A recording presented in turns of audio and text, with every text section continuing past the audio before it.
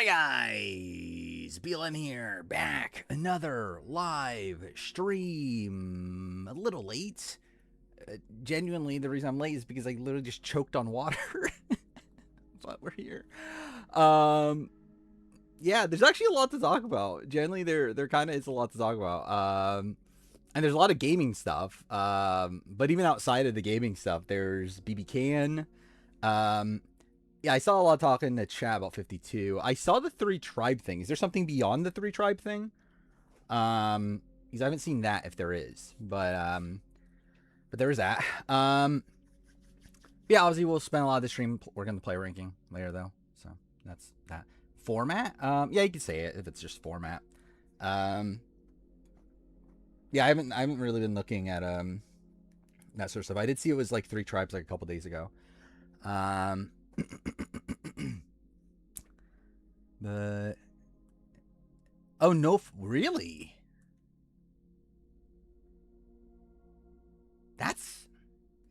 Where'd that come from? That's insane if that's true.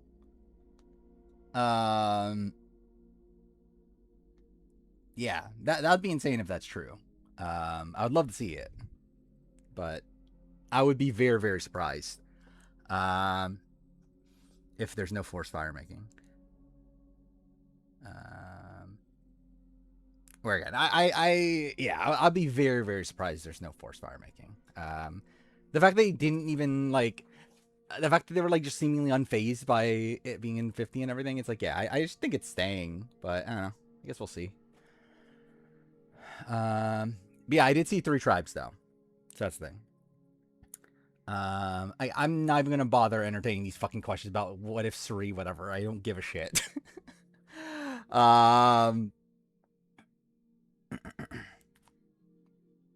Is the mother of Sierra. But yeah. Big Bear, yeah, Big Bear Canada, I think, is the like big news since last stream. And I feel like I'm gonna have like a very unpopular opinion because I feel like my opinion's like very negative. But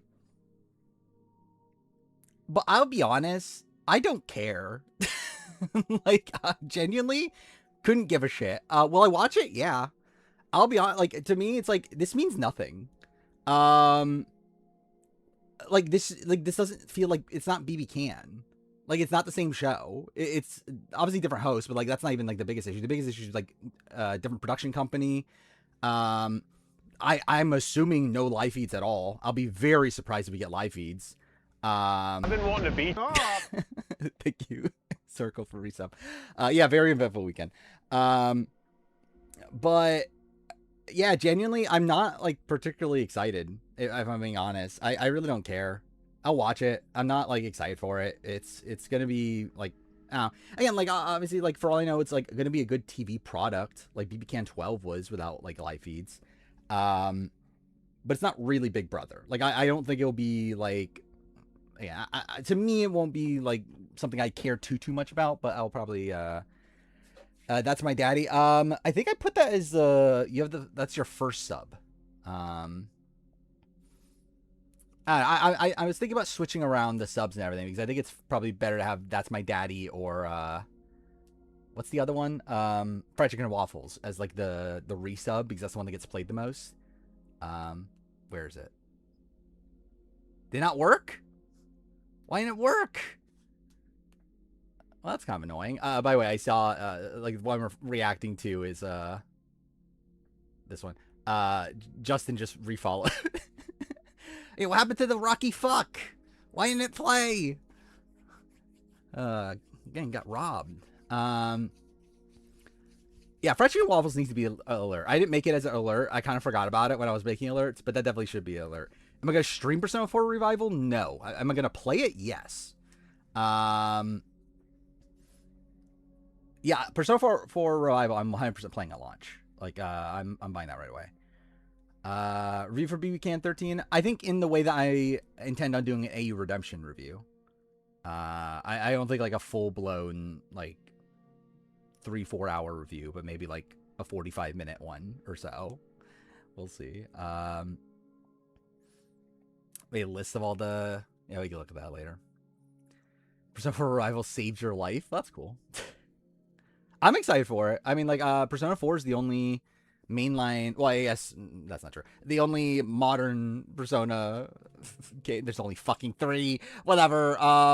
Again, Persona 3 and 4 and 5. It's the only one I haven't, like, properly played.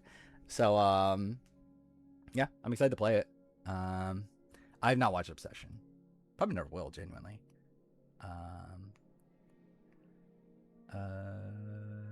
I don't even care enough to open that link, genuinely.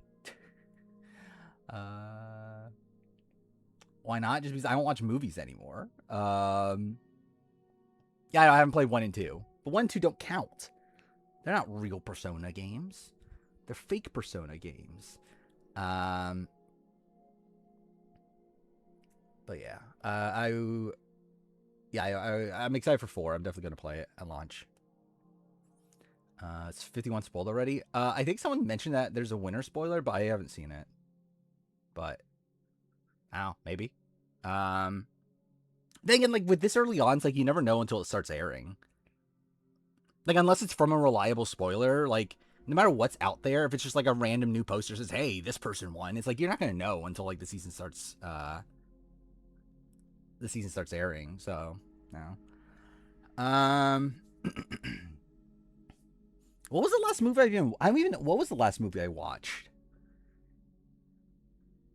Actually, I watched Karate Kid, didn't I? I watched Karate Kid Legends. But that was like, how long was that even? That was like 3 or 4 months ago.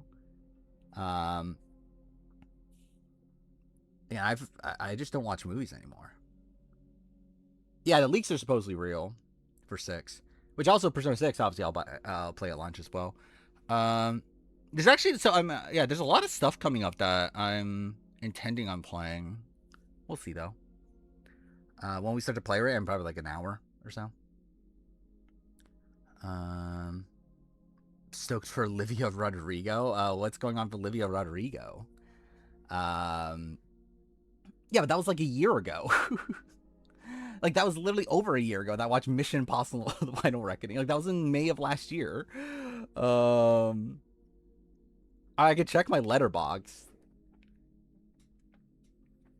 Let's see.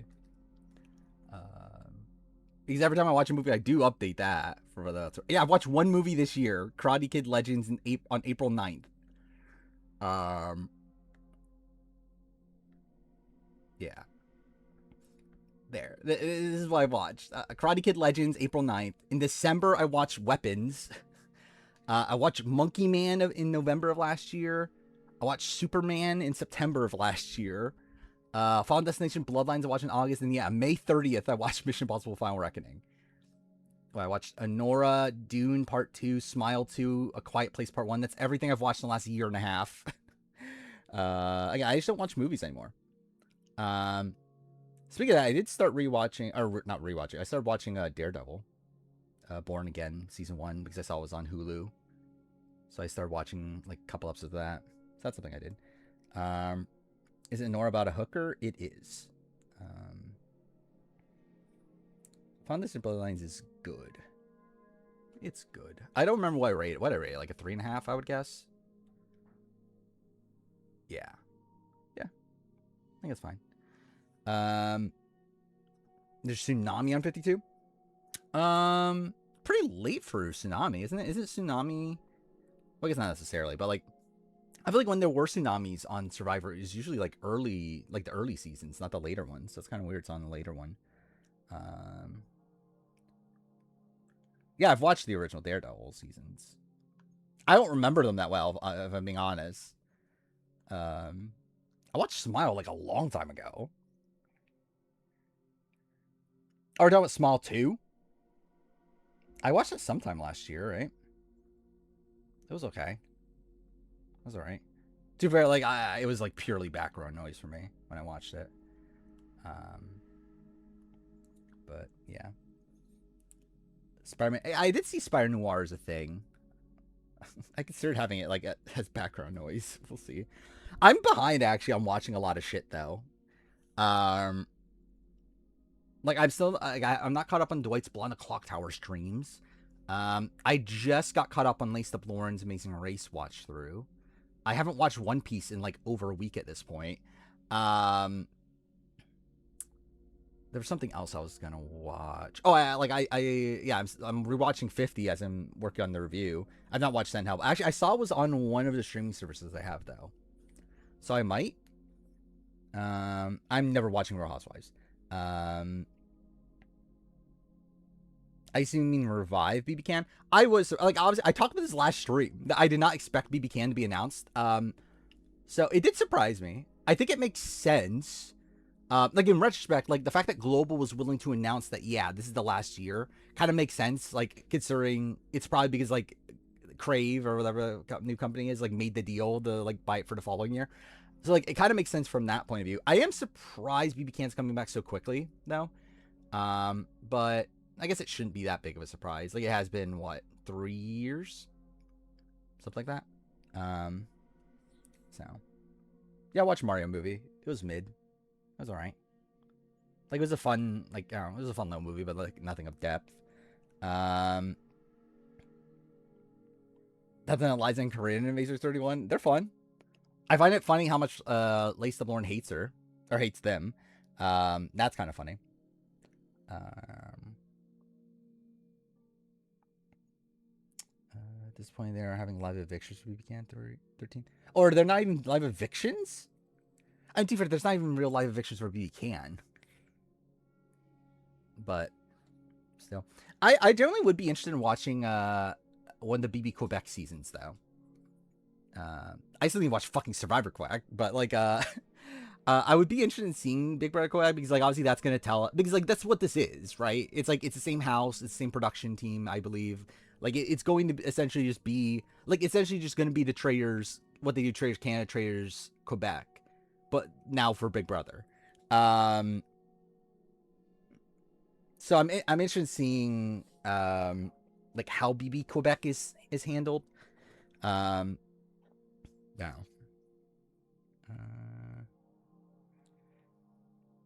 Yeah, is Andrea Bain like a known person? Like Lauren literally said, "Fuck you, Eliza." That, I mean, to be honest, I don't even remember. I don't even think she remembers Eliza's name, but yeah, pretty much, yeah. It is it is Big Brother US format in the sense that it's at least like voting out people. I don't know what modifications there are to it outside that, but I know there's like HOH and veto and that sort of stuff. I mean, like, once they're changing the production team, it's not shocking that Arissa's not coming back, but it's very disappointing. Yeah, it's like, I don't even think the new host will be bad. Like, genuinely, it's like, yeah, it's like, I think Arissa leaving is like, it sucks. Like, Arissa was such a great host, and like, her not being there sucks, but like, it's not the end all be all. Like, that's not the reason I'm like, not caring about the season. Like, literally, if like, everything was the same except they swapped out the hosts, like it would be fine. I think to me it's like it's more so just the notion that yeah, like first, no live feeds. I'm 1,000,000,000% sure I'll be mind blown if there's live feeds. Also new production team. Like it's just gonna be a different show entirely. Is the reason I don't care. Scroll up to what? Actually, this is literally to stop.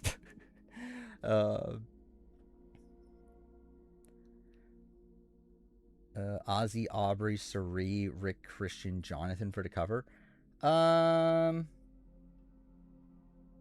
mean, Rizzo would definitely be there, right? I think Rizzo over Christian. Probably outside that, that's probably about right. People forget how shit Arissa was at the beginning. That, I mean, like, yes. But, like, actually no, that's fair. Actually, yeah, that is fair to say. Arissa was, I was gonna say like, is it Arissa or is it production? But no, it's fair to say Arissa was kind of bad actually at points. There's a story behind 658 or 365 days or whatever. It wasn't me that actually watched it. you could say it's my I am no, I'm not gonna say that. Anyway, my dad was watching it, and I was there with my parents' house when he was watching it. But that is a movie that exists. Can't wait for them to be captains. Who is this?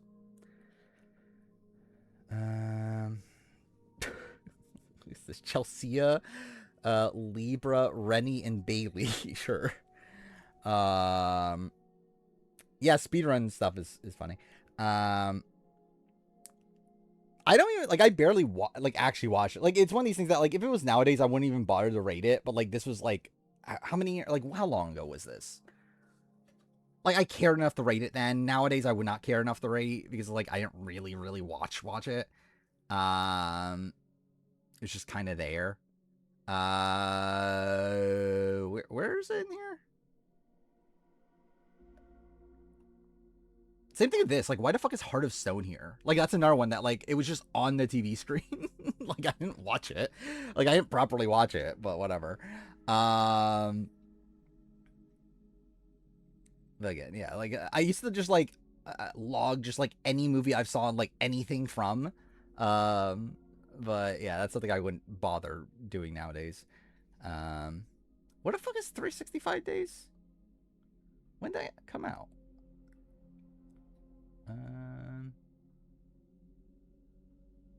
Oh, there it is. Yeah, rated at 1 star. Yeah. What a movie.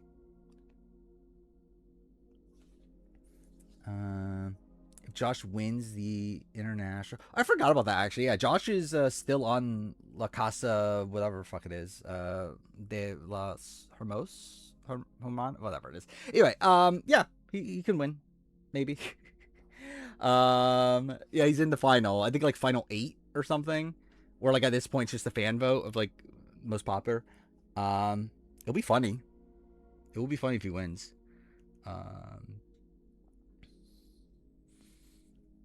When was the last time I watched an anime movie? I mean, like right there is Into the Spider-Verse.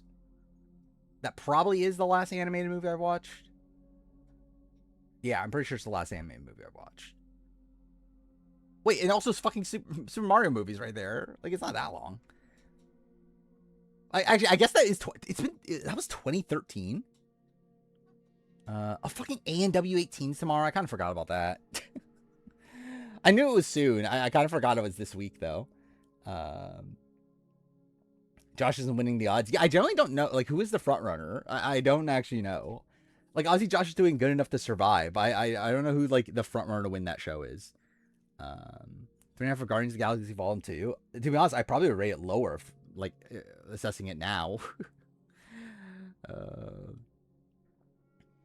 Not a single other person on the show. I know like a guy from Love Island, like the racist guy from Love Island's on there, right? And he's still like in.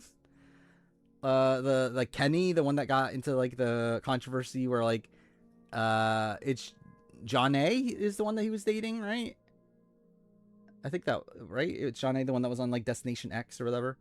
And like they broke up because it turned out that he was like racist.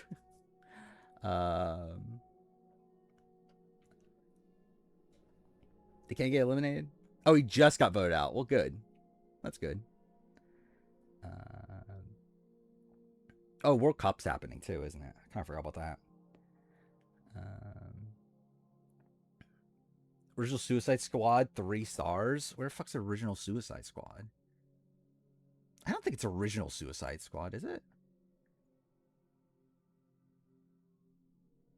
Like, again, this, like, these rankings are so fucking old.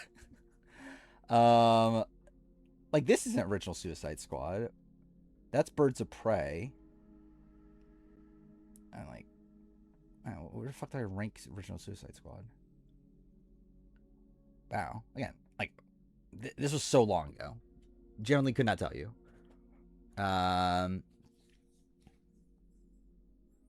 Oh yeah, I knew World Cup for Sasuke starts soon. I knew that was a thing. Michael Jefferson top 10 non-winner, sure. Kelly Whitmore was born on 6/7. Well, thank God we learned that.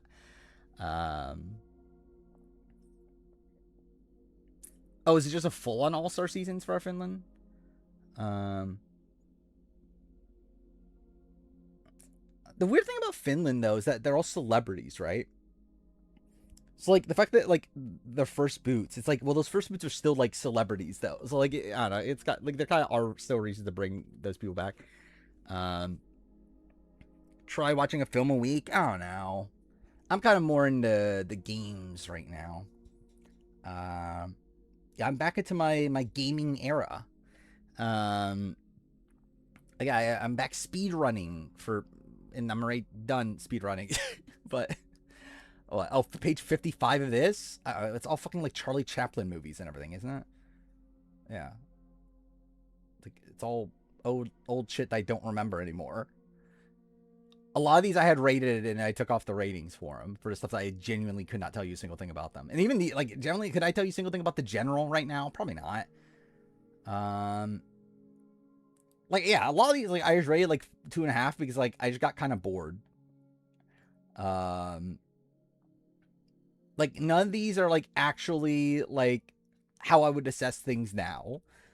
Like a lot of these ratings were from when I actually like back when I was in like my first couple years in college when I was like 18, 19, somewhere in that range. Like I would just like binge movies like every fucking day, and that's all I would fucking do. Like that's why I've watched all these fucking movies. Again, like how many? Like does it say how many movies it is? Yeah, 3,920 movies.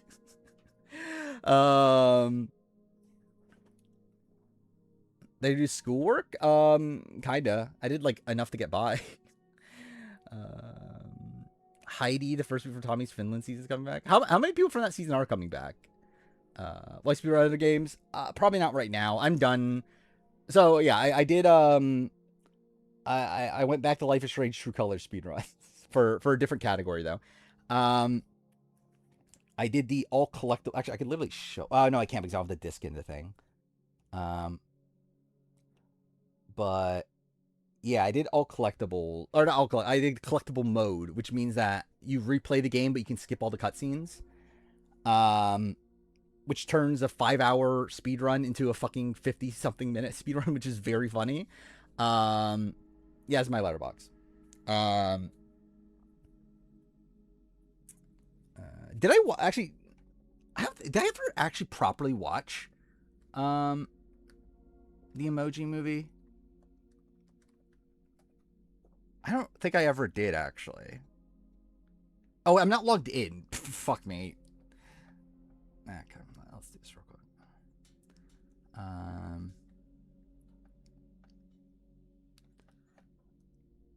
Fuck. Do I even know my login? What the fuck is my login? I'm purely guessing right now. Don't know if this is gonna work. Oh, there we go. I think I logged in. Yeah, I guess I didn't watch the Emoji Movie all the way through. Or at least I didn't log it. I know I've watched parts of it. Yeah. Yeah, I need to actually watch it I need to make a video on it, clearly. I've watched White Lotus. I've watched every fucking season of White Lotus. Oh, it's really just Tommy and Heidi? That's very funny, actually. It's literally the first boot and the runner-up. Those are two people coming back. I just realized that's literally what they did with Philip and Francesca. I guess different circumstance because they're like Philip and Francesca are rivals. Tommy and Heidi were allies, but still, like that's very funny to me. Inside Out 2? Did I watch Inside Out 2? I don't think I ever watched Inside Out 2. I've watched Inside Out 1.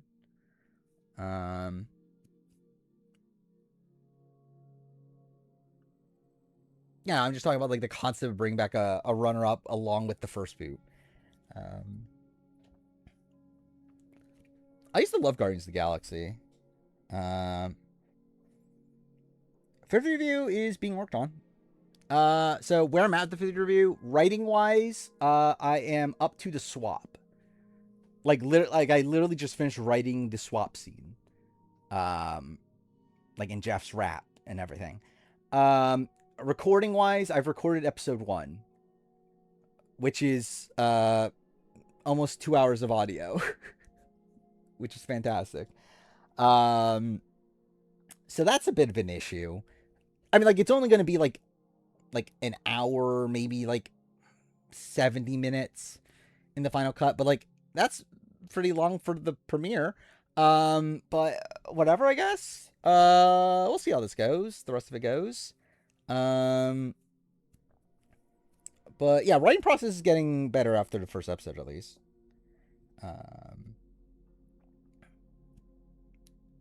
Draft day? I don't fucking remember. Dude, I used to just watch every fucking movie. Like, generally between like 2014 and like 2016. I just watched everything. Like, I don't know if there's like a notable movie from that time frame that I have not watched. Yeah, Borneo Restaurant was 45 minutes. I didn't watch Trader's NZ, the episode from today. I also don't really care, to be honest, but I will watch it. You've watched less than 100 movies in your lifetime? That's pretty insane, I feel like. To watch less than 100 movies. Then I know you're like fairly young, right? But like still. I feel like nowadays, like, they fucking show movies like left and right at school, don't they? I don't even know what that means to make up a 50 review like the Winners at War review.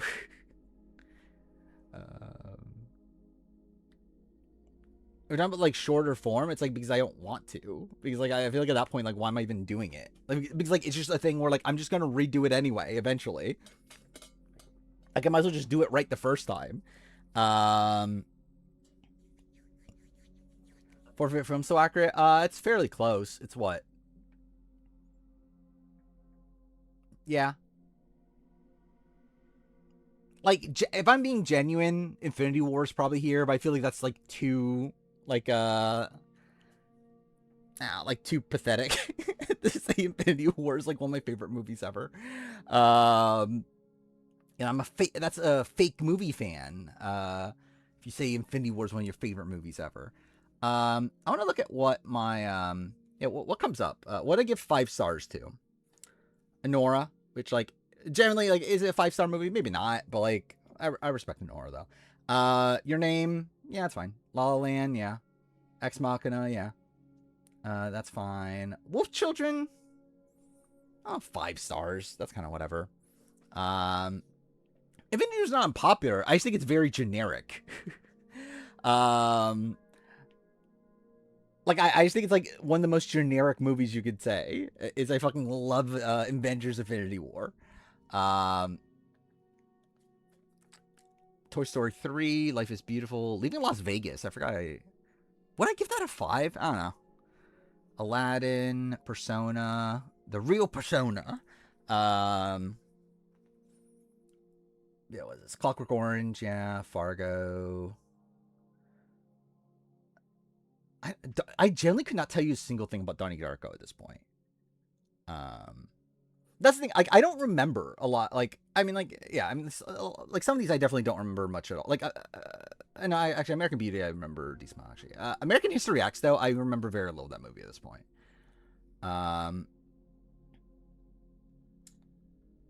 Most of these are fine. And would I give Fast Times at Ridgemont High a 5 out of 5? I don't know. Like, it's good, but it's like, I don't know. Dude, actually, yeah, generally I did give a lot of 5 out of 5s. I think most of these are fine, though. Like, generally, I probably stand by a lot of these 5. I mean, like, 7 is 7 a 5 out of 5? I don't know.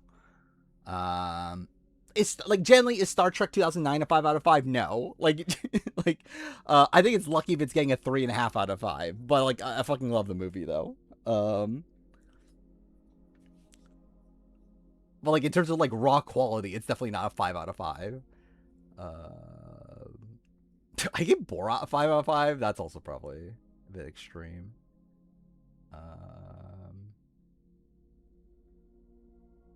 Yeah, I think the rest are fine.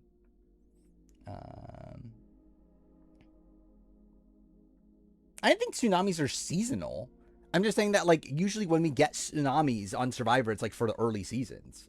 Like, I feel like you never hear, like, we never had a late season have a tsunami. So, like, it's just surprising by that point of view. I'm not saying it's necessarily because it's, like, seasonal. It's just that it's like, yeah, we never get, like, a later tsunami. Um,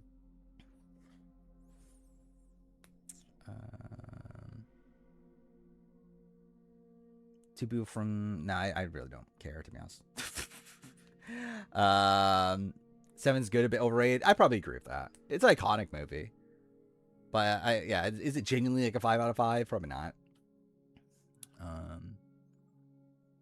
There are definitely some movies I do want to watch, though. I just, like... I don't know. Like, I feel like the problem with me with movies at this point is I feel like for movies you have to, like, lock in. Like, or, like, I feel like because TV shows are so much longer, I feel like I can kind of, like, zone out a bit more, and, like, I kind of need that to, like, have it, because, like, usually when I'm watching things, it's in the background while I'm working on things for the channel.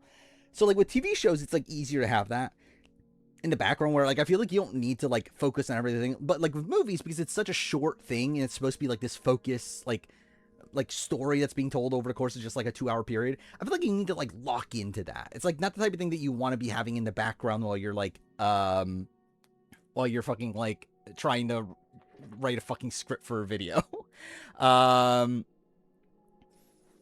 So yeah, that's kind of why like it feels like with movies it's a bit harder to watch them, but I don't know. The only way Survivor moves from Fiji's Mother Nature, I don't even think that will cause Survivor to move.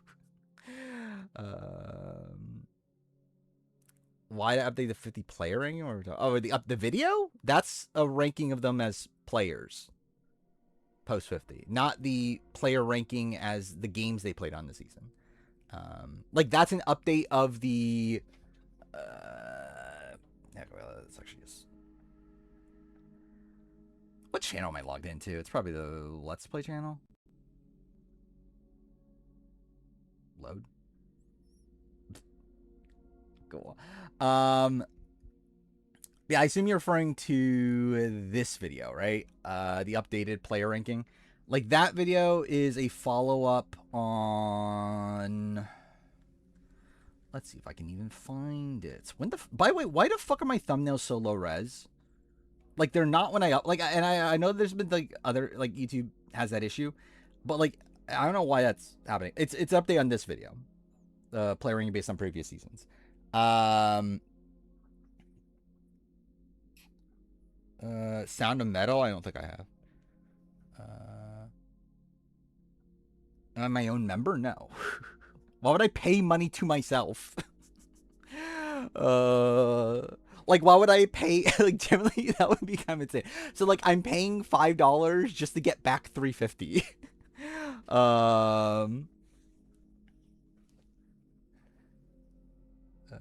Hate BB2. What are we talking about? Have you seen every MCU movie up to Endgame? Yes, I've watched everything up to Endgame, and then after Endgame, I did what? Spider-Man. Fuck was that one? The one with Andrew Garfield and Tobey Maguire. I watched that one, and then did I watch anything else? Global has opinions. I'm sure he does. No Way Home, is that the one? One of the Way Homes. Yeah, probably No Way Home, right? No, $3.50, not $50.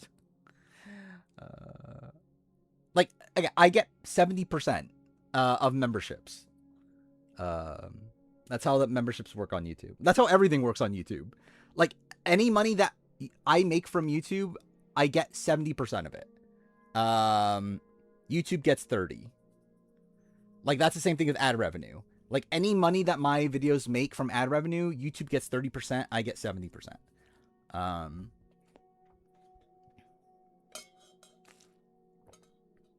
He has Charlie above D. I think that's kind of an insane take. It's a scam. I mean, yeah, but it's kind of just the way it is. Like, obviously, I could do Patreon. You get a bigger chunk from Patreon, but I don't care to split it up. But also, I probably should. I don't think I've watched A Streetcar Named Desire. I think it's like one of the few old school movies I haven't watched, like classic old school movies. I could be wrong on that though. Maybe I did watch it and just didn't give a shit about it. Um,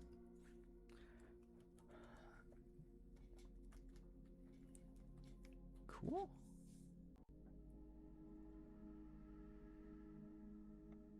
Like that one's the Marlon Brando one, right? The Oh, I did watch it. Okay. Guess I did watch it. um, no, it's like it's a fucking basic video idea. um, yeah, I saw that about Safari Analytics, and like Savannah was upset, right? There's between Tiffany and Aubrey's 50 games. Aubrey won. Generally, Tiffany's is better for most of it. Like Tiffany at least had allies. Like Tiffany at least like was in the initial majority on her starting tribe. Um, like she at least like had Camilla, had Dia's allies. Like her start's way better. Late game, she was working closer with like Suri and like again, like she was able to like recover a bit there to where like again she at least like had allies at that point in the game where Aubrey was just there. Like obviously I guess Aubrey had like better threat management, if you will. Like how much of that was active, I don't know, but how much has my 50 pains changed after post game press? Not much. Like not much since the player ranking. Um, yeah, it's like, yeah, I don't know if much change. If anything, maybe Aubrey's worse. I don't know. Do I hope for BB28? I mean, yeah. I mean, last few seasons of Big Brother US have been good. It's like this could be okay. Could also be really shit. We'll have to see. Has my opinion on 50 changed since rewatching for the review? Not really so far. I do like this season though. I mean, like, but again, I'm at the good part of the season. Like, I've only watched episodes 1 and 2. I've not watched episode 3 yet, even though I started writing episode 3, but I haven't actually rewatched episode 3 yet. But episodes 1 and 2 are very good. I mean, I should say that, but like the end of episode 1's pretty shit though. Like generally, like I stand by the opinion that everything after Jenna boot was pretty fucking bad. It's actually probably worse on the rewatch. Oh wait, I rate this a 3. Okay, I guess I did watch this, and I guess I did remember enough to rate it. That's something. Stripperland? I watched Stripperland. It's really fucking bad. From what I remember. Wasn't it like a parody on Zombieland? If I remember right. Isn't that what Stripperland is? Yeah. Yeah, it's like a Zombieland parody. And it's really shit. The star's name Linnea? I've literally never seen that name before until what's it called? Until Survivor 51. But I guess now that's the thing. Again, we'll start player ranking once like we run out of things to naturally talk about. Yeah, that'll be the rest of the entire stream is the player ranking. Like at this point, that's essentially what streams are going to be until the player ranking's done. Which again, hopefully it will be done before Big Brother starts. I've not seen Twin Peaks. Yeah, we kind of mentioned it earlier, but yeah, 52 is 3 tribes, which whatever. Like yeah, sure, why not? Again, 51's at least 2 tribes. So again, as long as they shake it up, I think it's fine. But yeah, would I prefer 2 tribes? Yeah, but whatever. Super bad, pretty high, right? I don't know exactly what I rate it. Like probably like a 4.5, maybe a 4. I used to love Superbad. It was like one of these movies I would just like watch over and over again as a kid. Yeah, I rated it a 4.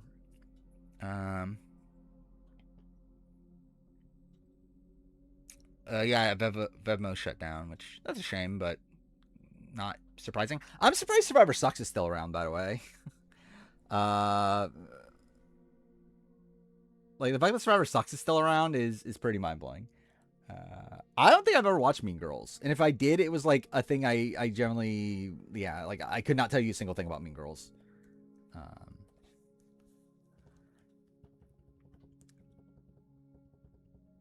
Understand how y'all can watch Thailand not put it last place. Well, the Tax Zone challenge happens. No shit, Sherlock happens. Bye bye Denver Diva happens. Thailand's the season that like it's so bad for the majority of it, but there's like fun little moments there. That like I don't know, if someone wants to say it's not last place, I think it's like yeah, that's fine. Yeah, like I don't know, 49 is worse than Thailand. I consider myself a Mean Girl. Yes, but yeah, I have not watched Mean Girls. Straight Outta Compton? Yeah, I've watched Straight Outta Compton. It's okay. I don't remember loving it, but I think I probably rated it like, I don't know, 3.5, if I were to guess. Keyboard, please. Dude, my keyboard's just not gonna fucking work. You know what? It'll probably figure it out, right? It'll be funny if it doesn't. Yeah, there we go. Straight out of COVID. Thank you. That's exactly what I meant. I definitely want to watch Straight Out of COVID. What did I rate it? Is it gonna load? Okay, I guess I rated it a 3 out of 5. Generally could not tell you a single thing about the movie. If Ted won Survivor Thailand, would it go below Australian Outback? Maybe? I don't know. I mean, yeah, if Ted won, I think, yeah, probably.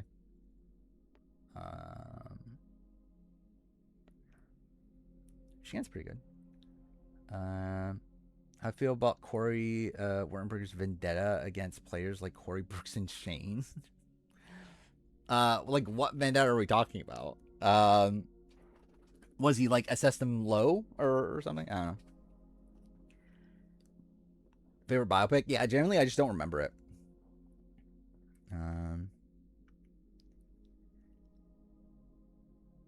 Any season Sheehan is on is really shit. That is true.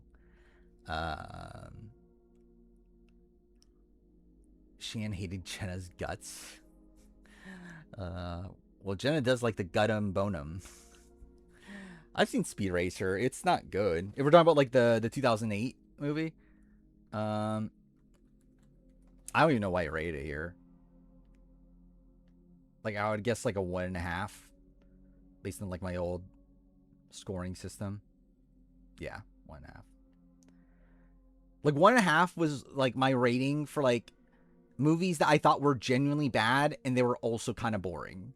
Or like 2.5 was like for movies that I think are good but also still boring.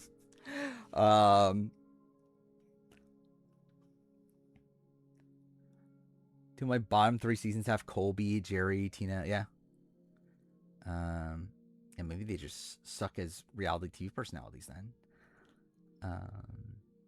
Yeah, All Stars is pretty rough. The fact that I think Corey, like one of Corey's favorite Corey Wernberger, talking about his favorite seasons is All Stars, right? Which like that's pretty insane.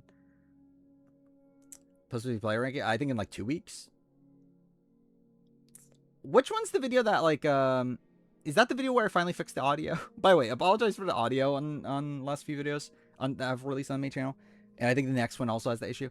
Yeah, I fucked up the settings. I fixed it. It should be fine from now on. From like that video on, I think it is the 50, like the update player ranking on. I fixed the settings, but yeah, some of the audio is pretty fucked. And I'm just like, dude, I'm not fucking re-recording this. I just don't care. But yeah, that is a thing. Yeah, we'll go over to I generally, so with the player ranking, this is the thing. Do you want to say to anyone watching? And maybe this isn't the best time to do it. Maybe I should do it in the actual like processing, like when we start the process and stuff. But yeah, it's like if anyone has any like thing to say about the player ranking, like leave a comment. Like I'll look at it. I think we'll talk about the beginning of stream because like generally like that is like what this like this entire process is literally me talking through like everything. I'm trying to like again, like if you think something is wrong, like mention it, and then we'll talk it through. Again, I won't guarantee that I'll change it. I'm not gonna guarantee that I will. Again, like yeah, I'll agree with what you say, but we'll at least talk it through. Because I generally want to like get through everything. Like I want like so that I've thought about everything in the lead up to this. And I already do. I've seen the comments from the last VOD. And I don't know how much of it is changing based on them, but we'll talk about it. I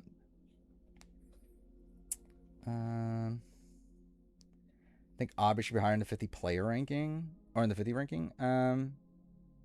I don't. Wow.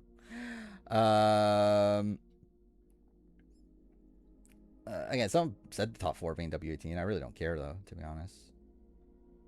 Can Eve be a top 10 player? Yes.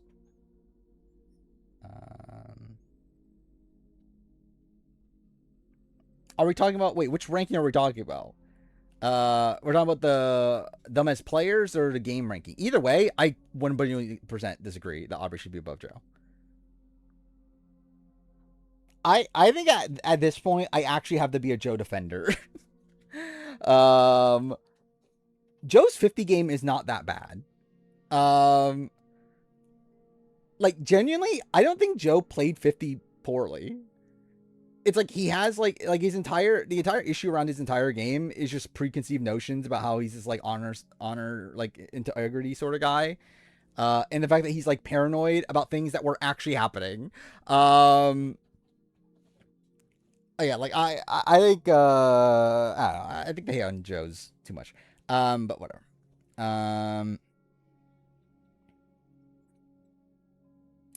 And again, I think I think Emily's wrong. I think she played a better game than Aubrey.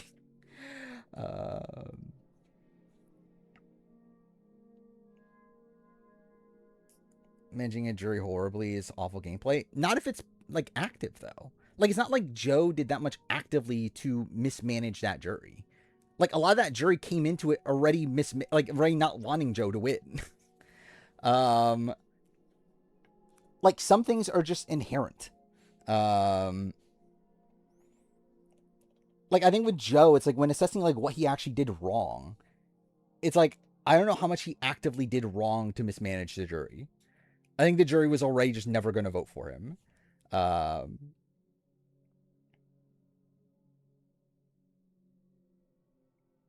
Yeah, Risen's 3 are better than Joe, but Joe's better than Aubrey. Hey, Carolyn. What are we talking about, Carolyn? And not being able to win an honor-based season is so horrible. Like, what honor-based season? This was not like the entire like the jury wasn't honor. What are we talking about? Like the entire notion of the jury is that he didn't want to vote for an honor-based person. Like the jury was mostly comprised of non-honor-based people. Oh, we're talking about 48. It's like kind of mixed. Some people are, some people aren't. I don't know. Like jury wise, I think it's like conflicted. But to be fair, like him like losing on like David and that sort of stuff. That's something for some.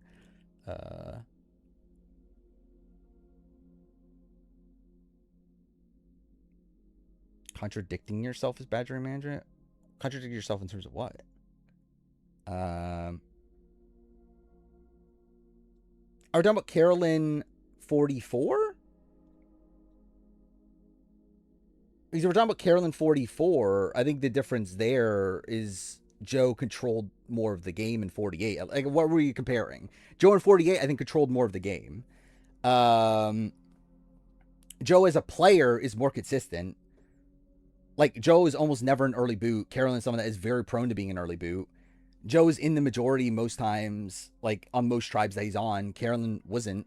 It was like ostracized by people. Like, because like I think the type of respect is different for Joe and Carolyn. Like Joe, like Carolyn's not respected if people don't even want to work with her. Joe is not respected to the point where people want to drag him to the end. But again, 50 is like its own separate thing, even. And like I think he has like one of the worst starting tribes possible for him, and he still makes it past the initial group. I I think really just shows you just how much he is someone that will almost always just make it deep into the game. Like the fact that Joe was on a starting tribe with the nerd trio of all like very anti-honesty integrity players, and then Suri and Ozzy who have a pre-game connection, and Suri who is also inherently going to work with the nerd trio. And then like Jenna came into that tribe with like no target on her back. Again, like Devins was already like inherently very anti Joe's honesty integrity thing. It's like I think he had a terrible starting tribe for him, and he still makes it past that.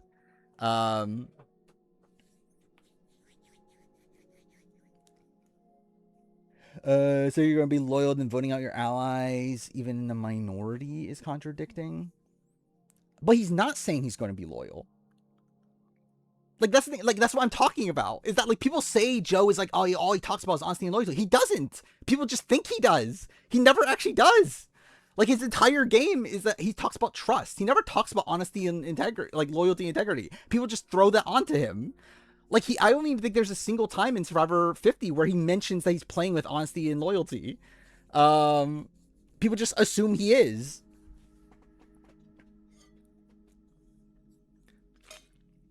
Like generally through watching the first 2 episodes so far, there's never a point where he talks about playing an honesty integrity game.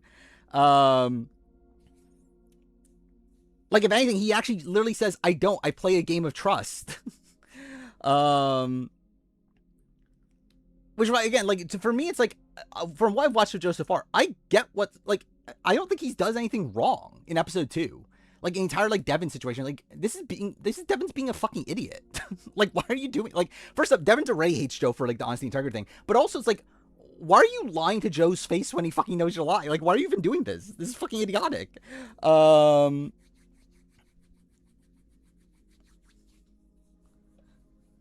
Was it inherent low respect applies the same with Rizzo? I think it's for different reasons, but I think Rizzo has low respect coming into the season, but that's because he's young and people don't take him seriously. I think it's different for Joe because like I think Joe is someone that like coming into 48, people took Joe seriously. People like Joe. I think it's just by the end, it's like they didn't like appreciate his gameplay style. In 48 and 50, I think they just came into it assuming he was going to play with honesty and integrity.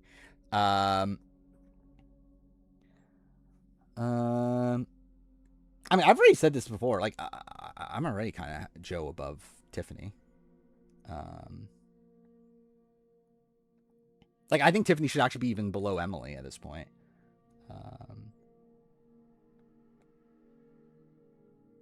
Like, I actually think Tiffany and Aubrey. Like, I think comparing Tiffany and Aubrey, there's actually not that much of a difference, outside the fact that like Tiffany assumedly has a little bit more jury respect. And also it's like with like Tiffany was more like in the conversations of deciding who goes home than Aubrey was. I don't respect Joe, Jonathan, and Rizzo that much because they have accidental low respect that they don't create active, which makes them lower.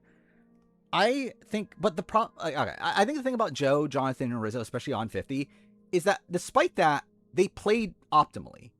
Like, they knew that their only chance at winning the game was against each other, and they tried to get to that final 3. Like, that is why they're so high in the player ranking. Because they are 3 players that knew they had no chance at winning and got together and actually almost got themselves the final 3 had it not been for Aubrey winning final immunity. And their intention was to go to 3 together. They were playing for their best case scenario at final 3. Where again, someone has to win.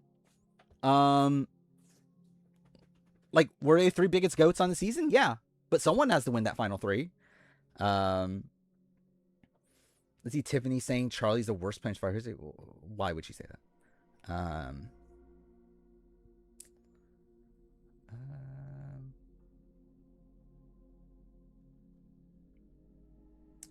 Maybe they should have taken Sarita 4. I think in retrospect, maybe, yeah.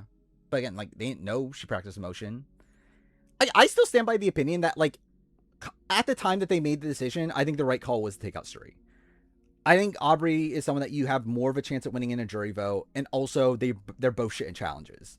They both have a abhorrent like challenge record. Like I would much rather accidentally face off at the end against Aubrey than accidentally face off at the end against Suri. Um, I think Tiffany wins the game if she gets past that final 5 round.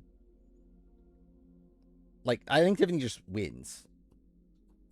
Because, like, worst comes to worst. Like, it's like, I think she could definitely win some motion. If she doesn't win some motion, she's beating Rizzo and Fire.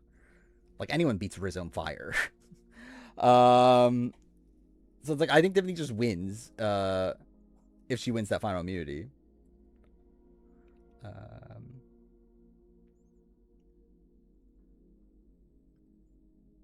But again, it's still a spot where, like, they're both, like, Aubrey and Cirie are both shit at challenges. Like, I would at least rather, like again, I would rather fight against Aubrey than Cirie still.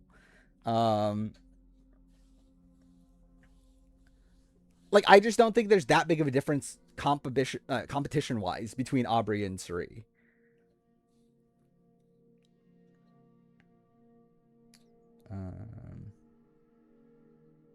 Yeah, I guess that's fair. I mean, maybe. I don't know. It probably is fair, though. Yeah. They don't put Rizzo in Fire.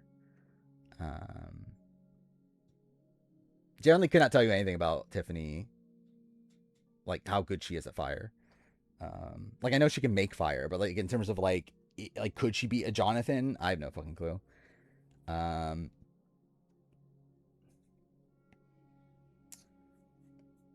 think Tiffany's win equity was accidental. I don't think it was purposeful. I don't know if accidental is the right term. I don't know. Because, like, it's like, I think just Tiffany's someone that inherently is well liked and is respected. Like, I think that's really all it comes down to. Like, people just like Tiffany. Do I think it's this active thing of Tiffany's, like, doing that much socially to, like, really make herself likable? No, I think she's just being Tiffany. Like, I think it's just the way that Tiffany comes off.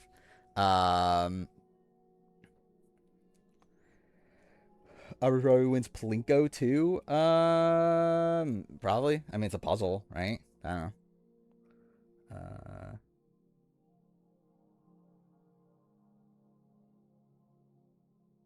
Boys need to win out. Not if they're. I mean, debate. I mean, like, they needed a certain person to not win Final Four immunity. Like, a group of 3 needed one person to not win Final Four immunity. So yeah. Wow. Yeah, I think that's the bigger criticism, is that Aubrey's better in Fire, but also they didn't know there was going to be Fire or not. But yeah, I think that's the bigger criticism, is that Aubrey's better at Cirie than Fire.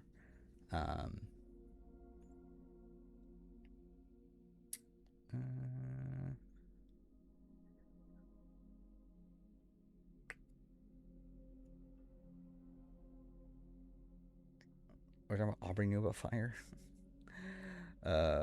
Generally, I think it was pretty obvious Fire was going to win. Like, it did not shock me at all that Fire was going to win, but, like, they did technically not know.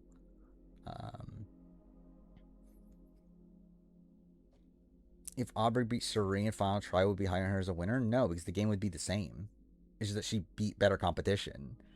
But it's like, also, it would be like, why the fuck would you vote for Aubrey over Cirie? That's insane.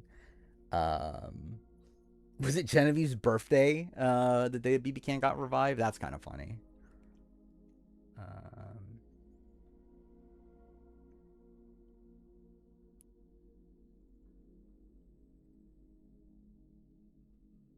I think it's like, I feel like Joe's type player. If you put Joe on, like, Thailand, Joe wins Thailand.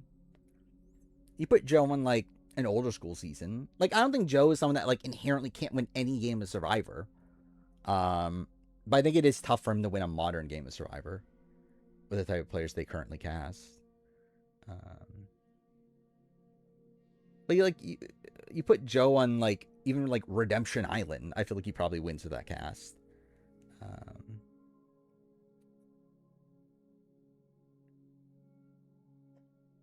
I think Thailand's very impressive, clearly. But yeah, I'm just saying that, like, I don't think it's a spot where, like, Joe can't win any jury vote ever. It's just based around, like, modern casting. Yeah, it's like, I think, like, is Joe really that different from a Tom Westman? Like, I feel like they're very similar style of players.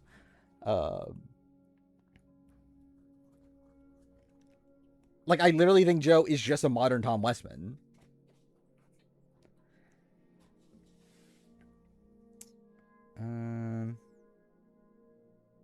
Can't wait for how high the young men's try. Oh, dude, that's insane, isn't it?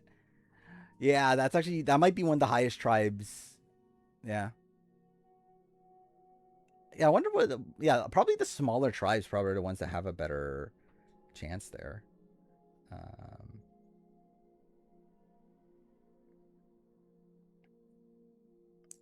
I felt like Joe and Rizzo were the actual duo dragging Jonathan. I don't think that's the truth. I think Joe is more loyal to Jonathan based on what I've seen. Um, I think Joe and Rizzo were a duo, but I think Joe and Jonathan were also a duo. And from what I've seen, it does seem like Joe is more loyal to Jonathan.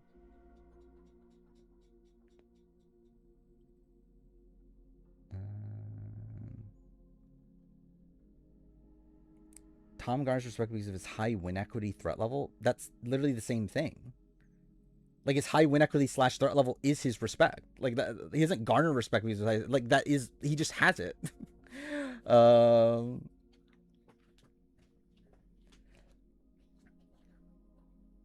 Kama's good for a big tribe. Yeah, it's a lot of one-time players though.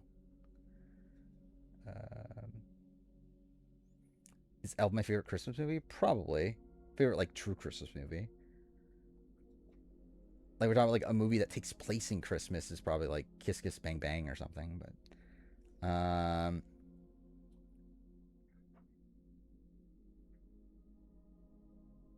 has Rizzo make it to the final three? Are we talking about like practically or like because like obviously it's just like in a world where like Joe, Jonathan, or Rizzo win final immunity, he's there.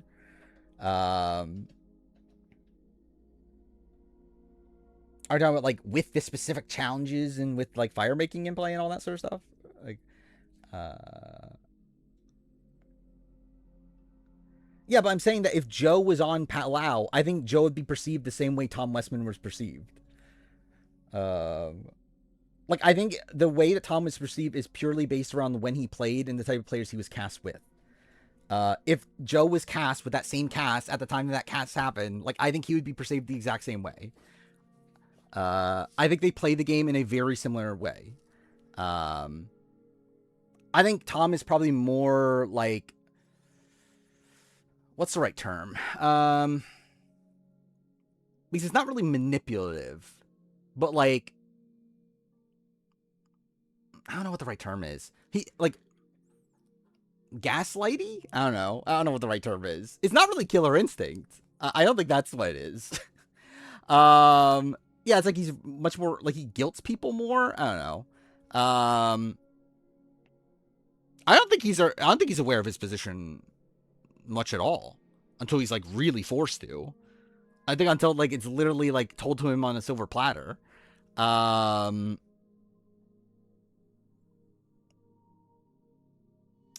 couldn't idle out Suri. I mean like debatable. I don't know. Like technically it was JT that idled out or that like got Suri out, but like, I mean, like Tom's a bullshitter, but I think he believes it. So is that really bullshitter? Like, it's not like he's like Tom believes his bullshit. So like, I don't know if that's him actually bullshitting. Like I don't know what you call that. Like, I guess just like egotistical. I don't know.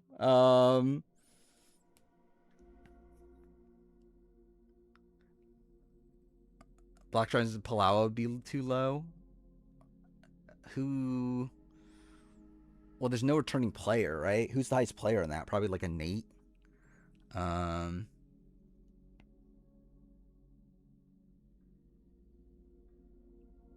feel like Jonathan wouldn't flip Rizzo and Joe didn't want to.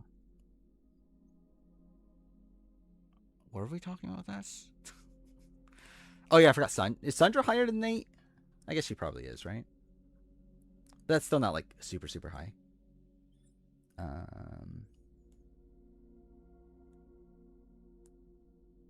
The Aussie vote. Again, I think Joe would have done it anyway.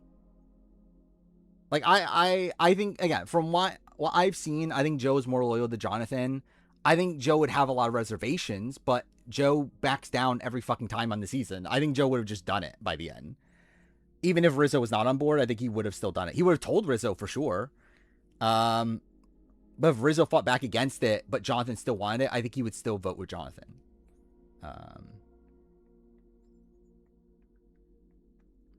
I think it's like, I think for Joe, it's just a thing where like he has to tell Rizzo. Um, I don't think it's a spot where he needs Rizzo actually on board. He just needs to tell Rizzo what's happening. But then again, at that point, would Rizzo just tell Ozzy to play the idol and whatever? But like at that point, it's like whatever. Um,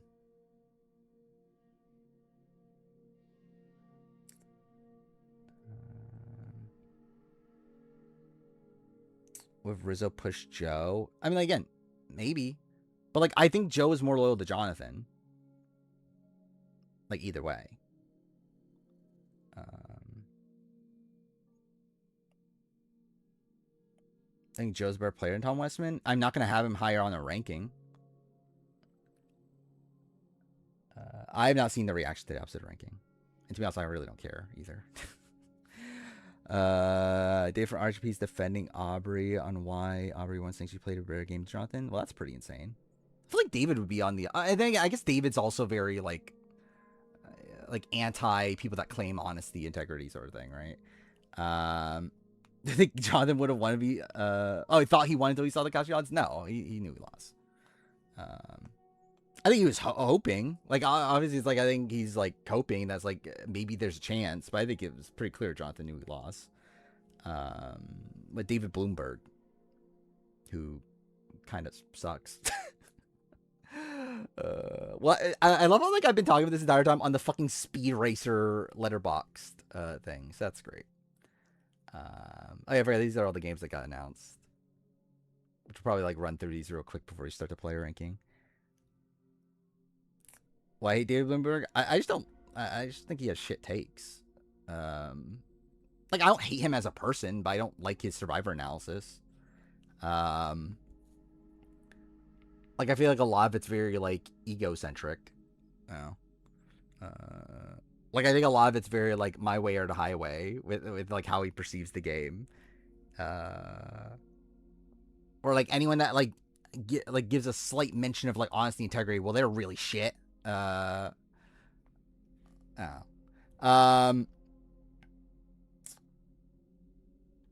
Yeah, I guess I'll give like brief thoughts on the games that were announced. I'm really excited. Like, I don't know if excited is the right term. 1666 Amsterdam is insane that it's actually a real thing now. This is the Patrice Desilets game, the guy that created Assassin's Creed. The problem is that the demo came out and it's really shit. So it probably would be a shit game, but like it's cool conceptually. Is David Kennedy likely returning? No. He's a possible returning, but not likely returning. Alien Isolation 2, it's like whatever. This is funny. This might, will I stream this? That'll be kind of funny to stream. The Among Us story game. I didn't even know this thing existed. I don't give a shit about Attack on Titan. This looked fine. No real opinion on it. Say they get Blood Message. Don't really care. Blood of Dawnwalker. I don't know. Will I play it? Maybe. It's the Witcher devs. So, I don't know. Don't really care about Castlevania. The new one. This looks kind of bad. I don't. Yeah, Clockwork Revolution looks kind of like I don't even know bad. It just looks so mid. That's like I really don't care. Clutch, that looked okay. It was like a racing game, right? I don't even remember this. Control Resonant looks good. I don't know if I'm gonna buy it at launch. We'll see. I'm kind of on the edge. Crazy Taxi is cool. I like Crazy Taxi. Crossfire, that looked fine. End of Abyss, I don't even remember really. Fable is Fable. I might play it. We'll see. World Cup's having rain. Well, I mean that's fine for World Cup though.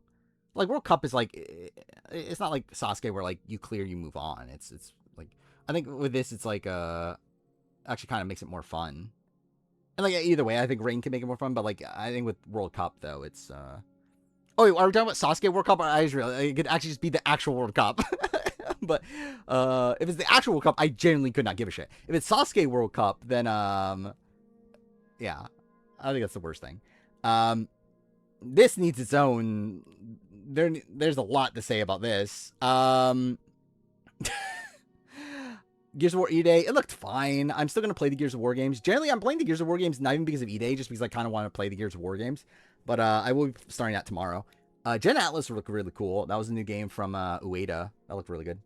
Gothic 1 remake, don't care. Don't care. Don't care. Don't care. Don't care. This looked bad. I don't know what the fuck this is. Like Cult Leader Simulator, whatever that is. I don't. What is it? I don't remember this Last Harbor. Literally like almost nothing from this, but cool, I guess. Like I know it was like a game announced a long time ago that they just revived, but like whatever. Don't care about Lords of the Fallen. This looked actually really good. I thought this looked really cool. Magicians, the Devil's Deal. Like it was like a magician first person like action game. That looked really cool actually. I'm interested in seeing how that turns out. Metro 39 looks good.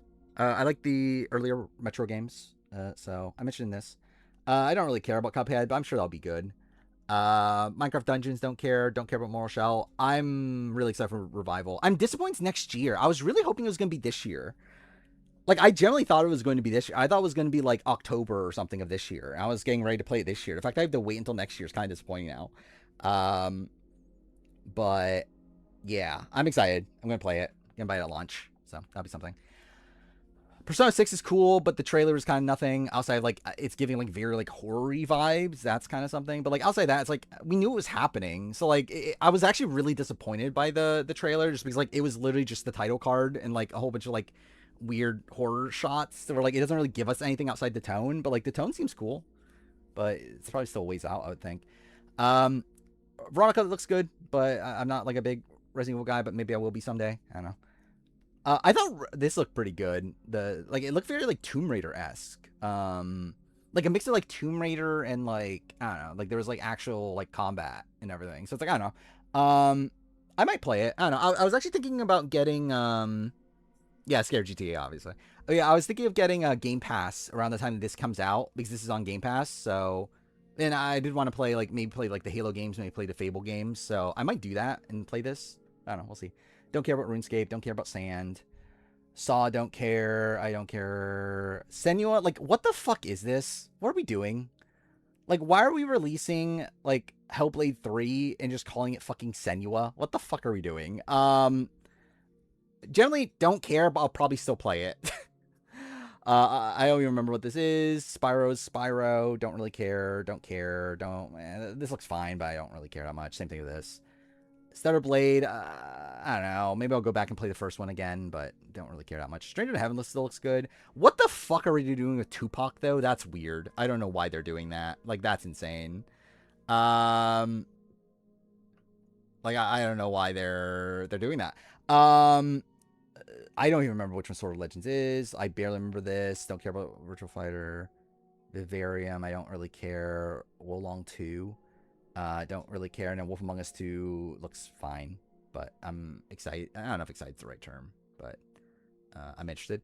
I feel like there's a couple other things, wasn't there? Either way, but yeah, Final Fantasy 7. It just looks like more of Rebirth. I don't know. It looks bad. Like I don't expect it to be good. Like good for me. Obviously, there are people that fucking love Rebirth, and they're probably gonna love Revelation. I think I'm gonna hate it based on what I've seen, but I'm still gonna play it. I'm actually planning on playing the OG FF7. I think I'll probably try to play it like sometime around December or so. Like I'm assuming this is probably coming out like March, April time. But also Persona's coming out in February. So like I think maybe like December, April time, I'll try to like play the original FF7 and then play Crisis Core in the lead up to this. But yeah, I'll definitely play it.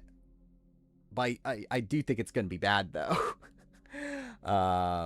Still can't believe Austin's dating Jeff Probst's niece. So, I mean, that's just the reality we live in.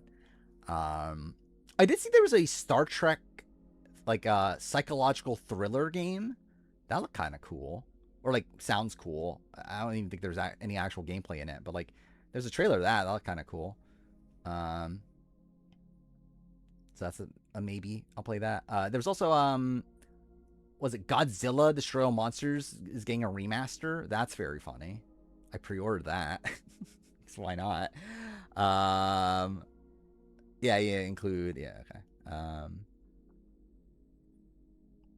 Yeah, this is probably just all the main stuff from like Xbox, PlayStation, and Summer Game Fest. But yeah, like I feel like there were like not many surprises by the end. Like generally out of all of these, like what was even like a big surprise coming into like the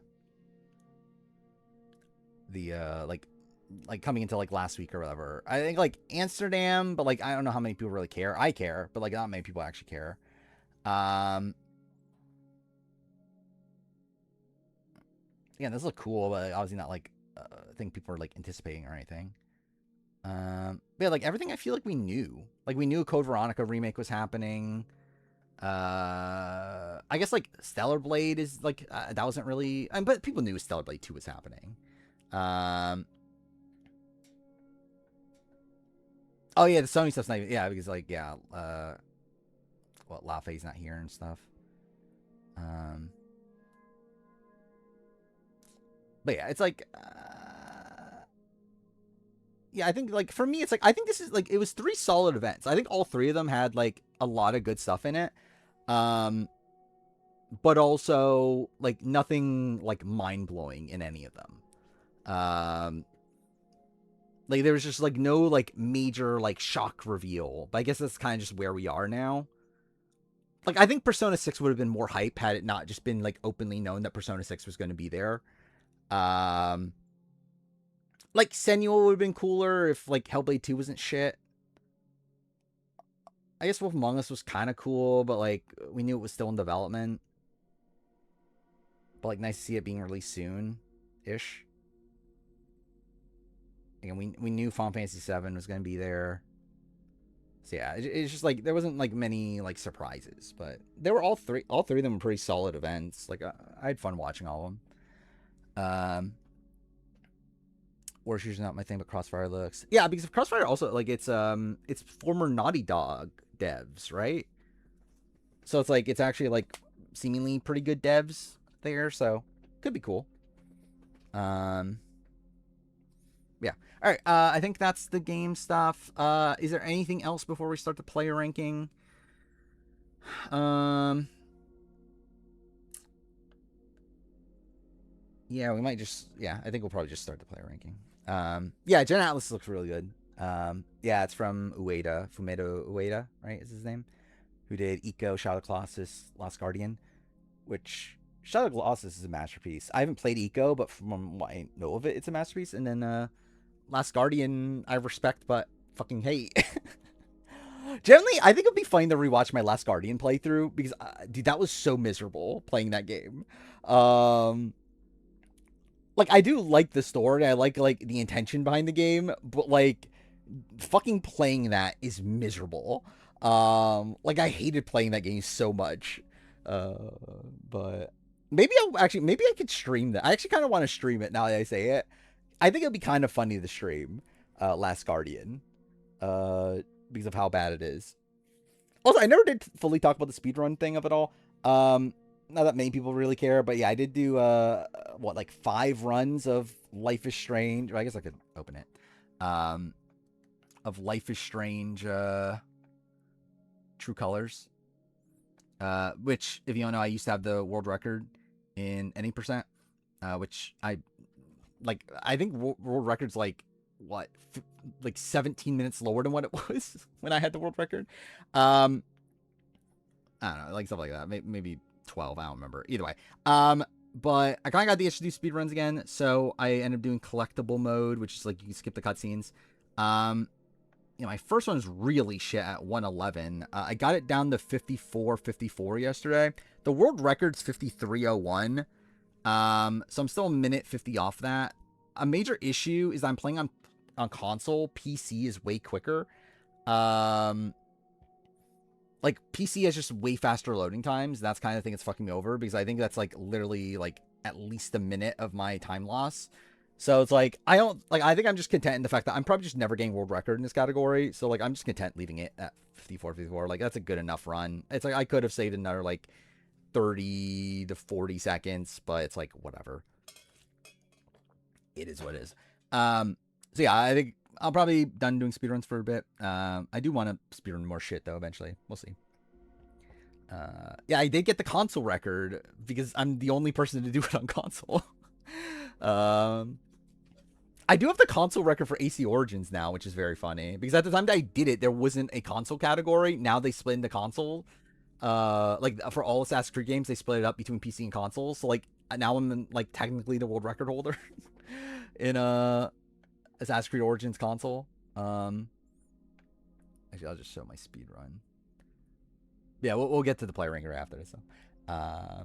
I actually thought about doing Telltale speedruns just because it'd be kind of funny. Because, like, you just do... Like, generally, those are the perfect speedruns for stream. And actually, like, even, like, Life is Strange, True Colors, getting back to any percent if I wanted to. Like, that would actually be a pretty good speedrun for stream. It's, like, a 5-hour speedrun. Like, I'm, like, 4:30-ish. So, like, I could literally just start it. Like, if I'm not, like, again, we weren't doing the player ranking and all that stuff. Like, if I had, like, nothing actually going on, like, it would just be a good, like, speedrun to do in the background. Yeah,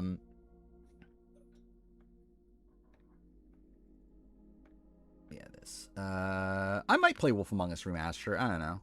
Depends on how much it is. Yeah. I'm like, too fair. I'll probably play it eventually no matter what, but just like when. But yeah, like this. I'm like technically the world record holder in AC Origins. But like it's a run that like otherwise would be like 7th place or something like that. Like I think I was 7th or 8th place. I picked the wrong one. But yeah, now I'm number 1 out of 5. So it's not like I'm actually 2 of them even came after me. So again, this is a real record. So that's something. I actually would like to get back to it. Because like this run was really shit. I lost like 3.5 minutes on the final split, which is insane. Yeah, like the real record though is 250. So that's what 25 minutes lower than what mine. Yeah, I would be 7th place normally.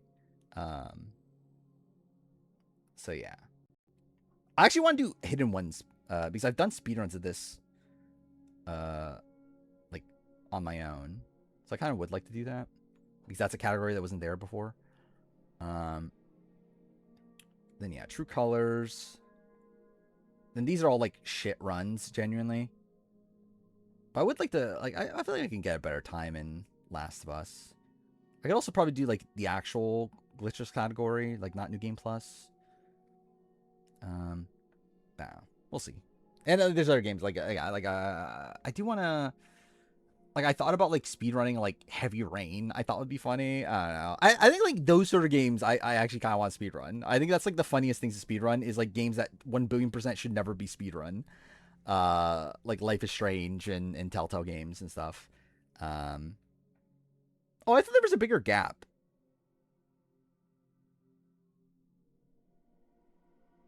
Huh. I thought this was bigger. Okay, it's only 9. Like, yeah, it's not even 10 minutes. I thought this was a much bigger. I thought the record was at like a 4:30 or something. But yeah, I think like generally I don't think I can get world record anymore. Like now having like replayed the game and everything and like comparing against the world record in that one category, which is against this guy, it's the same guy. Yeah, I just don't think I don't think I can get world record. I do think I can get at least 3rd place. Like that should be fairly easy to get 3rd place. I think I could even possibly squeak out 2nd. I just don't think there's any way I'm getting 1st place though, especially playing on console. But I'll try eventually. But again, it'll probably be like maybe once Big Brother starts or something. Like once we're done with the player ranking, like again we maybe on a time I'm not doing like any sort of power ranking. I don't know. We'll fucking see. But whatever. I would Persona game would actually be very funny too. I know Persona. Like I've watched Persona speedruns. They're so long though, right? Like how long is even even Reload's like 8 hours. And like Reload's like fucked. Oh, 7 hours. But yeah, like Reload, like even in Reload, like there's like you can like kind of cheese things if I remember right. Yeah, it's still like 7 to 8 hours. Like Persona 5, I know is like isn't Persona 5 like over 10 hours? Because I've watched a Persona 5 speedrun like a long time ago.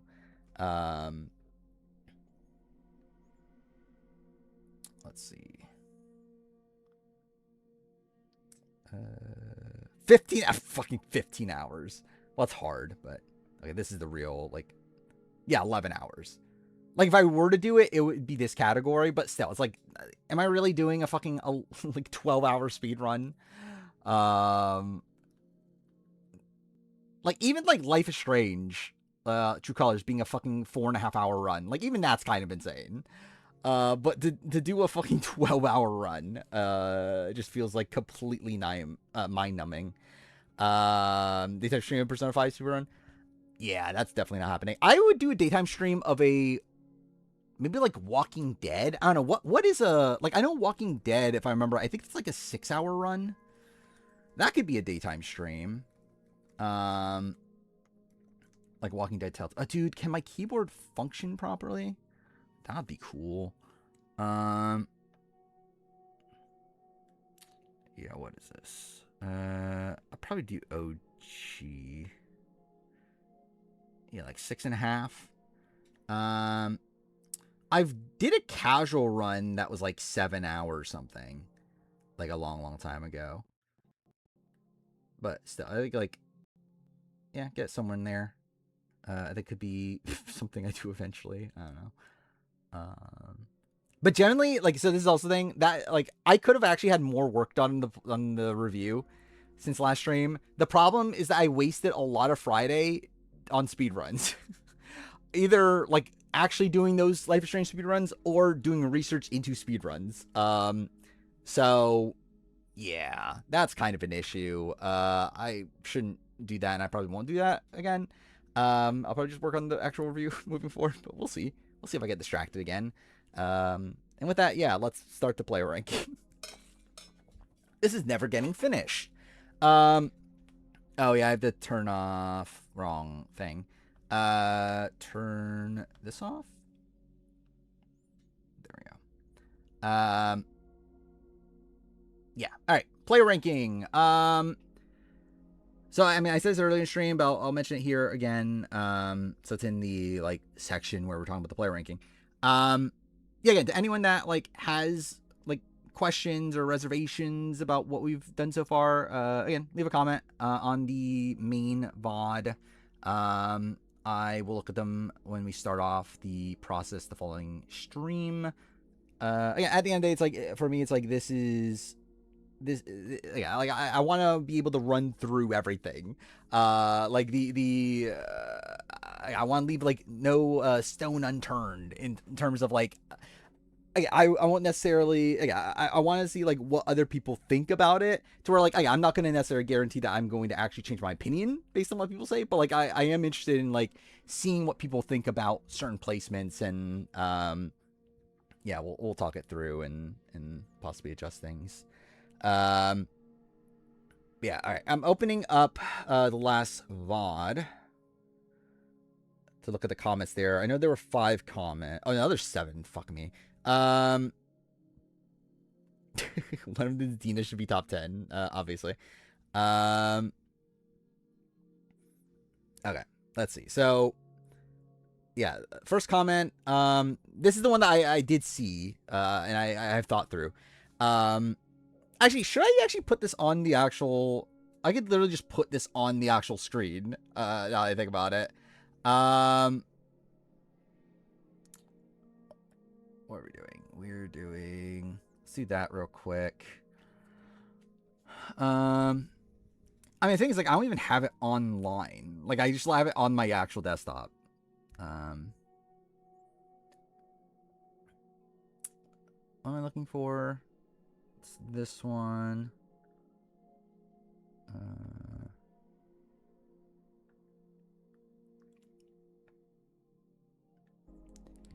Okay, cool. Like, pause. There we go. I agree. That's not great jury management, Joe telling Coach, but also, like, Coach still wanted to vote for Joe.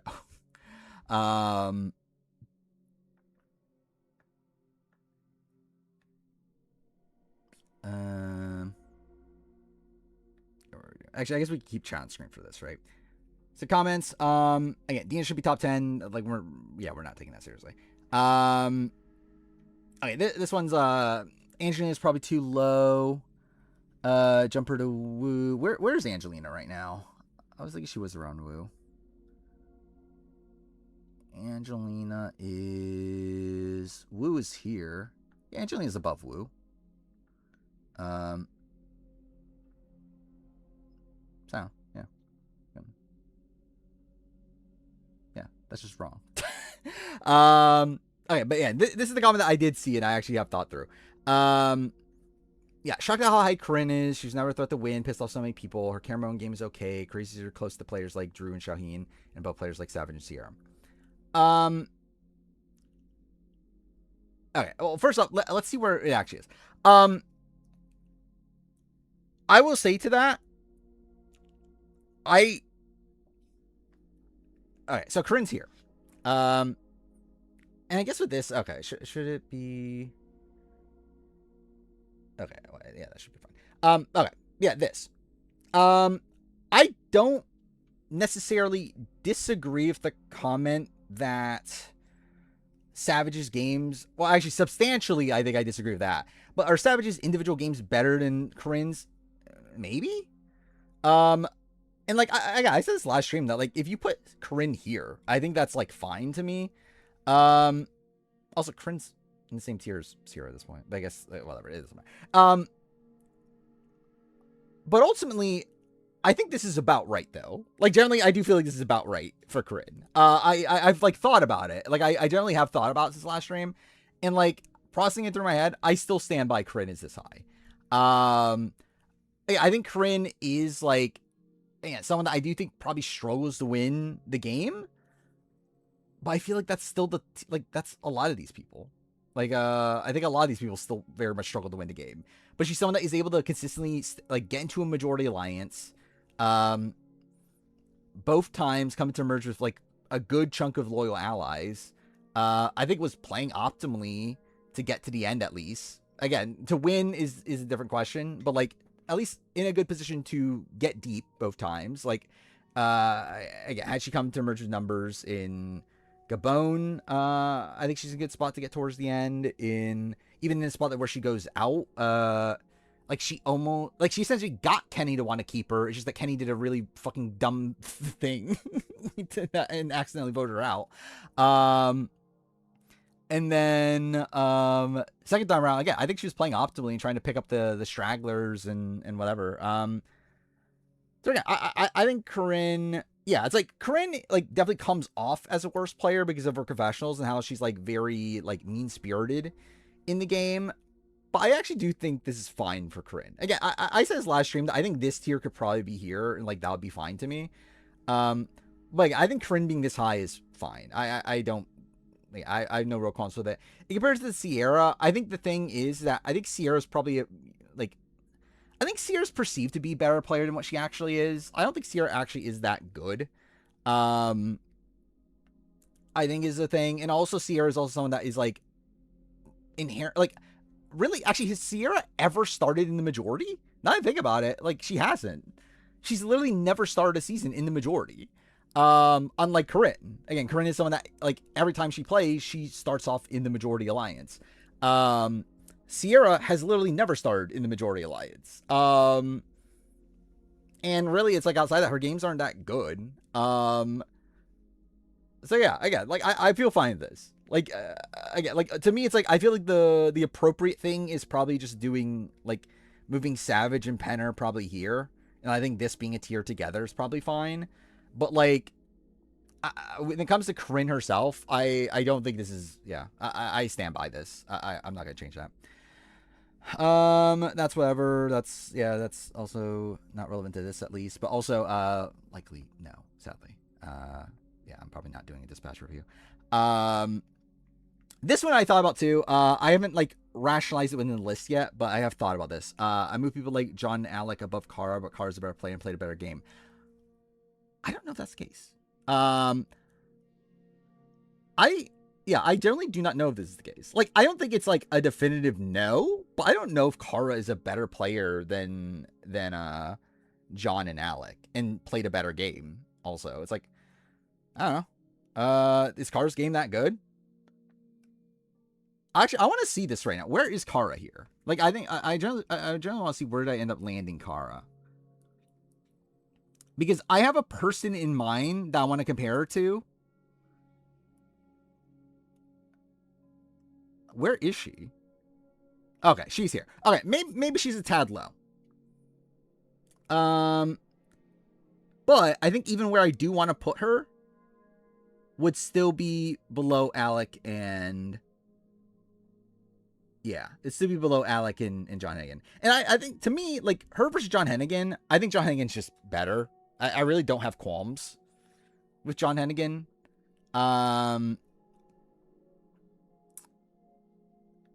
Alec, it's like, okay. Like, I think you could debate that one a little bit more. I think Alec's definitely a more active player. Alec's definitely someone that is, like, able to do more in the game. And, like, we see him, like, play the middle a bit more. But generally, like, the more I thought about it, Kara K is just Mitch. Like, I literally think Kara K is just Mitch. Like, actually, Mitch is better because Mitch can win. Like, I think, like, wait, what did Automod Holt? I even see, which one did it, block?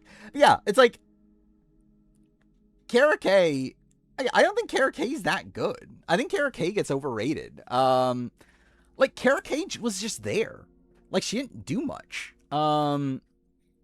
Like, she wasn't even in, like, the, like, by the time of the merge, it's like, we see, like, this, like, middle group of, like, of, what, like, Alec and, like, Allison and Mike. And it's like, Kara K's not even in that. Like, she's not really involved in much, like, in the early merge. And then, like, she flips on Dan, which, like, is that even a good move? And then she's, like, there with Mike White as he's doing things. But, like, Mike White's not even wanting to take her to the end.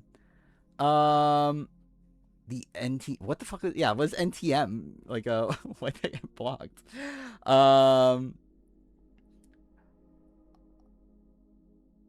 Like, she's essentially, like, an entirely passive Sydney, I feel like. Like, she's someone that is, like, there's never really a point where she's active. And she's also writing for an alliance that she's like, that's not even gonna take her to the end, despite the fact that she also can't win. So again, I don't think Kara K is that good. I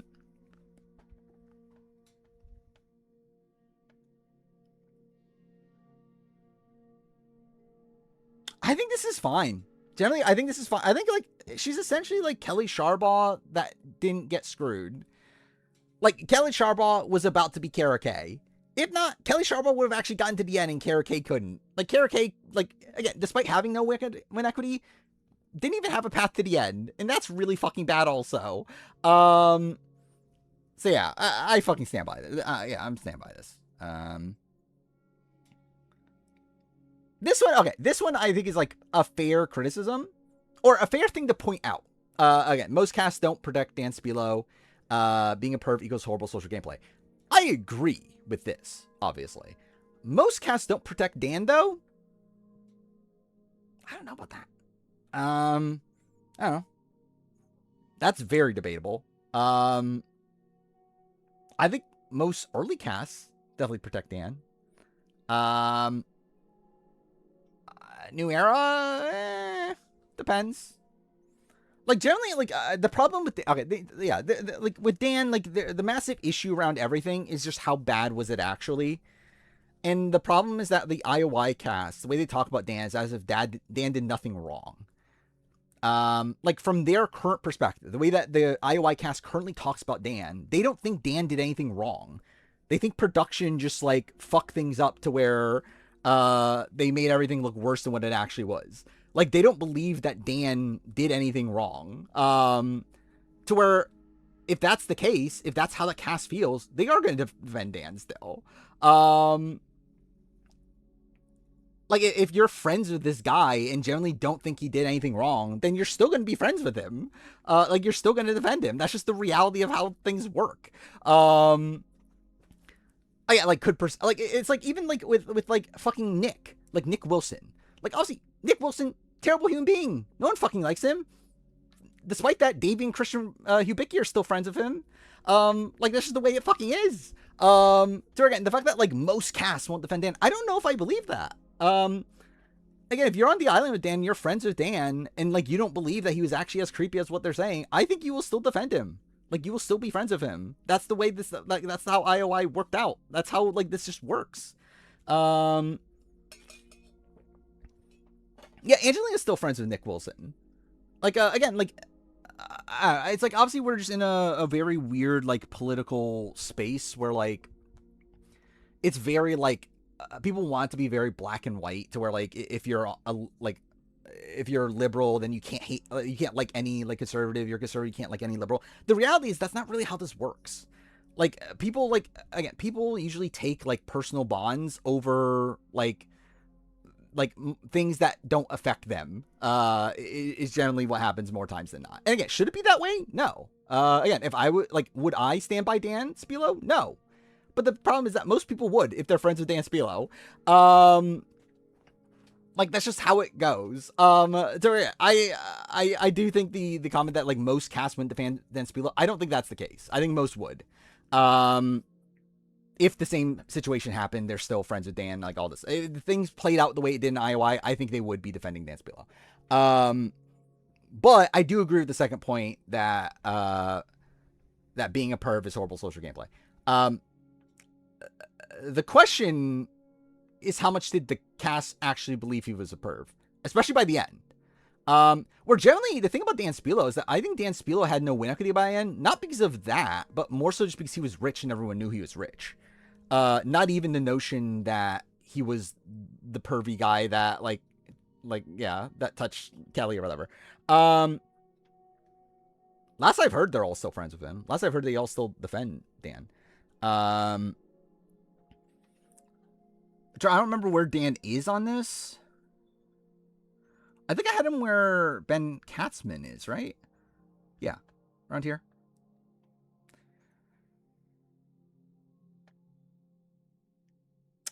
I think that's fine generally. Like, I mean, I don't know. It's like, I can knock him down a smidge if I really wanted to. But like, I think it with Ben Katzman feels okay. Him with Will Sims. I guess like the difference that Dan Spilo couldn't win at all, probably. Or like Will Sims, I don't know, could he win? I guess like he could definitely get jury votes. Like Dan is like, I'm too for Dan could get jury votes. Like if it was Dan, Nora, Dean, he gets jury votes. So it's like, yeah, I don't know, whatever. I don't have major qualms with him being around here. So essentially, we just ran through all the comments and nothing fucking changed. Again, at least talking it through. I don't think Dan beats Dean and Nora. I think Nora wins. I think Dan could beat Dean in the final two. Oh, is chat still on screen now? God damn it. I thought I took it off.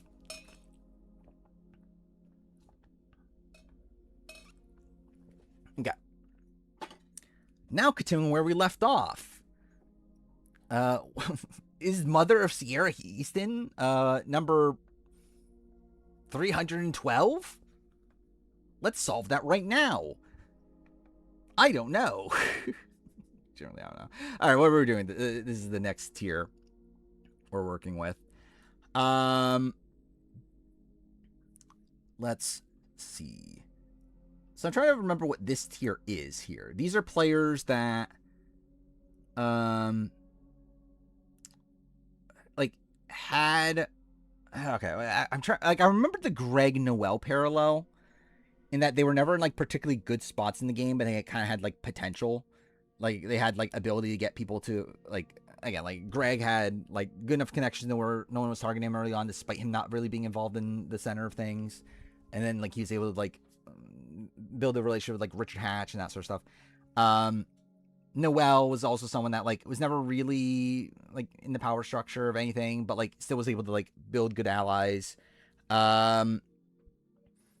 Scott, I don't remember exactly why he's here, but like I guess like he does have a pretty unstable game, and there are some highs, there are some lows. Like I don't know.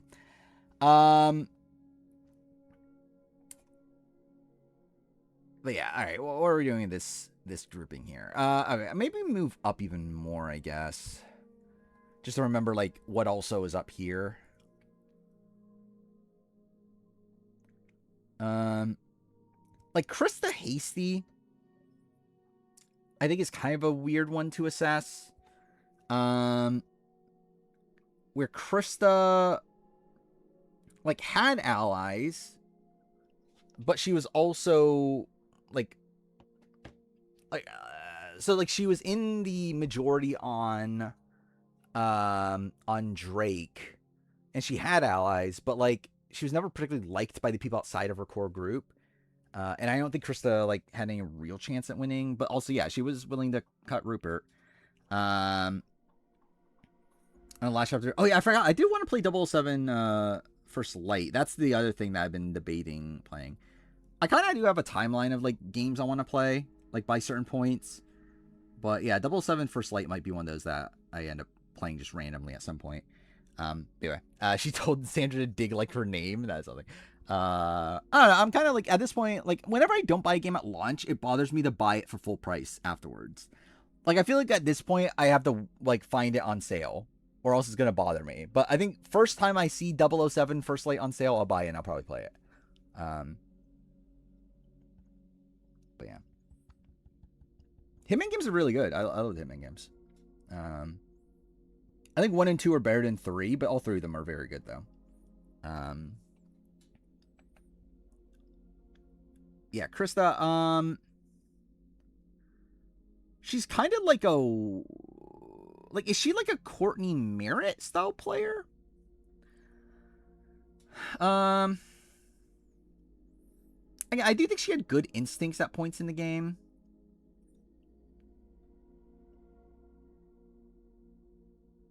And she was in the majority for a lot of it. I could definitely see some like Courtney Merritt parallels. I think the end of her game's probably worse. How's it work with World and Assassination? I actually don't even know, actually. I believe it's all just all together. Like, I think it's like World of Assassination, I believe is literally just 1, 2, and 3 together as like one like package now. Actually, I think I could, I don't know, we'll see. I have it installed.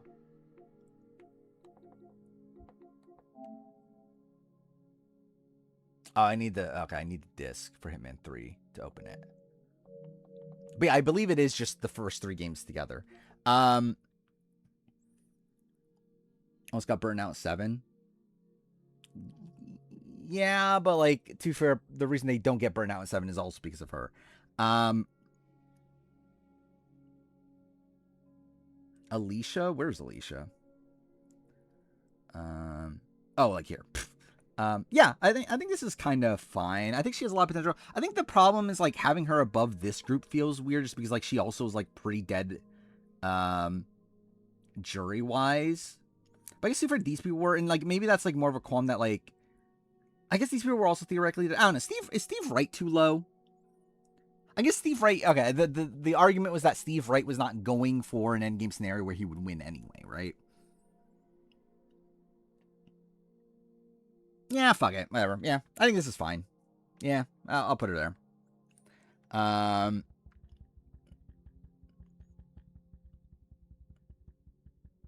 Steve probably also... I mean, I think Steve's as consistent as, like, Krista Hasty is. But, yeah. In order, I'll just love... I think they might be in order. I think they are in order. I think, like, if I remember right, because I did play the... I think last time I played it on stream, I played it from the World of Assassination. And I think it is... like, broken up into, like, seasons, or, like, each game's, like, a different, like... They, like, have a Hitman 1, Hitman 2, Hitman 3. So I think they're all in order. But yeah, I very much recommend you play them if you haven't yet. Judd and Tony are similar. Surely. Judd, I think Judd...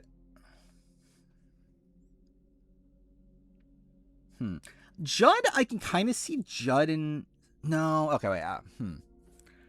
Part of it, Judd and Scott Pollard, I don't think is that unfair of a comparison. But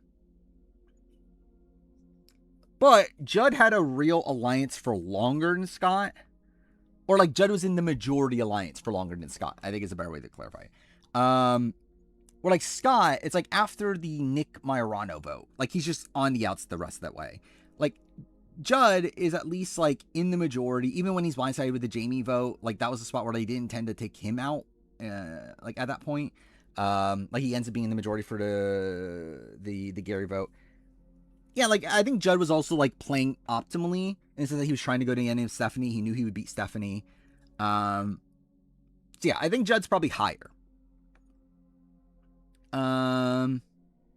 Dude, we're never finishing this. Like, if this is the way I'm going to do it for every fucking person.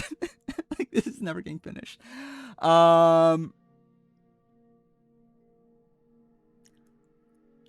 He's at least here, right? Like, at least in this tier. Generally, is he better than Courtney Merritt? Because, like, I think Judd at least had, like, a winning scenario. So I kind of feel like, yeah, maybe he is just in this tier. And I kind of feel like above Courtney Merritt at this point. He's, again, like, I think he was playing optimally. He had an alliance. He does get flipped on. But, like, yeah, it's like, I kind of feel like he is... Bob Crowley. Where's Bob Crowley here? Bob Crowley at least got to the end, I guess. I guess Dreams is here, but like, why is Dreams here?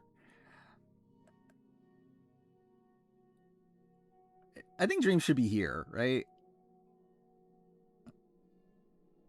Yeah, I think Dreams moves up a tier, I think. And then I think, yeah, I think this is like now a tier of like players that were playing. I guess like you could say that, whatever, that's moving Dreams up.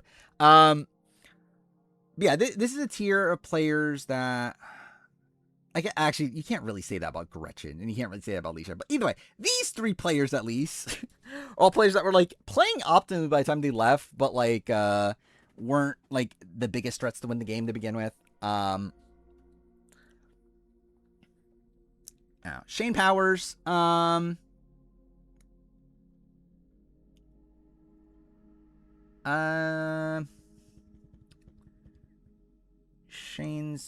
Shane's another one that like I kind of want to move to this tier too.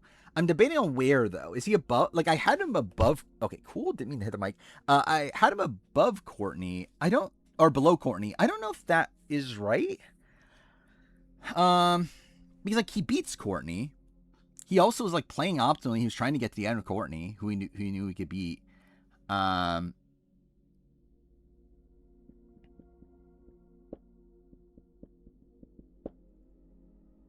it's like I kind of feel like he should be higher than Courtney. Like I think his game, like I think he was at least like, yeah, I think he was playing more optimally.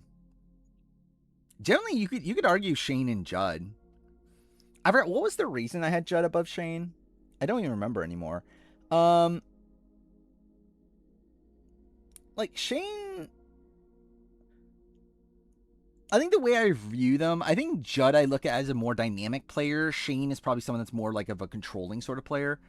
Or like Judd is someone that like is willing to like flip on alliances and like he's like even though he doesn't like say he's a backstabby sort of player, he is one. Shane is one that like he's very like loyal to the soil essentially. He did threaten to kill somebody, that is true. Does Shane beat Danielle? I would lean again no, but I don't know 1,000,000,000% though. Alicia and Trish are similar. Where are they on this? Like Trish is higher, right? I think Trish is better from my like gut instinct. Yeah. Like I think Trish like did more for what it's worth. I don't know if she did more to actively like benefit her game, but I think there's like more things I think are impressive from Trish than Alicia. I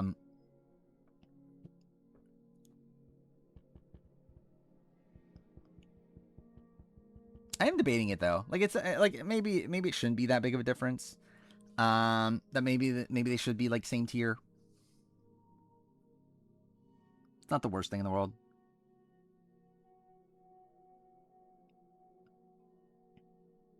Why was she here?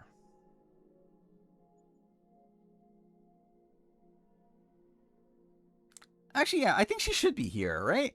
Because yeah, these are people that like can't win. And like Alicia, while I think it's yeah, she definitely didn't have the greatest like jury management or whatever, but she could win. Like if she gets the end against Tarzan and Christina, she probably does win. Like she at least had like a winning scenario on her season. And she was like, at one point at least trying to go for that scenario. Yeah,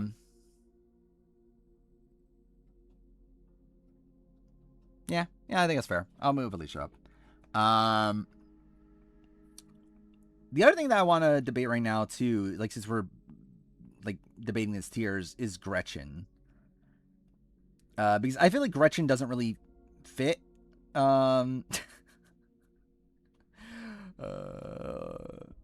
dude, the room movie was so fucking broken me. By the way, I already have a lot of clips in mind for the 50 review, which is so fucking stupid. Like literally while writing the review, because to clarify with the 50 review, the intention is to just make the review normal and then add clips along the way. Like I'm not like planning out sections of the video for clips. Like you remember a video, there were points in that video where like I intentionally put that in there for the usage of clips.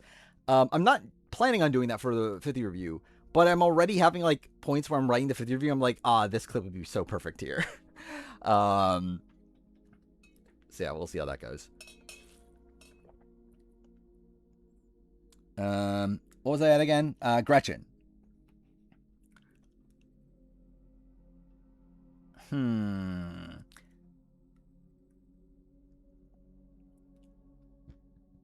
Yeah, I'm debating where Gretchen goes because again, she doesn't really fit with these people. But I don't know where exactly to put her. Like, if anything, she actually fits more of these people, but that also feels too high. Like I don't think I could say she's a better player than Suhawk.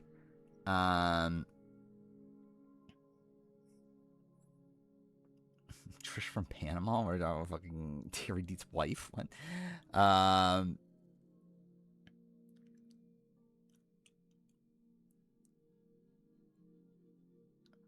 Or maybe she's just like a separate tier entirely. I just put her like,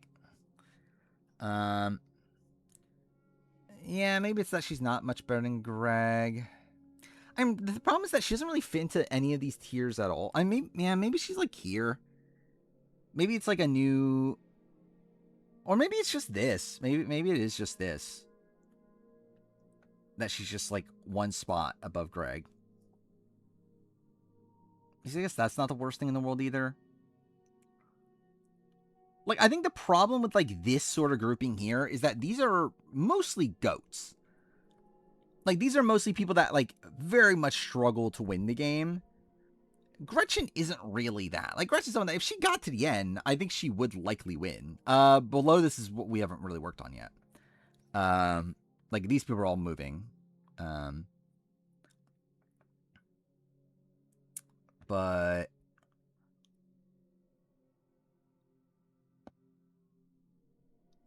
yeah, I think maybe putting Gretchen there is fine. Because I think this is too high. Like, it's not like she really, like coming into the merge, it's not like Gretchen really had, like, a solid path to the end anyway. Like, these people got closer, theoretically, to, like, a win. I don't know if Gretchen was really there. Or, like, Pagong was just, like, a really big mess. Oh, you went scroll up. Into what? Eric Huffman is there. But still, Gretchen was like the merge boot, and yeah.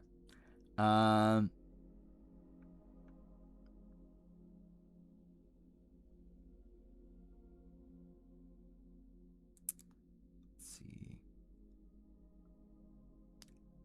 Should I? Maybe I should. I don't know. How should I do this? I'm thinking like, yeah, maybe I should like make this at least this thing public, like this part of it public. Probably would be easier for people to like see it as we're going along, right? Do I do it now or do I just do it next stream? Maybe I'll just do it before next stream. Yeah. I don't feel like wasting time on stream setting it all up. But yeah, I think before next stream I'll set this up to where yeah, you could see it as we're doing it. Crystal. I feel like Crystal, like, I mean, really, it's like I feel like a lot of these sort of people, like maybe they just fall here. I I think the problem with Crystal in comparison to these people is I don't think Crystal was necessarily playing optimally by the end of her game. Like, by the end of the game, she was just on the bottom of her alliance. And yeah, there was a point where she was willing to flip on that. The problem is that they completely botched that with the Corinne vote. So, yeah. I feel like probably a tier lower makes sense to me. Like someone that can't really win the game, was in second, like, I don't even know second command to Kenny is really the right term. But by the end, I think she was essentially just kind of following what Kenny wanted to do. I think early on, she probably had like a little bit more agency, like with the Marcus vote and that sort of thing. But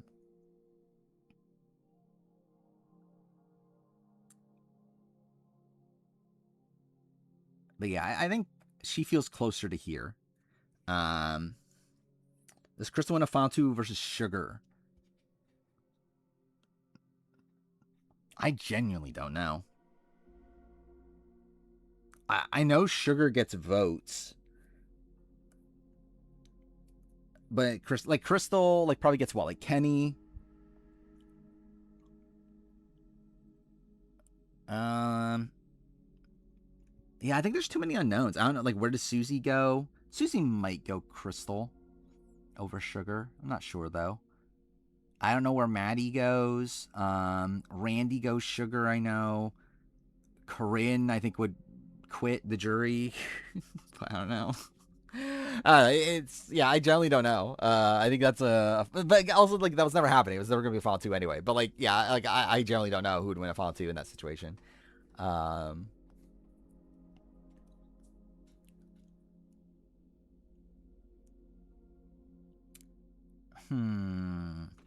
I'm looking at things. Is Sundra too low?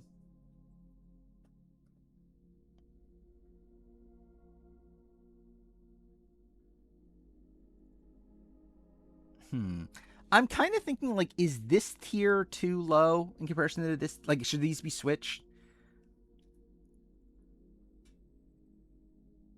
I think the difference is that these... Okay, well, like, at least with, like, Heather and Nora, they had winning scenarios, theoretically. Katurah and, like, Romeo had agency at points. Katurah... Actually, generally, is Katurah... No, okay, no, actually, I think she's here. It's fine. I think the difference, like, I think Katurah, you can argue she could be in here. I think the difference is that she didn't really have a real alliance for a lot of the game. I don't think Matthew wanted Rob out at 3. Matthew, I think, just didn't want to be the one to make the decision at 3. Like, he didn't actively want Rob out. Like, I think he would have picked, like, if he made the decision, he would have picked to go to the end of Rob. But I think he didn't want to get the blame from the person who got voted out of who got voted out. Like, he didn't want to be like he didn't want like Jenna to be upset at him for, like, he didn't want to be like, because he made final 2 deals with both of them. So like, he didn't want the person that got voted out to be burned by him. I think Becky's better than Sundra. I was thinking, like, maybe this tier below. But I don't know, maybe I do just keep it the same. Yeah, whatever. I'll keep it the same. Alright, the real question. Where is the mother of Sierra Easton ranked? I generally don't know. This is kind of a tough one because, like, I feel like if we're only going on Samoa, she's here. Like, I think her Samoa game is, like, this level. Like, a spot where, like, had she not lost the numbers in the way she, even though she's to blame for losing the numbers, but, like, had she not, she likely gets to at least Final 4, and we'll see how the game plays out. But I think the difference between Laura and Kelly is that Laura would have won at the end in Samoa, theoretically. I'm not going to watch a World Cup match at all, ever. I don't think I'm ever going to watch a soccer match in my entire life, let alone a World Cup match. But yeah, like I think her original game puts her here. Her second game is really bad though. It does highlight her being good in competitions, but like as an actual player, it's pretty bad. Like she's really just on the bond the entire time. So I don't know where that lands her.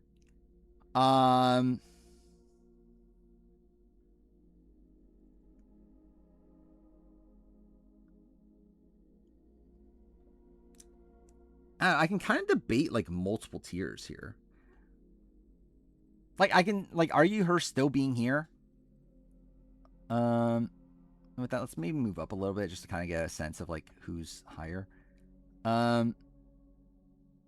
Generally, I think this is fine. Actually, I think putting her here feels okay.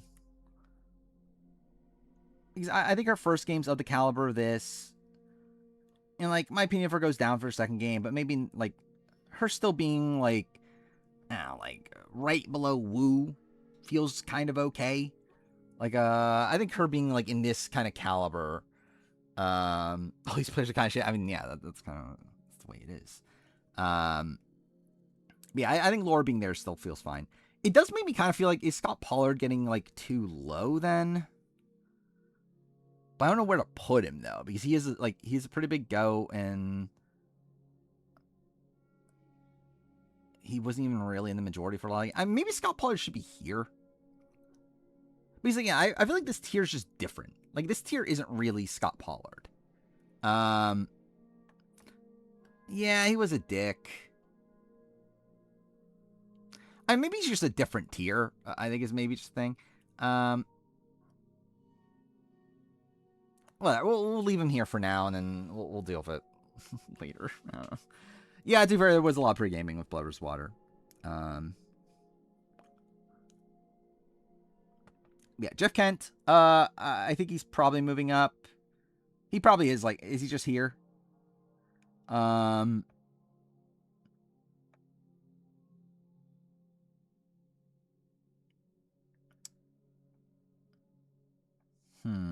Okay, I think a difference with Jeff Kent is I do think he plays the end like rounds of his game kind of poorly.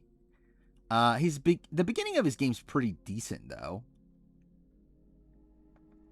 Like generally, like the beginning of his game is of the caliber of like this.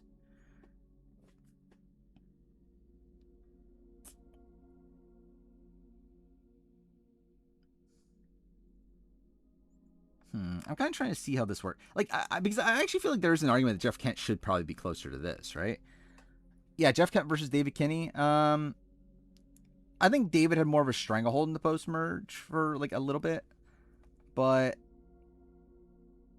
I could see him being in this tier. I think that is probably fine. Again, I think Jeff Kent was probably someone that was like probably too low. Yeah, it's like I think he's in. I don't know. Again, I don't know how he does on most seasons, but at least on the season he was in, he had a pretty big stranglehold on his original tribe. He had a majority on like multiple fronts. Like he led the like anti-returnee side of it. He also had like the men together. It's like he was like really running that tribe, and then again I think he fumbles the post merge, but he still gets like taken out in a very wonky spot, and then even though I think he was misguided in wanting Penner out, it's like I guess it's not like the worst thing in the world. I don't know. Like, where's Dave Ball in this? He's right here. He's like, yeah, is Jeff Kent really that much worse than a Dave Ball? I think Dave Ball had more of a clear endgame path. But, like, yeah, Jeff Kent being around here, that's probably fine, actually. Like, I think he is kind of like Josh Canfield coded. So, yeah, I think that's okay.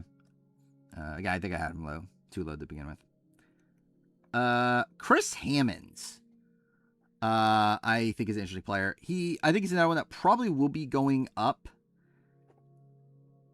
I'm leaning probably closer to this though. I think Chris Hammonds is someone that's kind of just like in and out of the majority at points, though always seem to have like a pretty good backing around him. Like despite not being in the majority at points, people still didn't want him out.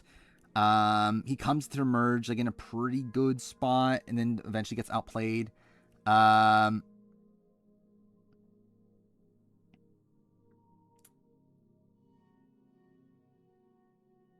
like I think you could argue, here. I don't think I'm gonna put him that high, but like I think I could argue this that he's like Danny McRae level. They can rub people the wrong way. I don't think like from a like personal level. Like I don't think people dislike Chris like from a personal level. I think he came off like a bit domineering like game wise. But it's like, is that really that much of a difference than like these sort of people? Got 11th. Yeah, but he did go to a lot of tribals though. Like he went to what 3 of the first 4 tribals, and then also went to the like early game. It's like he's initially running the OG tribe. Paul Wachter vote happens, but even then he's safe there. Gets back into the majority for the and Lucy votes weird, but like so he's able to like get the majority of the people to back him still in that round. Gets actually I was gonna say get swap screwed, but he doesn't really get swap screwed, does he? But either way, it's like he does he controls the swap tribe. Had the gun in tribal again, he still would have been the majority. And then at the merge, he again is like leading the majority alliance through the Michelle vote and then Taylor vote, and then he gets flipped on.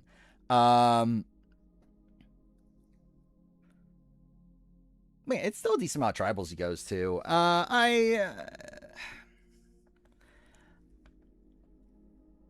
think him versus Jessica is like an interesting debate because like Jessica like technically outplays him twice on the season, but Chris almost got her out. Because like Jessica was the one to flip the vote onto Paul Wachter, which blindsided Chris. She was also the person to like lead the vote that actually got him out by the end. But also Chris like almost got her out at the 4th vote. But I guess like it probably isn't enough. Like I think I probably would say he's lower than Jessica. Would be my instinct. I think I'll settle on this. I think I'll settle on him being around here. Like it's not exactly the same as these players, but like I think I'm willing to say he's like close to like a Chad. I think the fact that his alliance flipped on him, like the fact that he's like an early merge boot that has the alliance flipped on him, he's not even really this person that's like running the entire game by that point, is like a thing that knocks him down. Because like these players like are like because like they're booted around the same, like Chris and like Jeff Kent and Josh. But like these people were like running the game up to the point they get voted out. Chris wasn't really running the game up till we got voted out.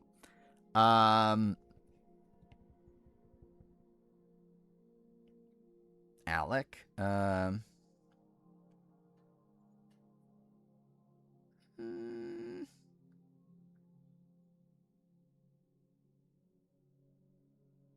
It's not the worst thing in the world, actually.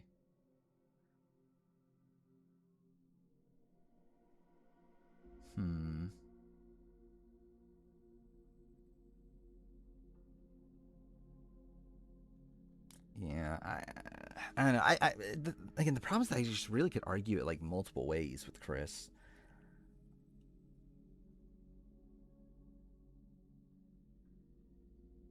Because he does survive like a good chunk of votes, good chunk of like different situations.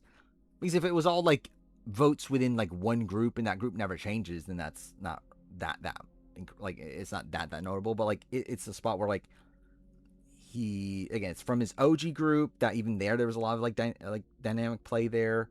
Then it's at the swap he does pretty well, and then at the merge initially he's doing pretty well. So like that is like a decent amount of versatility there. He flipped on CC, which is mad impressive.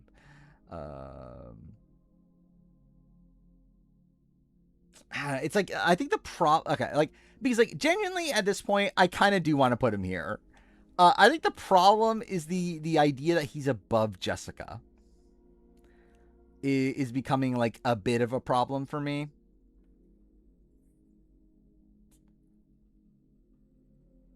But it also like I don't know, it's like I could argue it. Like it's not the hardest thing to argue, but like it does feel weird. Yeah, it's like he almost got Jessica out fourth. Like there definitely are arguments for that being the case, that Chris is a better player than Jessica.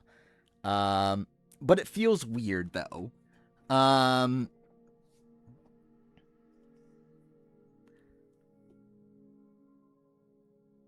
He follows you on Insta, does he? Where's Chris Hammonds now? I haven't seen much of Chris Hammonds nowadays. It's funny because I'm obviously watching him on Amazing Race 31 right now, which by the way, still great season. Rewatching it so far. But yeah, generally I haven't seen much of him recently. I feel like the only times I've seen him is whenever they do some sort of like Miller Jack's reunion. I believe him and Brett are still friends. Yeah, fuck it. I'll leave him here. I don't feel the worst in the world about that. Like maybe we can rework Jessica. Like maybe there's like an argument. Maybe she's like someone here or something. But again, I think I can argue this. Like Jessica is a pretty sloppy player. Like in reality, even though I think there were some decent strong suits along the way. He does legal TikToks. Interesting. Chris above Will. I mean, I could argue it. Again, that's the thing. Is like I think that's the tough thing about Chris. Just that like I could argue anywhere here. It's more so just like which argument do I want to make? Because like I could argue he's above Will. Like he was in the majority more than Will was. At least like while in the game and stuff. Like I think he like faces off against more adversity and overcomes it than Will. Like where Will like, and like I think he was like more respected than Will. Yeah, I think with Will it's a spot where like I give Will a lot of credit for like having a lot of gumption in his game, especially by the end. I think he like knew what he should be doing and was trying to do that, but like ultimately he still fails.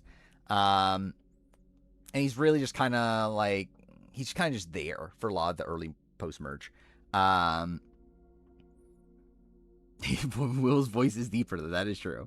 Burr's dating a 20-some-year-old. Yeah, I knew they broke up. About to give it a higher ranking on Letterboxd than he did Backrooms, really. I heard Michael was very mid, but I haven't watched it, obviously. Then I heard Backrooms was also kind of mid. Like I think it's like one that like some people really like it, but then like I've heard mid things about it.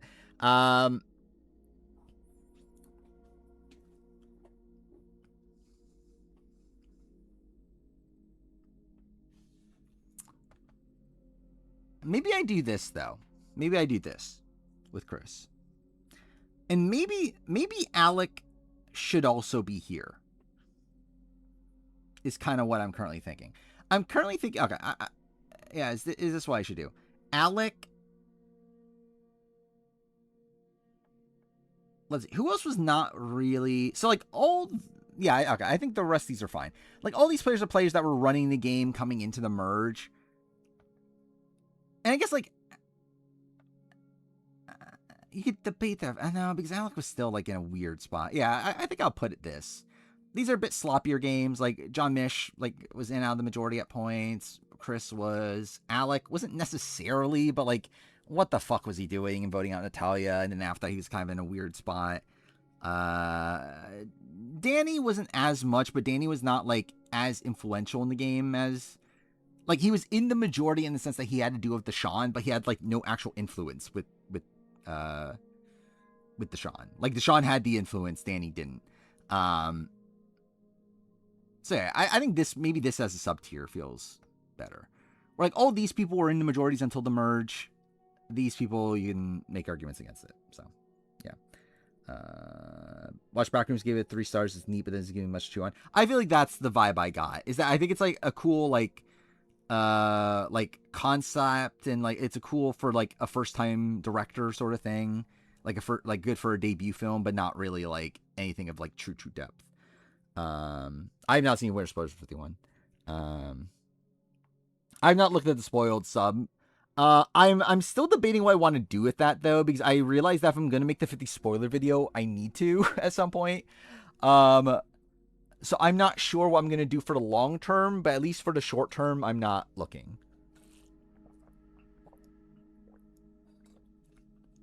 Yeah, we obviously talked about Persona already, which I'm excited. Is Chris above Brett? Oh yeah, I guess that is the case. I think Chris had more influence, but Brett, yeah, I don't know. Brett by the end was like Brett got to Final 5 in a spot where he was playing optimally, right?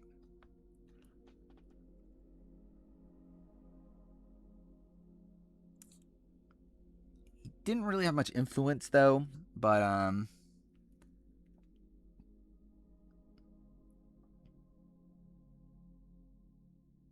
maybe Brett should be higher though.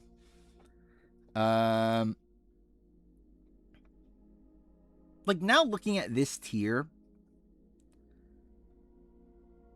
I kind of do feel like Brett and Mitch should be higher. Is my current read. Because like both were playing optimally. Like both were trying to get to endgame positions that they would have won. The problem is that they had no influence to actually get to those positions. But even then, Brett came closer. Like had Adam not had the idol and everything, like Brett might get there. So like I actually feel like maybe Brett at least I move up here. Because like at that point, is Brett really worse than Will Wall?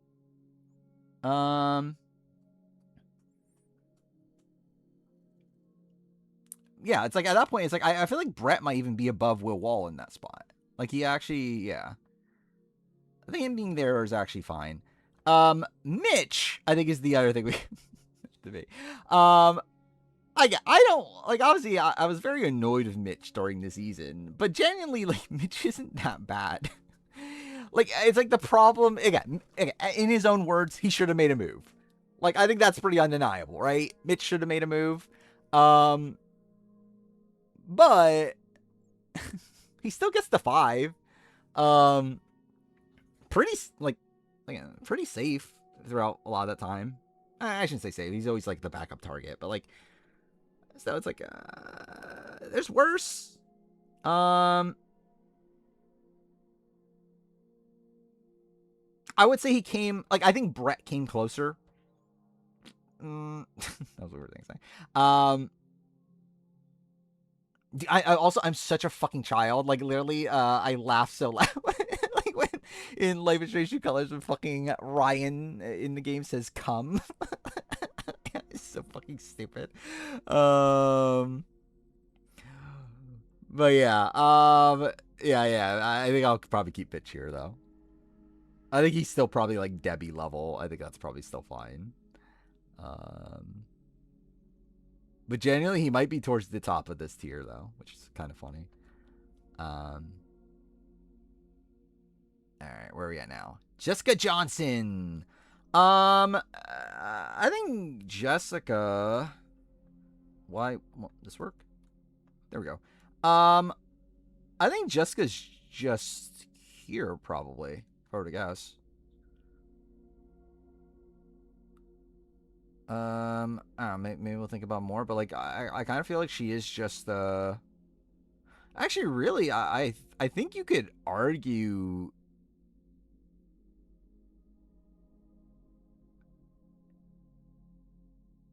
okay, I don't know. I guess we'll talk about low.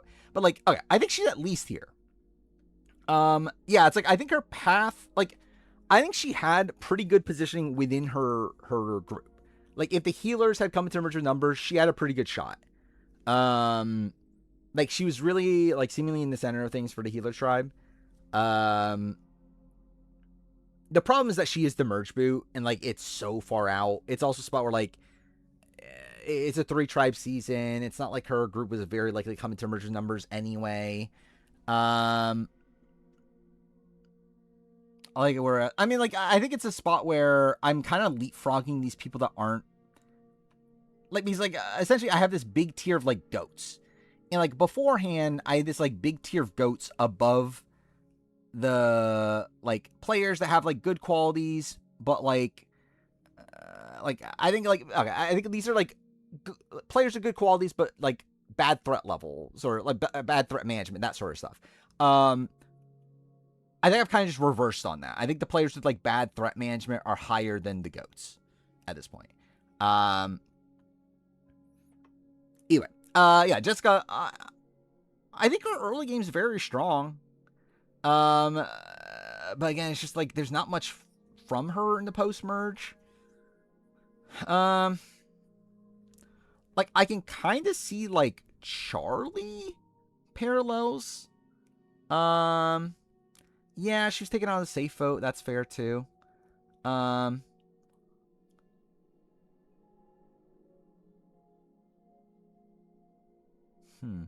Like because like just the initial concept is here, right? Like I think the initial concept of her game is here.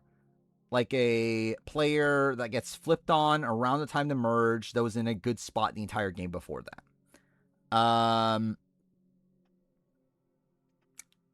The problem in comparison is just that we don't have that much depth from her game. Like she's not tested.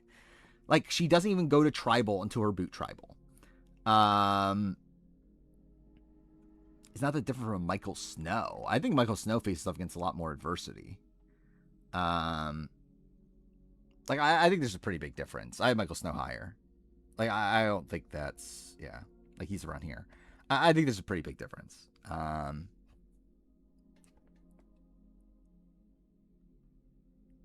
I would say the highest I'm willing to go on her is like here. And like this tier. Like these are players that I think had like actually really maybe she does fit into that. Because like is she that different than a Jamie Dugan?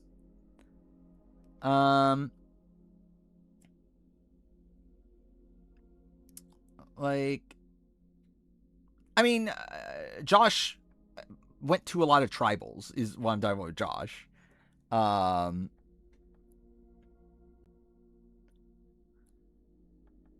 Like Josh went to tribals like the entire pre-swap phase.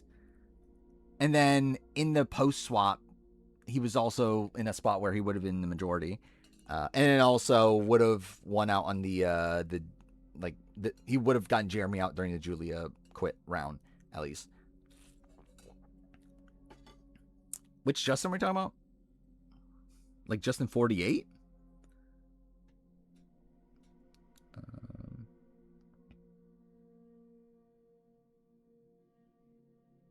She's in the James Missy tier. Yeah, probably. I think the argument for here is that like it depends on like what you think her positioning in her group is.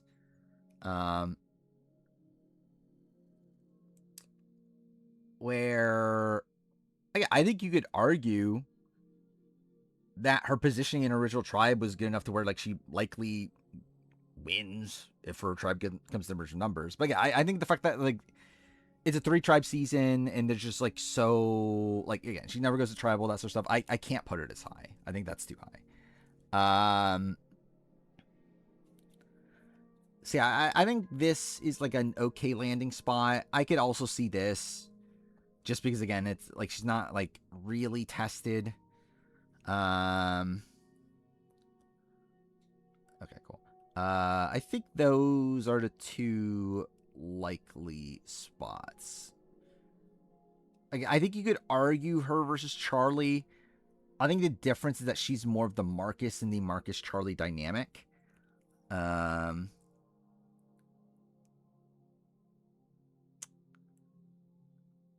What Missy and James had that? Had what? If Soraya had a second chance, would they even consider Justin? No. Yeah, we talked about BB Can. I don't know if I have a popular opinion on it. I'm not that excited. um,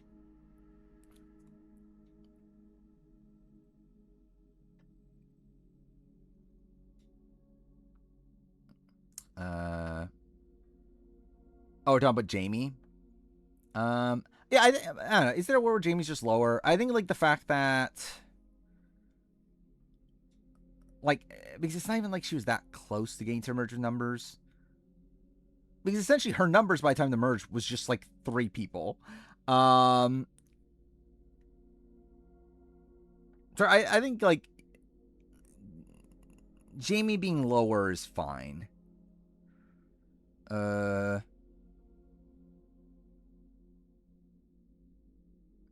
Well, like Marcus had like a full blown alliance that was about like he literally was about to run the post merge.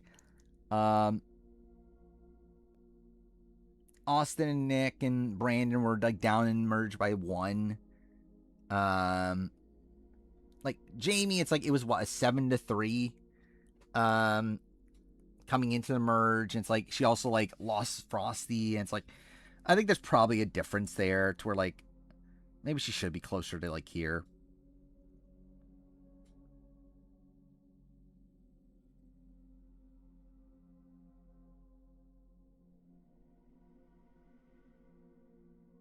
Yeah, I kind of do want to do that.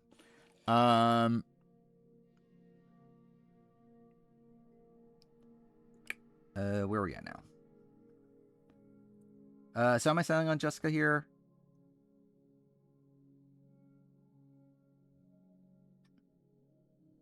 I don't know. Yeah, even Jessica's a bit weird. And what's the unpopular we can? I don't care, to be honest. I just don't think it doesn't feel like BB Can to me. It's a different production team. It's a different network. It's different hosts. There's not going to be live feeds. I feel very confident that it just feels like is it even BB Can?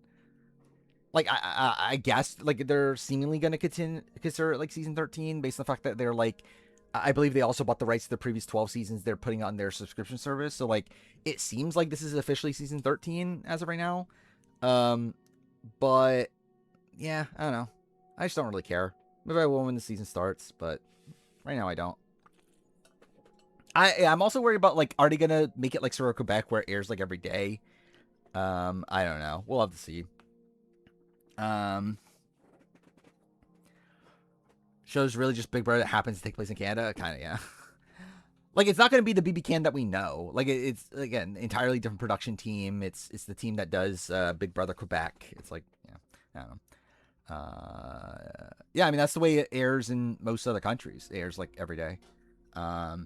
But that's also because it was a different show. Like it's a different like there's no game in those. Like it's just the public vote of it all.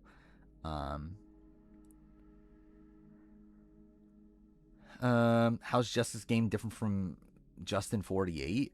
I mean, I think it's very different, but I guess like quality wise, like you'd argue, but like I don't know, like I think they're very different actual games. Like obviously Jessica goes to tribal a lot, Jessica doesn't. There's a positioning, yeah, it's not that far apart.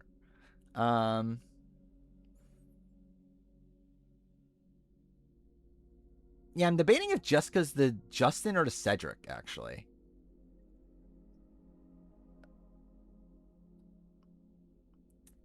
But either way, yeah. Oh, again, we haven't gotten to Justin yet, right? We'll talk about later. Where's Justin in this? He's coming up soonish.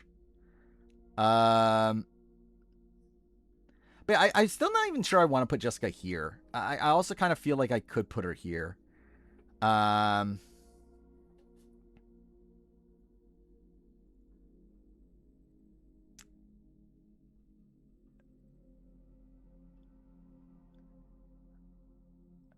for me, it's just the fact that she's like untested that's kind of bothering me. Like she literally doesn't go to tribal until she goes home. So it's like it's really like it's like yeah she had good setup, but it's like it's tough to really gauge how good that setup is when like she never had to like actually use it. And then the one time she does, she goes home. So it's like I don't know. But like she does go out in a safe foe. I don't know. It's just kind of all over the place. Was her swap good? I mean, it was fine. But she was swapped into a majority. Like, she was swapped into a 3-2 majority. Um,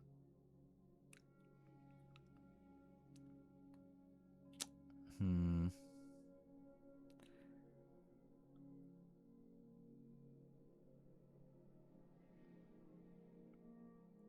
I was Brett screwed out of a win? I don't think he was screwed out of a win, but it's definitely a thing where, like, I think he was, like, it's definitely an unfortunate thing to happen. Like, I don't even know if he for sure wins. Like, for all I know, like, Ken doesn't decide to cut David in that world. He's like, well, I'd rather take David than Brett.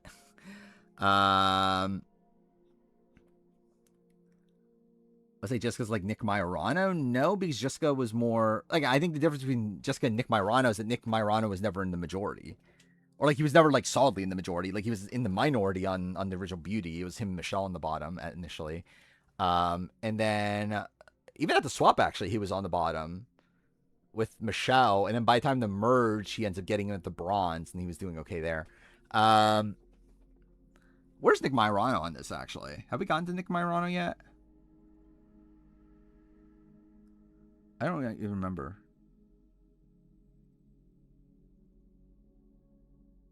No, he's like way down there. Yeah, that's probably fair for Nick Majorano. Like I think there's a big difference between Nick Majorano and Jessica, but I do feel like it's a bit tough to put her this high, though. Is like the thing that's like, am I really saying she's better than like these players that like almost did something good? Like I kind of just want to land her like closer to here, just as like this like really untested but like kind of like goodish player. I don't know. Like maybe like here. Like Eric Huffman, like it's not a 1-for-1, but like the potential is there, but like there's just not much actually there. Over under 50 people tonight. We'll see. Where are we at so far? Probably like 10. Nick was next to the guy that got fucked by Kim. So is he the Mr. Beast? Does Eric have potential? Which Eric? Eric Huffman? Oh, potential's the right term. But it's like it's more so like he got like with him it's like with him it's a spot where he comes to merge down in numbers and is still able to get the 6 with win equity is more so the thing.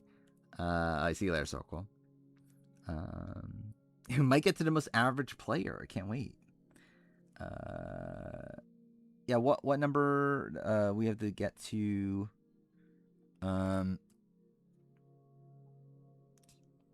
What is that? 752 would be the count that we have to get to. Oh wait, we're nowhere close to that.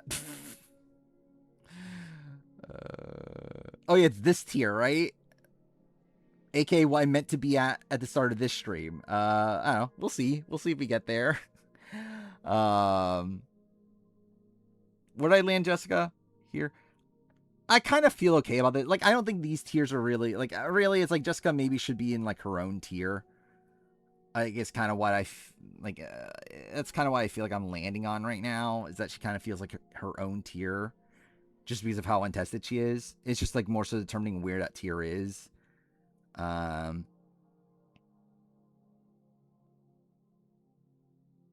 yeah, I kind of feel like she's around here.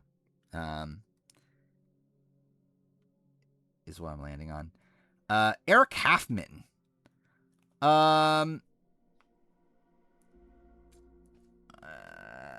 think like Eric Halfman, he's probably like around there at minimum. He's kind of another one of these that like was seemingly running the game early on, but then has the game flip on him.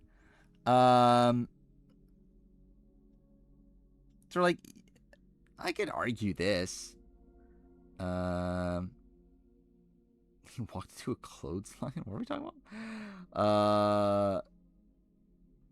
clothesline guy. Which one are we talking about? Oh no, that's Eric Cardona. That's Eric from Samoa. This is Eric from Edge of Extinction. Again, the most notable Survivor player of all time. Yeah, this is the guy that like he originally had a duo of Gavin that didn't go anywhere. Who's Erica? But yeah, he was kind of writing the, like, at least he was portrayed to be writing the original Kama. I know he at least had like the relationship with Gavin. He had a relationship with like Ron and Julie. Like he was in the majority on original Kama, gets swapped, still in the majority there. But again, that's kind of just gets swapped to majority. Merge, he runs the Joe vote and it gets taken out right after that. He's with Jessica. I can kind of see it. Yeah, it's like I think at worst he's here probably. Okay, maybe I just do this. Maybe I just make the new tier, and maybe it is just Jessica and Eric for now. I'm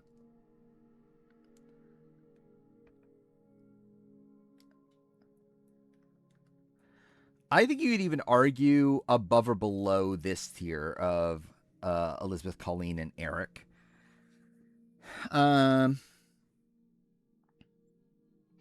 Where like these players had more, like had better positioning in the game early on than these players did, but these players made it deeper.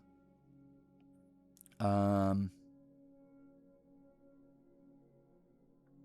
actually kind of want to go this. I kind of want to go below.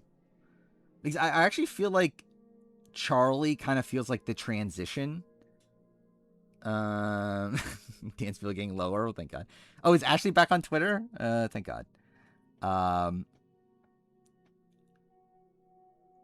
But yeah, I think this is where I'm feeling.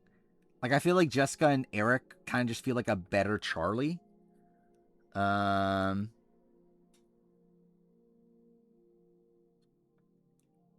Or like these players got deeper into the game. By the time they got taken out, they had win equity, but they didn't really have like the path to the very end. So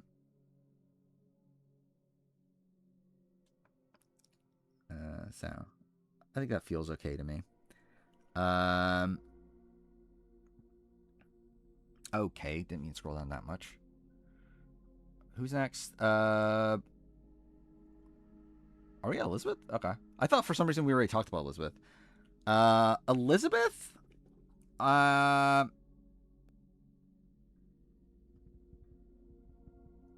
Elizabeth, I really don't know what to do with. I don't feel like she's this high. Because like a lot of the people we've been talking about are people that were like in the best positions on their original groups. That's not really Elizabeth. Elizabeth like was never really running things. She was just kind of there.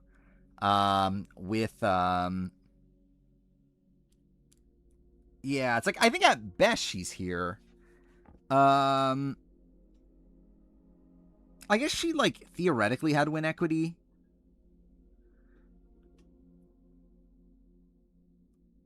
Elizabeth should be way lower.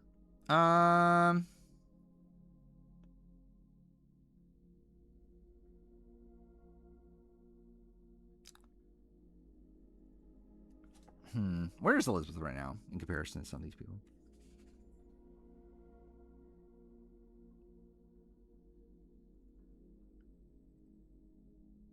No, I feel fine. Elizabeth, by the time she was taken out, could win. She still was able to survive past like Amber and Jerry. She was the last standing of her original group. Like had her group not gotten had Scoop and not got medevaced and all that sort of stuff, you can argue she should have made it to the end with Roger. Would Roger throw away his game for her? Who knows? It's like, I think she's fine being there.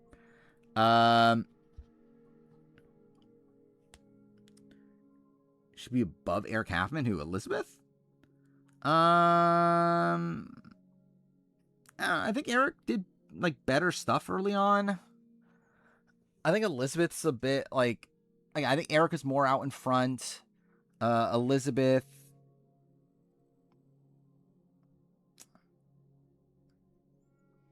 I mean, generally, what is there to say about Elizabeth like as an individual? It's like she's kind of just there with like Aaron and Missy. and then she's like she does get taken out in a weird spot where like she gets IO'd out by Karishma. Like that's something. She had no real path by the time she left.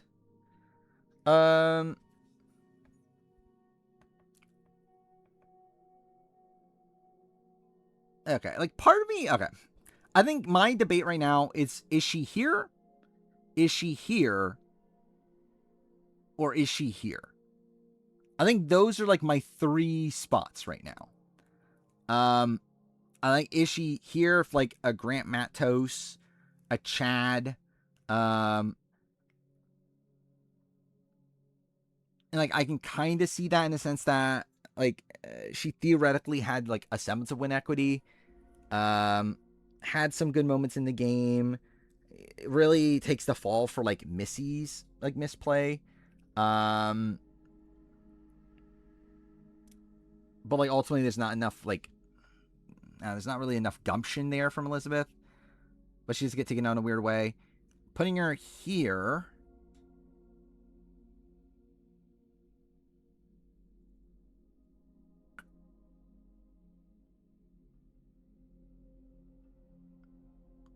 I think she is probably here.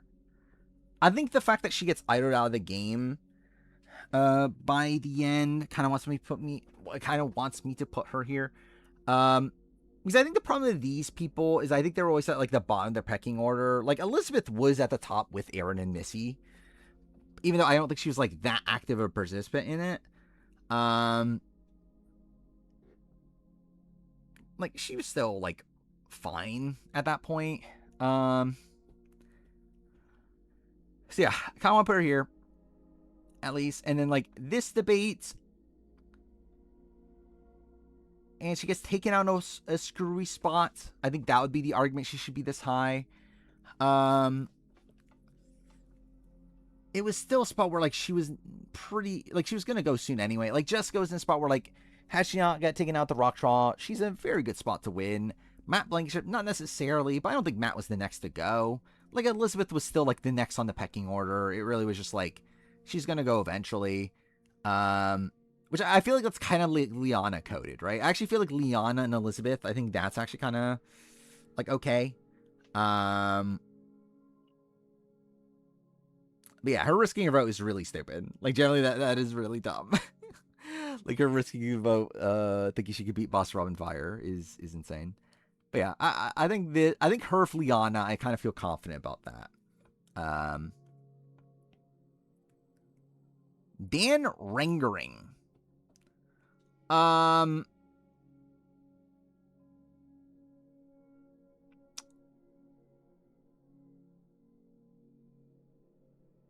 Okay. Like, because, okay, my initial instinct is this. But Dan maybe should be higher. I don't know. Like, because, like, Dan's also in a spot where, like, he was actually in a pretty good position for a lot of the early game. Like, he seemed to be, like, in the center of things on the original Goliaths. Post-swap, he was also seemingly in a good spot with, like, John, and, like, Allison wasn't going to flip. He built a relationship with Christian. Post-merge is pretty bad. His game goes downhill from that point on, but, like, but I guess there kind of is like him and Scott Pollard parallels. Like Scott Pollard's a worse like generally Scott Pollard's probably a worse player. Like Scott Pollard's a dick. Dan Rengering like isn't as much of a dick. Like he's a cocky guy, but like he's not like an asshole. And like you could argue Dan got screwed by a nullifier of it all. Or if anything, Scott was about to be saved by a weird twist like that.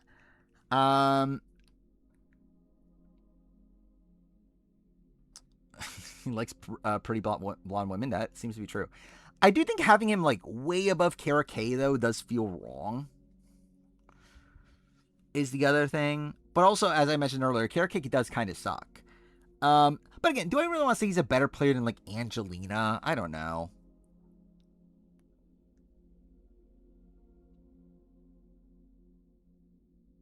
I can't see this, though. again, kind of goes out due to screwy reasons. I think was probably more out in front than these players, but like probably like his path to the end is probably worse. Like I think Dan is someone that like I don't know outside John Hennigan, which to be fair, he gets screwed to have John Hennigan be taken out of the game. I don't think anyone was actually gonna go to the end with Dan. Yeah, there's the extra vote thing. I'm trying to remember extra vote. Yeah, they needed both, right? Extra vote and I don't nullifier.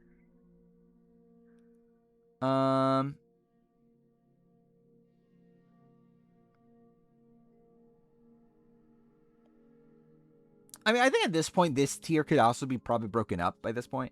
Jeffra, I think Jeffra's is high because, like, Jeffra survived a pretty bad swap for her. She was in a good spot in her original tribe.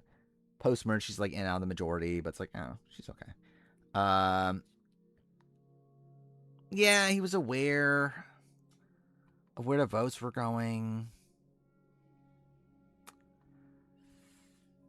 Here?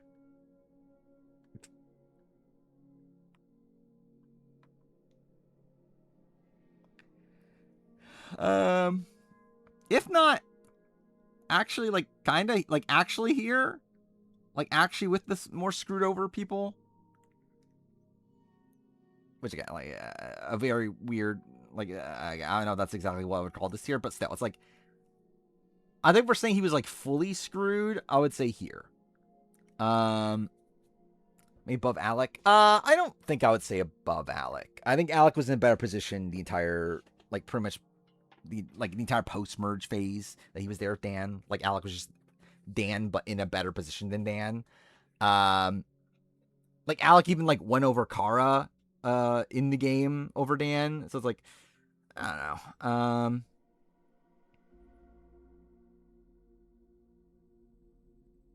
I stand by Alec being better than Dan. Yeah, in real life too. I'm kind of wavering between these two tiers though right now. And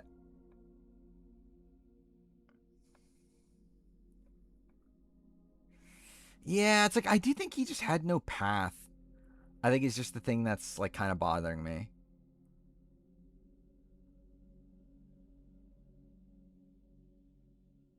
I think I'm gonna settle on here. I just don't think he had a path. It's like, yeah, he gets screwed out of that one spot, but like, what is that? Just like one extra tribal. Like it's not like Alec, Allison, those sort of people are ever taking Dan to the end. Even Kara didn't even want to go to the end with him. It's like, yeah, he gets taken out by a screw situation, but it doesn't really matter that much.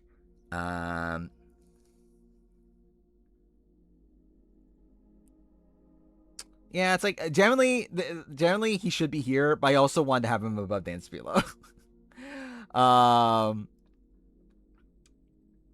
Like generally he probably should be like the best of this tier. But I also wanted to have him. Maybe actually I could argue him here. I could argue him with like Charlie, I guess. Yeah, I could do this. I think I'll do this. I could argue this, I think. He's like, the comparison between Dan and Charlie. Actually, to be fair though, at that point, I might as well just put him here. But again, like the comparison between him and Charlie, is the fact that Charlie also, like, yeah, Charlie had a path to the end, but Charlie had no path to win. Like, it's not like Charlie was like playing for an endgame position where he was winning the game. Like he was playing to lose against Marcus, essentially. There's like, yeah, he's a path to 2, but it's not he's winning that path. Like Dan, if he somehow got to 2, or 3, he probably wins. How the fuck is he getting there? I mean, I think Charlie would have had to accidentally win. Like Charlie was not intending to win. Charlie was intending to go to the end of Marcus and losing to Marcus. That is what Charlie's game was. Dan, if he somehow got to the end, was at least trying to win and likely probably does win if he gets there. Like I think Dan's game is a lot more like Dan's trying more than Charlie is. And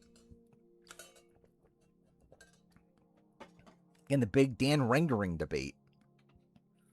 I feel fine with this. I do think he has taken out because of a couple like things you could say are screwy. And his like early game is pretty good. Like even outside that, he's still like good in challenges. He's able to find idols. Like he's like good at things like these are like again kind of like extra things to like boost him up a little bit too.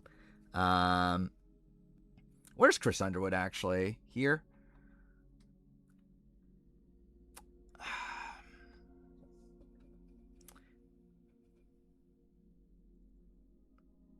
I don't know. Chris Underwood's just a tough one. Because like part of me is like he should probably be like in this range actually. But like he doesn't really fit in that range. Could you argue Chris here actually?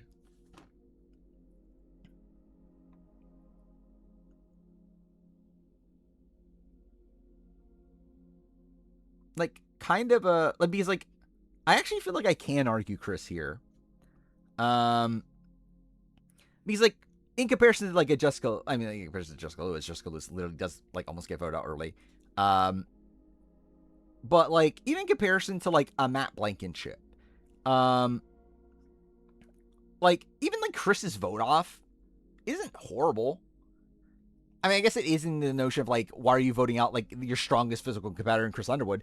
But like outside that, it's like again, like technically like Devins and David did want to keep Chris around, but they didn't feel like it was worth like burning social capital to do so right before the swap, which blah blah blah. But it's like again, they didn't inherently want Chris out. Yeah, he survives 2 votes before that. He was on like one of the worst tribes in Survivor history, probably. Like once he comes back, he actually does get to the end, and like demolishes the jury vote there. Mind you, obviously, like he would have lost against Devins, probably would have lost against Victoria, but it's like I don't know. These like I think in comparison to like these two, I can kind of see it. Matt's kind of a different one, actually, kind of, but I think I can argue this. I don't think this is the most like I think he's at the bottom of this tier. Like I think he's probably like here, but I think I could argue this.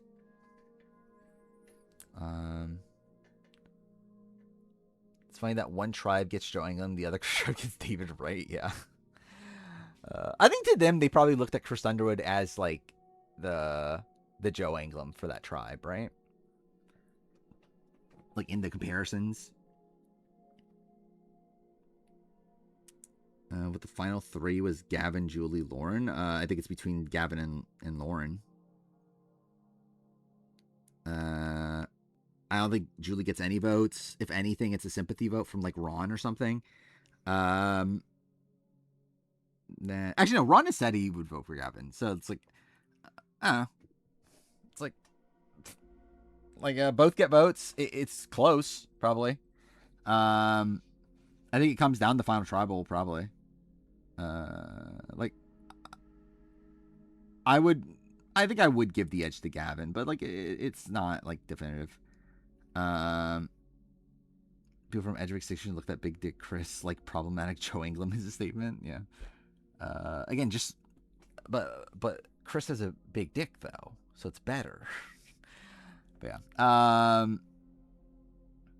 Where are we at? Franny. Did I land on that? I think I'm fine, actually. I think I would legitimately move Chris Underwood up.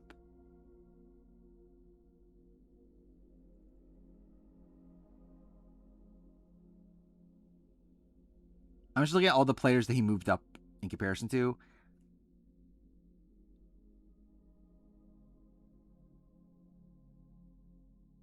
Yeah, I feel okay with it. Like, generally, I do feel okay with it. I don't think there's anyone in this range that I'm like, Chris Underwood's definitely a worse player than this person. So yeah, I think I feel okay with it. Where are we at now? Yeah, Franny. I think Franny is probably just here. Like I think Franny in this tier feels about right. She was never really in a majority.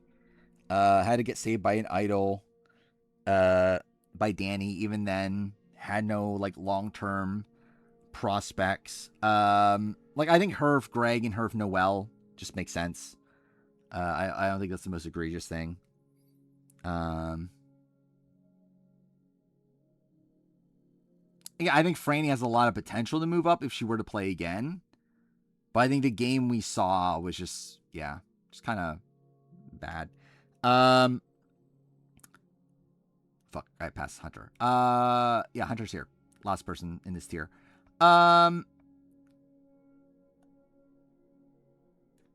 Hunter's an interesting one.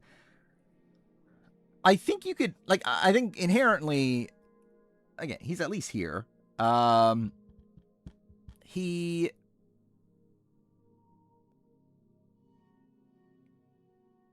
thinking about his position for until the Tevin boot, Hunter's in a pretty good spot, but never a great spot.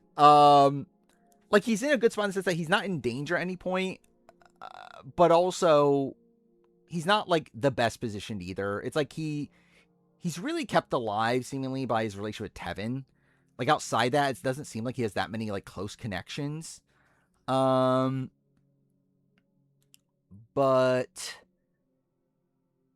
yeah, he's doing pretty well early on. He does build a connection with Q, but to be fair, that was based on the fact that they're both from Minnesota or whatever. Wherever they're, is it Minnesota? I don't fucking remember. Wherever they're from. Split chart round's impressive. Is it? I think it's more so just Tim fucking up more than anything, but I don't know. It's okay. Mississippi, yeah, one of those states. Yeah, one of those sort of places. I do think Hunter's higher. Hunter had more allies in the game than these sort of people.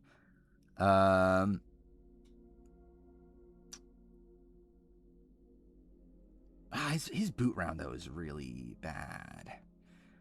And I guess to be fair to him, he at least was aware to a degree. He was at least aware to the fact that he was in danger. It also kind of makes it worse that he didn't play his idol. I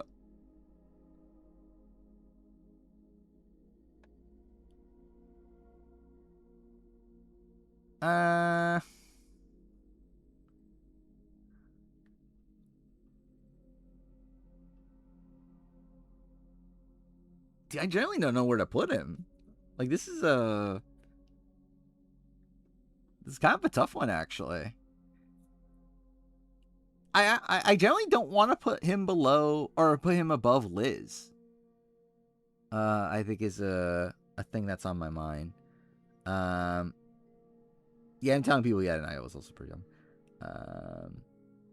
Huge job change between 46 and 50. Oh, thank God. I mean, Q's retired, right?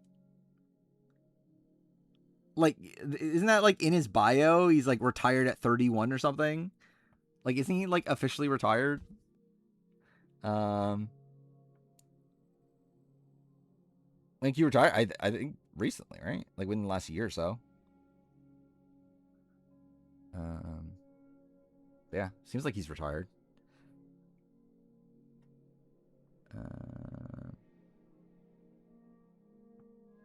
I mean, I'm pretty sure. Yeah, he's very rich, right? He was what, the number 2, realtor in the United States or something, right? That was a thing. I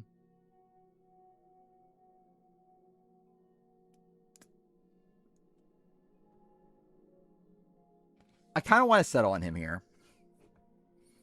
I don't think I'm going to move him up that much.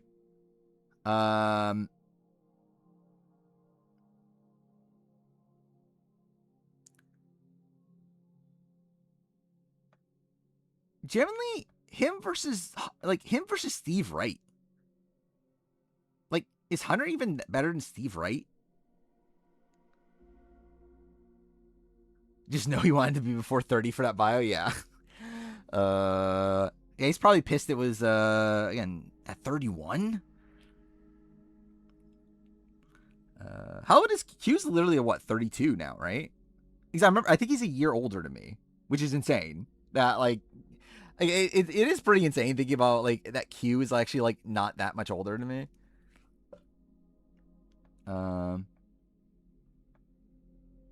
Yeah, he's 32 right now. Let's look at his bio. I'm pretty sure that wasn't his bio. Yeah, there we go. Oh, okay. Actually, I just realized this too. Yeah, this is his Instagram bio. Retired before age 31. So, good for him. Which post? When was this? Oh, okay. But yeah. But it is funny. So yeah, like we like now seeing all the Ponderosa videos and everything. Yeah, like Q definitely like, and like it was pretty obvious anyway before this, but yeah, like Q definitely left. And Mike White did and all that sort of stuff.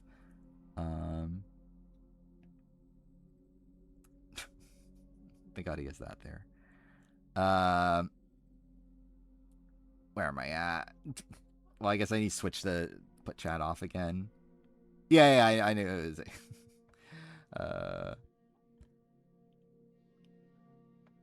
Yeah, because he wasn't there. I don't even feel like going back to it, but yeah.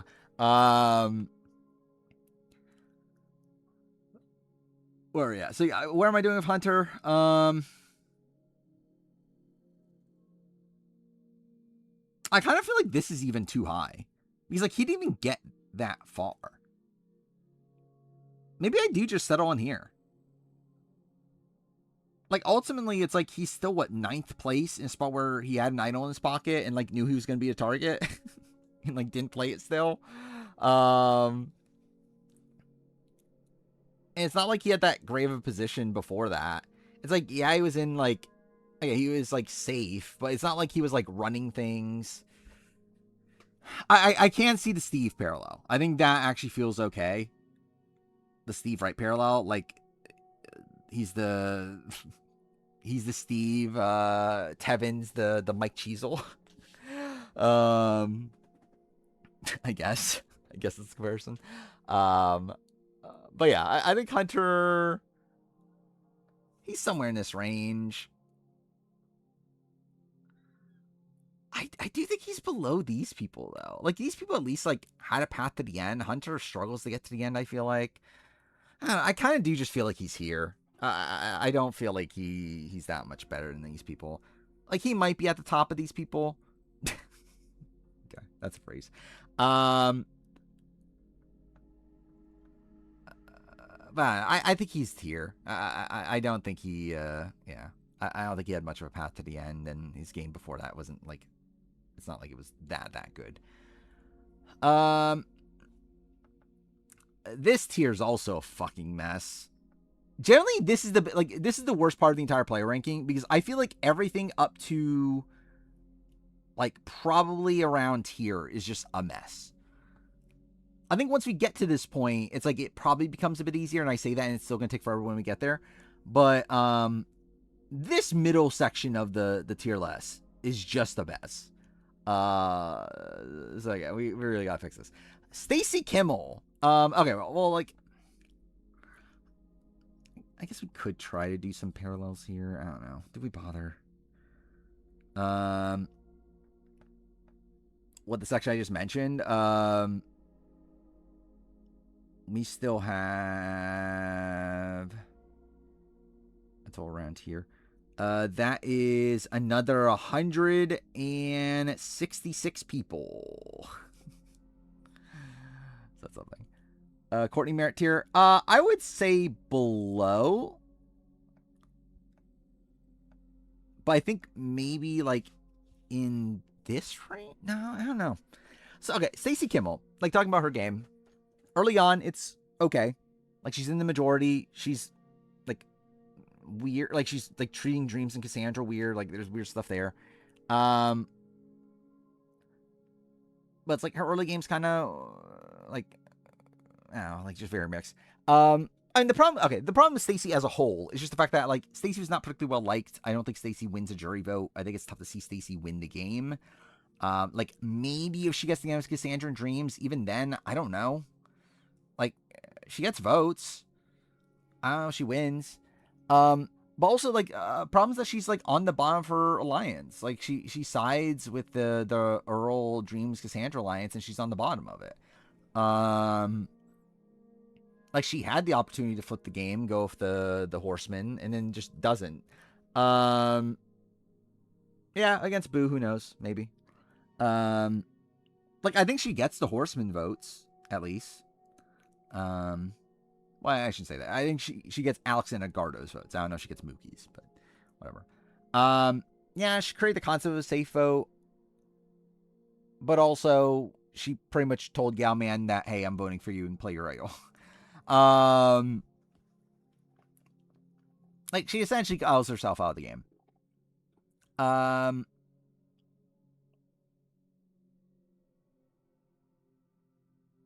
Yeah, I'm trying to piece this together. I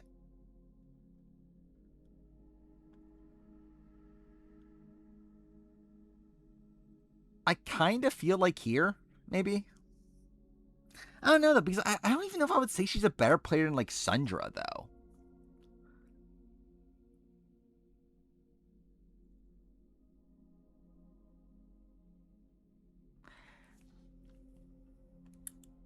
Is she Scott Pollard level? I don't know. Crystal. Maybe.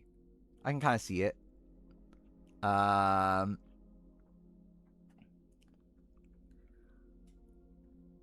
I could see her being like a slightly better Crystal. I think the slight difference in that is I think Crystal probably is a more active early player, but I think considering the fact that like you could argue that like Michelle Kring or no Michelle fuck me, Stacey Kring the safe vote is like putting her on that level too.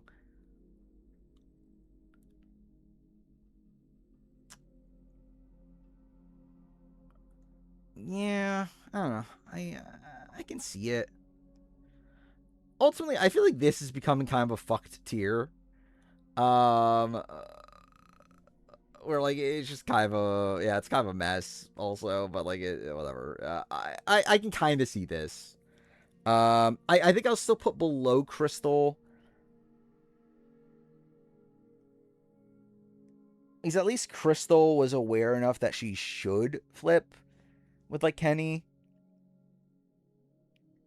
Stacey, I guess to be fair, Stacey like does, but not intentionally, right? It's not like Stacey was like the entire time being, oh, I'm gonna flip against Yao and Earl right now. It was more so like she found out that Yao and Earl were targeting her, and it's like, well, fuck, I guess I have to vote this way to save myself.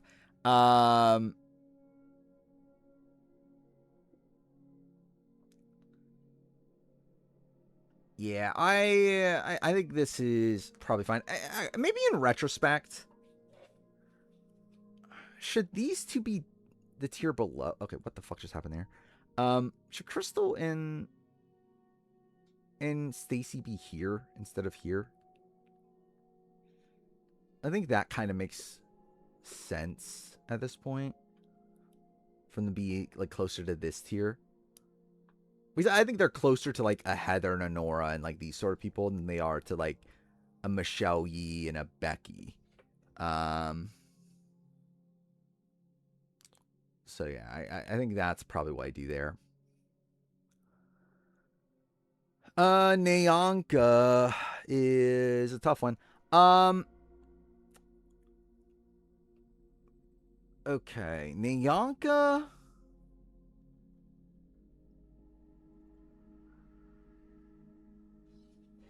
Part of me actually does want to move Nyanka up, genuinely.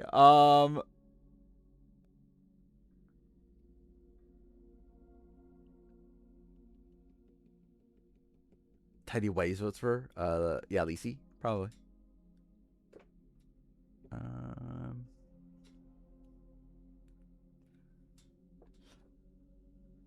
Yeah, it's like, okay, Stacy.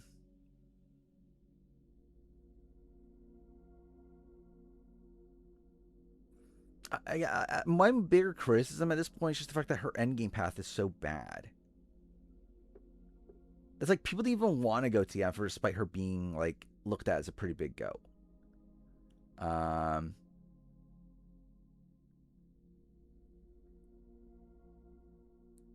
like she's a go that couldn't even get to the end. But I guess to be fair, that's kind of what these people are, right? But not really though.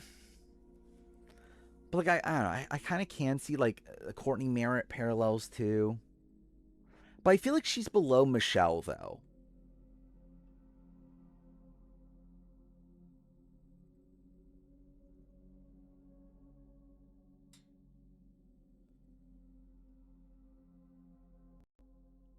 Yeah, I'm just gonna keep this. I think I just keep this. Um, Kara K. I think she's more active than Kara K. And like the finally, like I think the tough thing about Kara K is that Kara K was more liked, but she was also like not respected.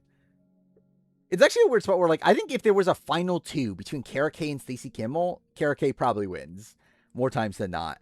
But also on the seasons that they were on, Stacey had a winning scenario. And theoretically had more than one, theoretically.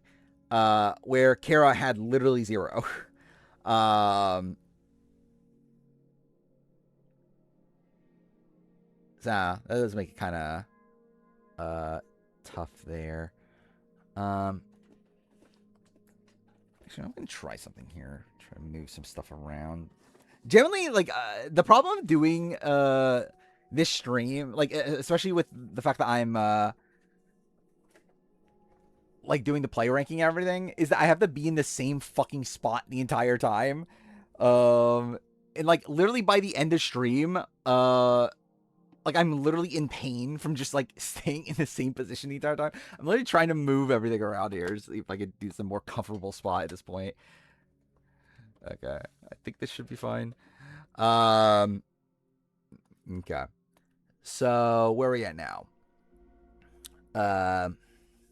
Yeah, I think I'll keep Stacy there. Nyanka, yeah, again, Nyanka's a weird one. I guess like Scott Pollard, like generally, is she better than Scott Pollard? She might be. She was better positioned than Scott Pollard. Like generally, if Nyanka made it to the end, she would be here, right? Like if she didn't quit, she's probably right there. Because she likely makes it to the end, and then she probably like doesn't win. But she would have played a very active game and would have controlled a lot of votes, but just couldn't win. But yeah, she doesn't make it there. She does quit. So how far down does that put her?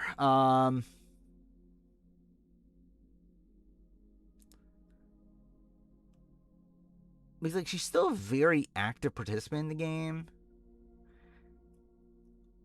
Yeah, it's tough to really like. I think she's probably below this tier. I think you'd argue this tier's playing optimally. I don't know if you say Nyanka was playing optimally. I don't think Nyanka taking out Brenda in the spot that she did was her playing optimally.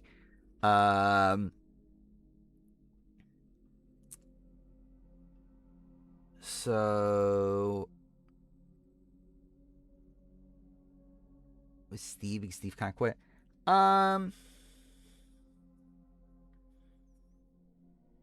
I think they have different pros and cons.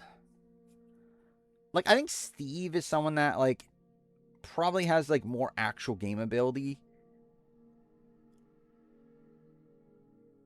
As in like I think Steve probably knows what he should be doing more than Nyanka. But also I think Nyanka probably has like more actual control on her season. Like it's another one of these spots where like in a final two between Steve and Nyanka, who wins? I think Steve. So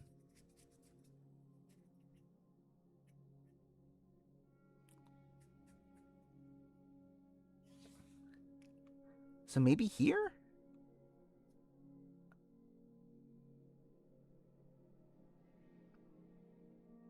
I mean, she's essentially like an active Kelly Sharbaugh, to a degree. The way I'm currently thinking about it. It's like, but I guess like it's different because like Kelly got screwed out of the game, Nyanka quit the game. Okay, yeah, it's like I don't know what to do with Nyanka.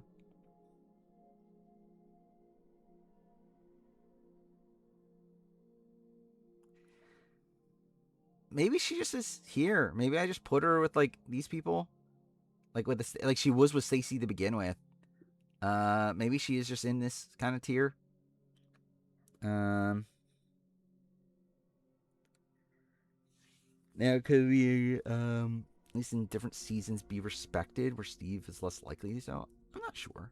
This work will never end. I agree. Dude, it's fucking 2:40.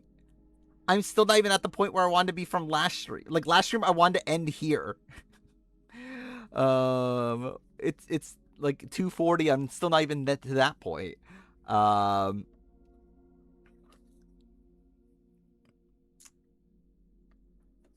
not even gonna fucking entertain a single fucking question about Suri and fucking Joe Hunter right now. I genuinely could not care. Yeah, I'll put Nyanka there.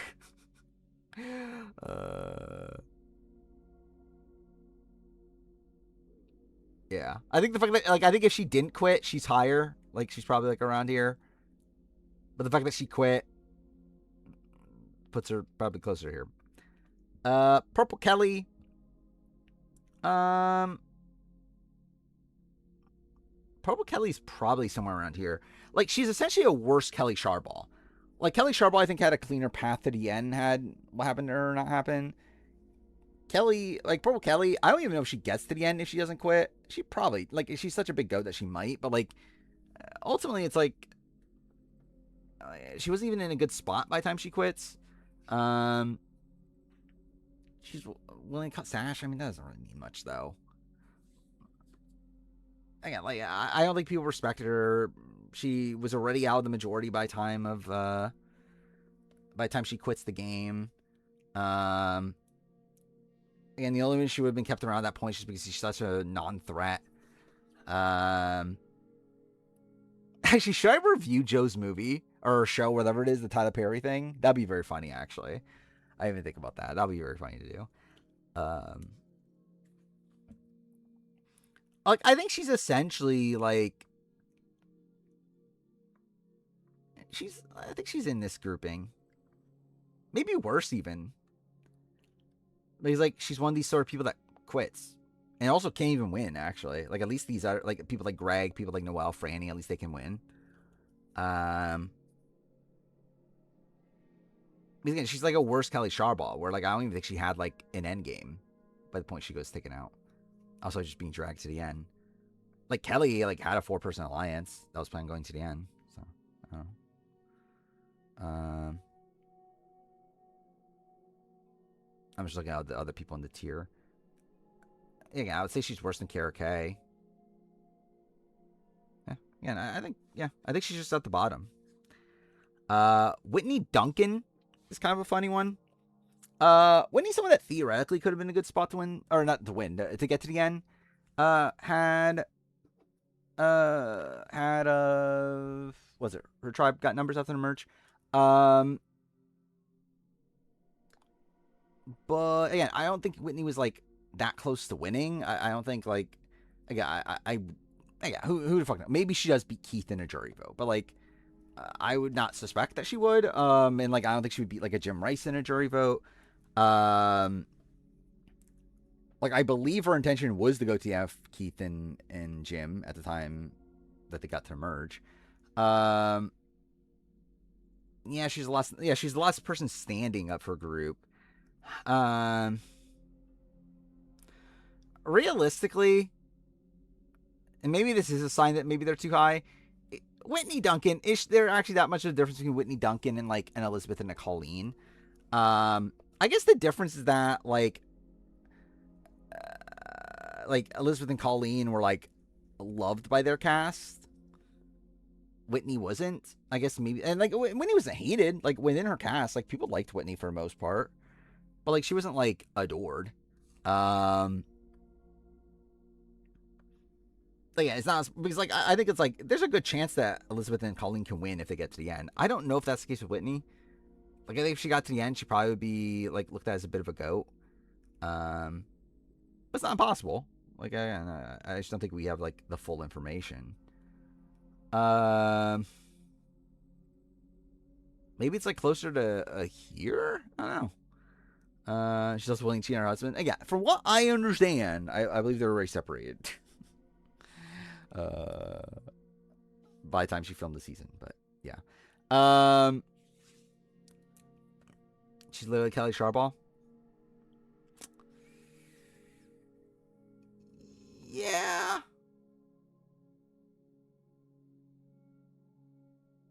Yeah, that's fair. Generally, no, I think, well, yeah, she essentially just is Kelly Sharbaugh.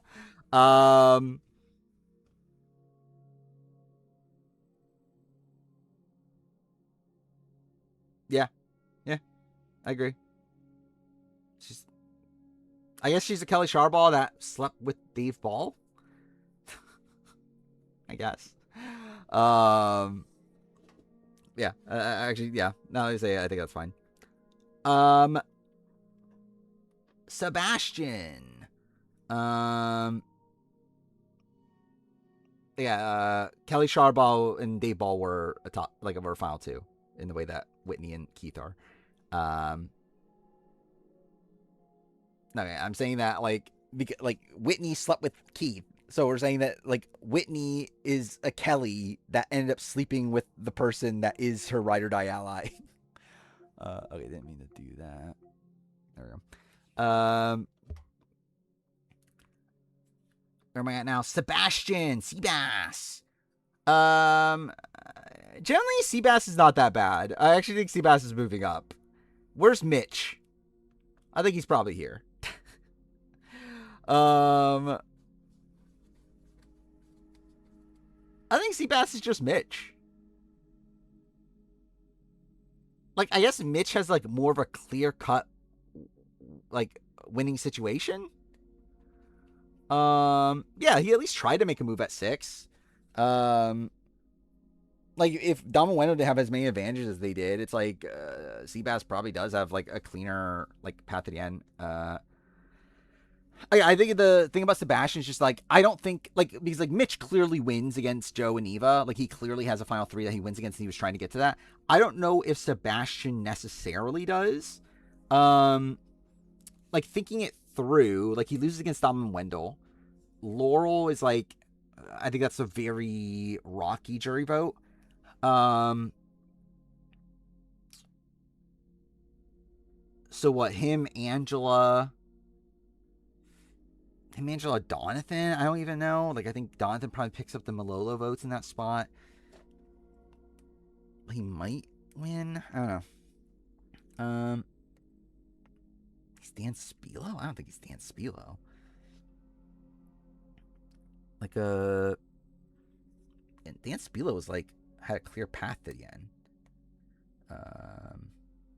And like was kind of deciding how the end game plays out. Like Sebastian was like kind of like the underdog in the end game, but like he at least like had the right intentions. Or like I think Sebastian like has a tough time getting to the final 3. And like even then, it's not even like he has that much win equity, but like he was at least trying to get into a winning position. Like Dan's just kind of a different game entirely. Yeah,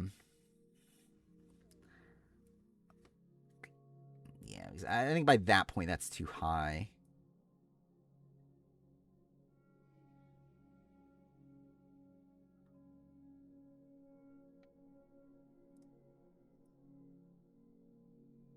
I actually like okay. In a way, I think you can compare him to Eric Huffman. I think the difference in this spot is I would say Eric Huffman faced off against more adversity, like he was on the bottom for longer. Like Sebastian was kind of like riding with a majority, not doing much with it. Where like Eric like came into merge down in numbers and was still able to get to like a final 6 with win equity. Where like Sebastian came into merge with numbers and then just like didn't do anything with those within those numbers until like at the end he tried to do something finally. Um, hypothetical: who wins at Emily, Tiffany, Joe, Jonathan? Yeah, I think Tiffany wins. Yeah, they probably all get like I think Emily probably gets like Devins and Christian.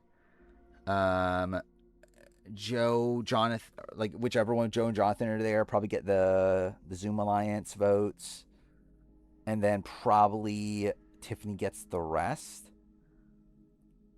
Like Tiffany probably gets like actually Rizzo might vote Joe maybe if Joe was there. Could be closer than I thought actually. Yeah. Like generally, that's a lot closer than I thought it would be. That would be a pretty weird like plurality situation. Like I think D votes Tiff, Suri votes Tiff, Ozzy votes Tiff.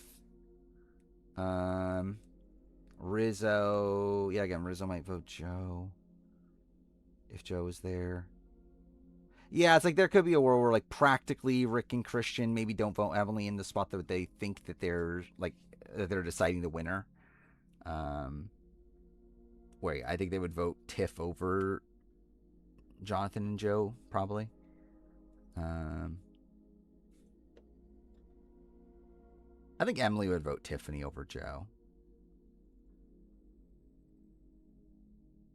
Yeah, I would assume that's the case. Yeah, who was I debating again? I generally don't remember. Who the fuck was I talking about? Who was I talking about? I was talking about...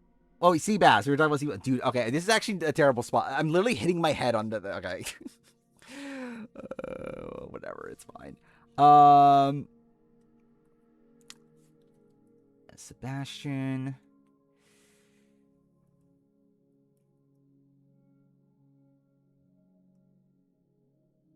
Yeah, okay. I think the thing is, like... I think Sebastian's either here or here, but I think if I move him up, I move Mitch up. Like, I think Sebastian and Mitch are tied to me right now. It's just more so a matter of where are they. And I could see them being with Eric Huffman. But if they move up, that means that they're below, or they're above Dan Spilo. Sebastian's worse than Mitch? I don't think by that much, though. Actually, generally, I don't know if, like... Oh, like, I think you could definitely argue it. Yeah, Sebastian tries to make a move. Mitch doesn't. Also, Sebastian was in a better, like, position to make a move. Yeah, I think it's, like, it's pretty close between the two. I think I am settling on here, though. But I also kind of just want to move him up just so Dan Spilo gets lower.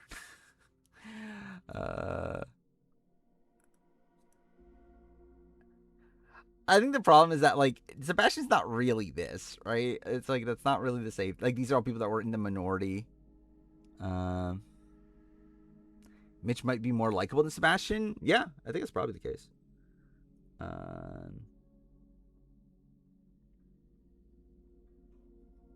He's tricked by Dom, though. I mean, but he wasn't really, though. Like, Dom did legitimately have an idol.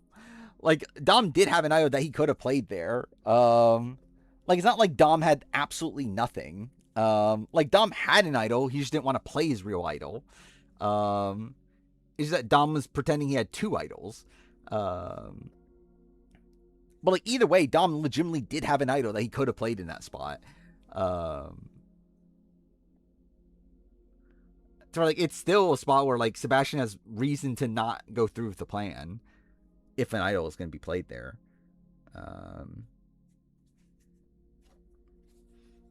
I think it's a spot where, like, I at least get where he's coming from.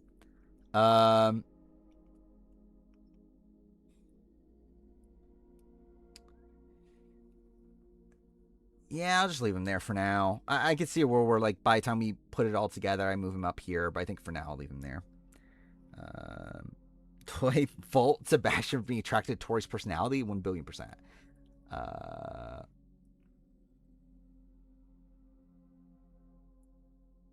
Yeah, it's like I think that's the spot too. Yeah, like they literally had the fake Malaysian X idol. It's like which obviously again like who would have guessed? And actually, they literally had the like Erica Muti necklace that was an idol. It's like I don't know. It's a weird season with that sort of stuff. Um,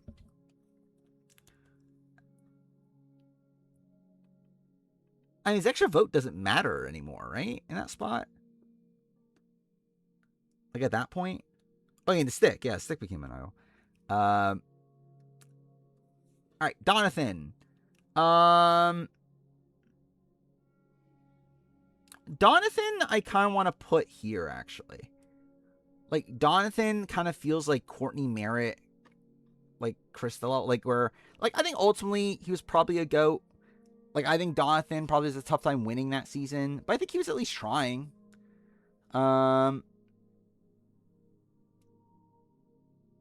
Which I don't know. Maybe that's up here then. I don't know.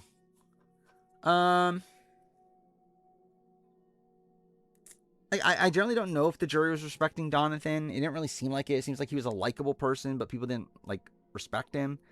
But yeah, maybe the fact that at least people liked him though, because like even here, it's like these people didn't like these people, right? Like at least people like Donathan, to where like maybe that is enough to just put him there. Isn't he at least tried to make a move against Dom and Wendell? He at least knew that he needed to get Dom and Wendell out, and it's just like Laurel wouldn't budge. So you can like argue he's playing optimally.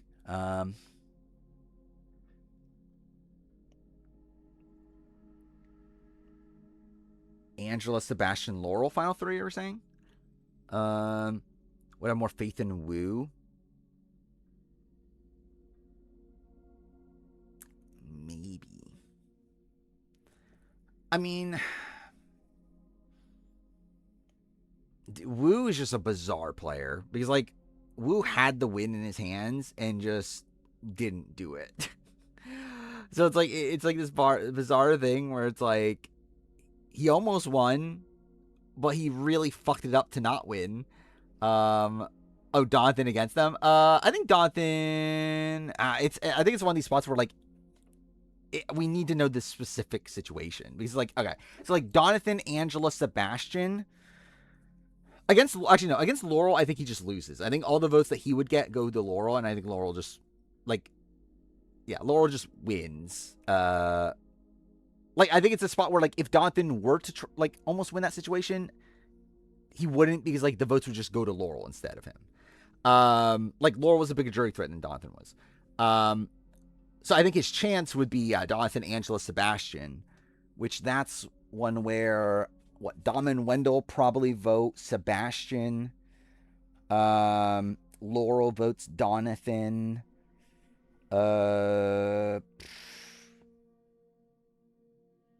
Kellen, I don't know. I think that can kind of go. And probably Seabass actually. She probably votes Sebastian. Yeah, generally, I think Sebastian probably wins. But because then I think Chelsea probably leans Sebastian. Yeah, actually, I was thinking everyone would get votes, but in more practicality, I think it actually probably just becomes a Sebastian versus Donathan vote, and I think Sebastian just gets all the or the Navides. So yeah, I think Sebastian probably just wins. El Champo, I generally forgot that was a thing. And what a king, El Champo, my favorite. And the winner of Survivor UK, El Champo.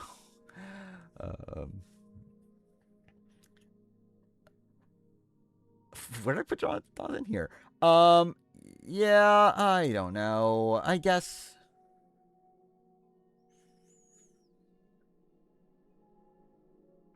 Okay, maybe. Okay, where exactly do I put it? Maybe here, maybe Owen. Like Donathan and Owen. Is that like an okay comparison? Like playing optimally, had a tough time winning a jury vote. Like kind of had a rocky game. I actually feel like that feels kind of okay to me. I guess like Owen succeeds in getting to the end where Donathan doesn't.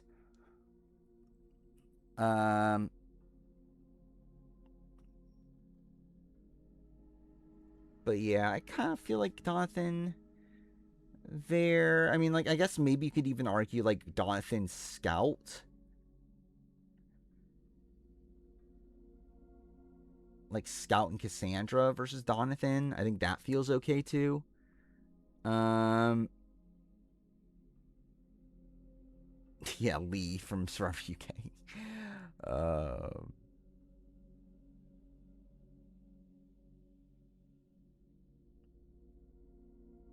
Yeah. I think this is around where I'm selling. Like, I feel like he's probably better than these players.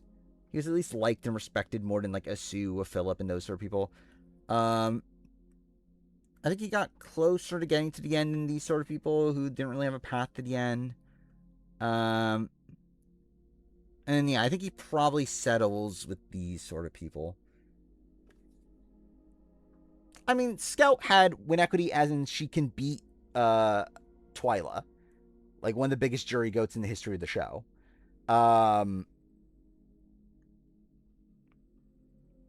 Where it's like in that spot, like Dawson could beat Angela in the final two. So it's like, I don't know. It's like I feel like if it's a final three, Scout can't win. So I don't know. Why do I want to take Chris? I think she like thought Chris needed the money more. Probably is a factor. I think they bonded from like having like similar style of jobs and that sort of thing. Also, she's a misogynist, so that's also a factor. Dude, it's fucking 3 a.m. Yeah, I'm never finishing this. Dean Kowalski. Dean kinda sucks. Where do I put Dean? I think Dean. Like, again, Dean's just one of these players that just, like, feels like a better player than what he actually is. Like, the reality is that he was a massive goat, couldn't win the game. Like, generally, I think he's probably, like, the smallest jury threat of that entire season, and a season had fucking Dan Spilo. But, like, he's playing hard, at least. Like, that's something.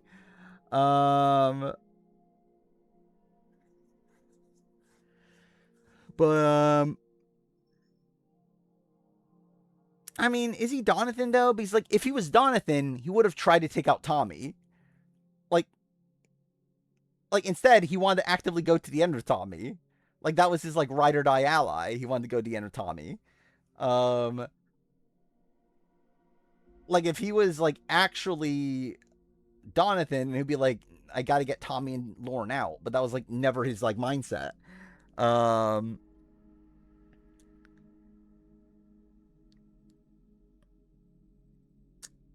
Him and Jacqueline? I can see that. Yeah, I think that's kind of the ballpark I'm thinking of right now. I think probably, yeah, like around here. Like with the other, like, goats. Though, yeah, him and Jacqueline, that's actually a decent-ish comparison. He got 3. I voted for him. Cool. Yeah, I got saved by pregame connection. I mean, like, I think that's the thing, like, him versus, like, Jacqueline, is that Jacqueline also got, like, very much benefited by Blood versus Water twist. Like, I think that's something you can kind of, like, compare between them. See, I kind of do see the Dean-Jacqueline comparison. I think Jacqueline's probably better. I don't know. I guess you could argue that. I think Dean's a more active player. I think Jacqueline's, like, game on that season's better. So, yeah, I'm kind of thinking Dean's in this tier. Okay, cool. Yeah, I think he's, like, in that tier. I think you could argue above or below Kara K and Julie, but I have Dean higher than her on my. I feel like my opinion of Dean has gone down the runner-up ranking. Yeah, I don't think on my runner-up ranking I properly took into account the fact that he got saved by Kelly in the pre-merge. Where is my runner-up ranking? I have way too many rankings here. This one.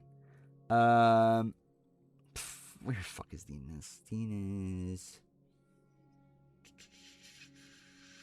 Actually, I ignore that low. It's just kind of like. Yeah, Dean's all the way. Yeah, Dean's way too high on this. What was I doing, Dean?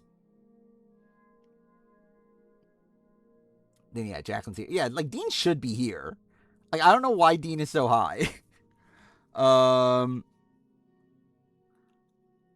Yeah, that's the thing. Is like I think there are some like interesting plays from Dean. Like I don't think Dean's actually like the worst player in the world, but it's just like his game in that season is really bad.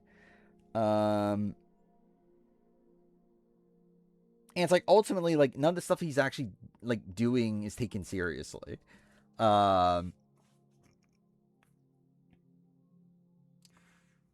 So I'm kind of debating between like top and bottom of this tier. I think it's kind of like a Rizzo style thing, where I just don't think anyone took him seriously. Like I don't think you take a 30-year-old guy that calls himself DK Chillin seriously. Philip isn't a top 242 player anymore. Oh no, what a travesty. Was he 30? Generally, was he 30? I think he was like he was in like late 20s at least, right? How was fucking Dean? Survivor 39.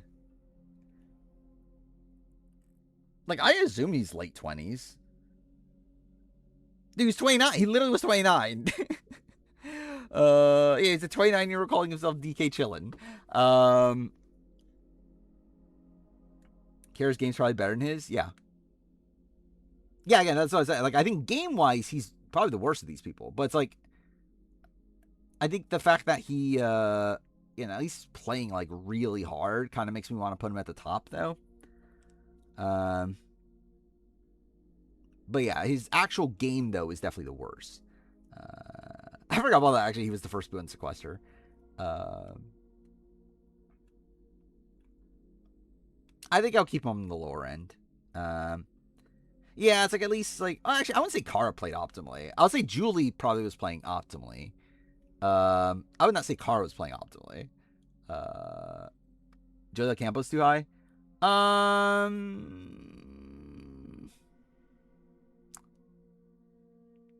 No. Joe Del Campo is someone that like was the ride or die to someone that was running the game, was meant to get to the end. Even in that spot, he's not like drawing dead.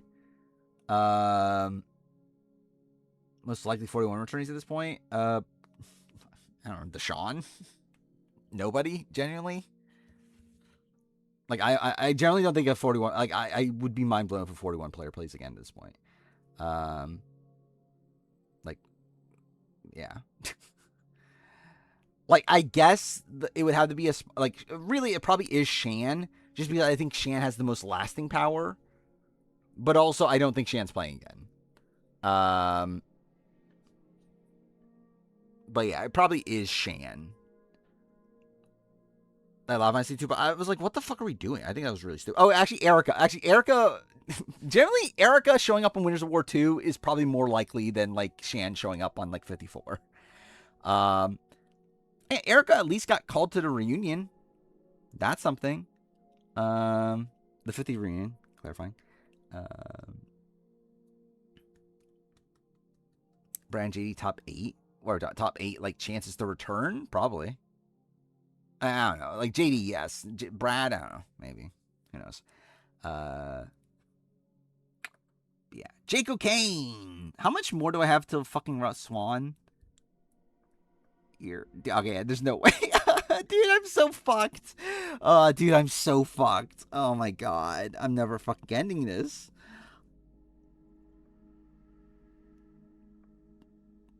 Yeah.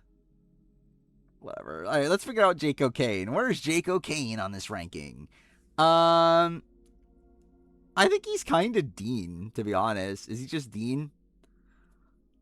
Like, I respect him for at least trying. But he obviously fails at most things. He at least doesn't get saved by, like, a twist. Or, like, by, like, I don't know, by, like, something completely out of his control in the way that, like, Dean does. Or he like more naturally gets to the end. Yeah, again, I think he's at least trying. I kind of want to put him actually towards the top of this tier. Because I at least like respect the gusto.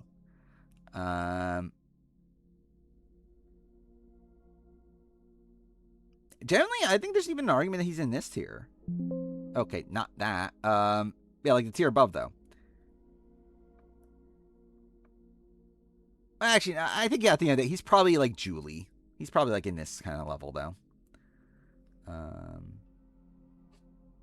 Where's Jeff currently stand on doing a pre-merger season? I mean, yeah, we're never getting that. Like, I think at best we'll get pre-merge versus post-merge. I think that's the best chance we'll get. We're never getting an all pre-merge season.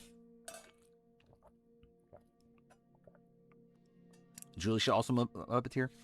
All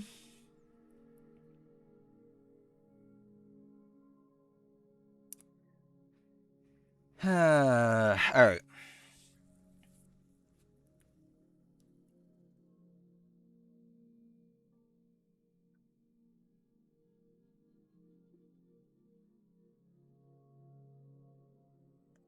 Maybe.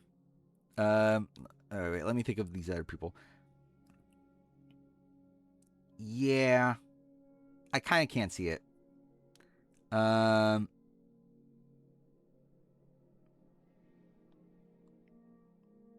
Yeah. Yeah, the fact that they played optimally, actually got to the end. I guess, like, Sundra is one that you can also potentially put in that tier. But, like, yeah, I think, like, these...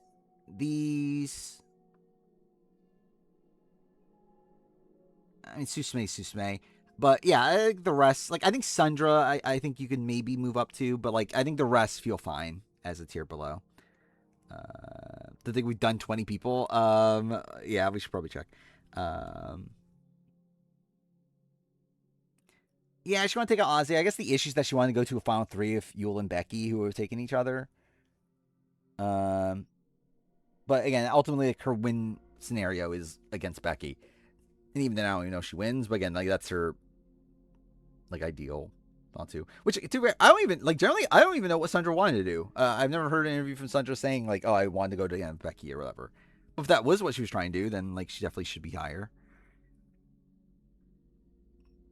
But, yeah, fuck it. I'll just put her higher. I don't really care enough. I think it's fine. Like, I think Sundra also, like, I think she gets some credit for, like, some decent recovery, too. Why am I making that big of a gap? You should call Sundra? I mean, good luck. I wonder what she'd say. She's like, why is this person named Justin Pascal calling me? That's a very weird thing to just happen out of the blue. Why is Justin Pascal just calling me and asking me about would I have voted out Becky or Yul at the final three of Survivor Cook Islands? All right, let's see how many people we've gone through. Let's see. We're at 327. I'm so fucked. We've done 15 people. How?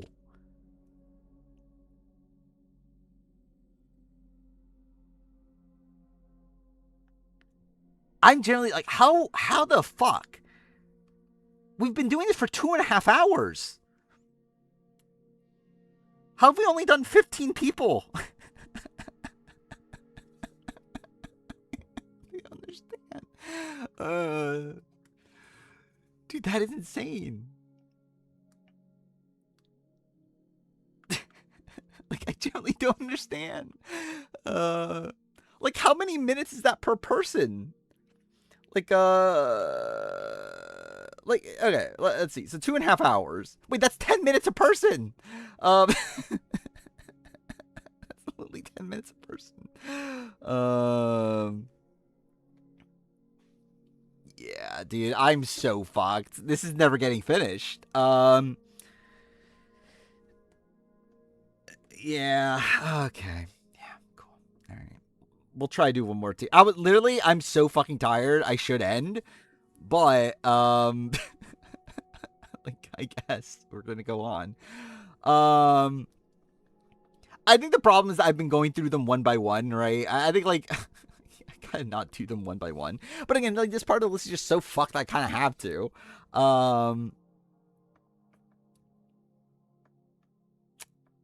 Angie.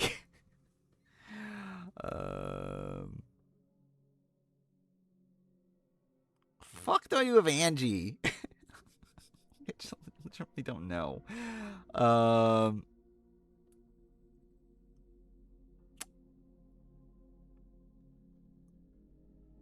my god, dude. Fuck all these people.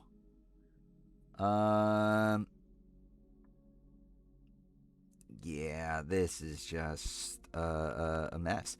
Like, do I just keep them here? Angie, James, Jenny Guzan Bay. I guess like maybe Purple Kelly. I'll have to like. I don't know. I guess we need to probably think about that. Once the fuck MC confirmed. Yep. I also want to fuck Matt Bischoff. That's my favorite.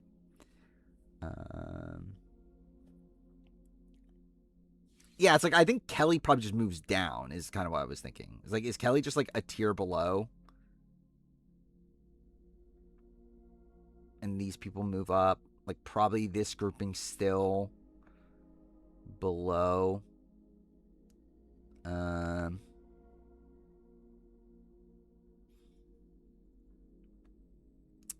Angie then James. Did I mean that? I mean better than Kelly Sharbaugh. I'm not sure on that. I don't know. I don't feel like that's the case. I haven't seen Exodus. I keep on forgetting because I saw that there was gameplay that came out and I meant to watch it. Like that's the former Mass Effect devs, right? But yeah, I haven't watched it yet. Matt Williams is the Matt Bischoff new era. I mean, I guess. Like, sure. Angie should have made top 4 for Tribe.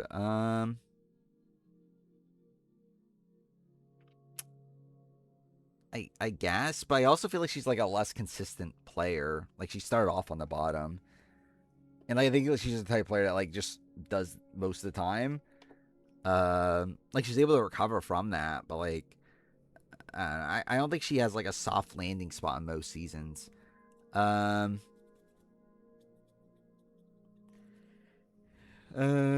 guess like you can argue that with like a Nora also, but obviously Nora made it to the end. Theoretically could have won. There's nothing for you, really. I thought there's a decent amount of like. Actually, I'll say this: there's a lot of stuff I want to hate play, which is kind of funny in modern gaming. That like, in terms of stuff that I'm genuinely excited for, it's really just Persona.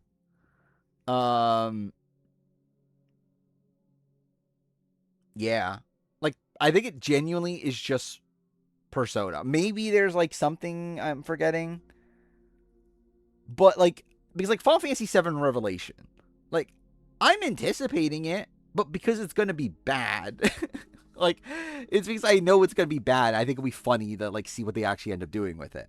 Kind of same thing with Black Flag remake. Like I'm anticipating Black Flag remake, but also because I know it's gonna be bad, or at least like not as good as the original. Yeah, I think that's just kind of the spot I'm at right now. I'm kind of like anticipating shit, I guess. There was probably something else. I did a. Actually, let's do this real quick. I forgot. I did make a list of like games I wanted to play. I don't know if it's on this computer though. It probably isn't because I just realized I don't have OneDrive open. Try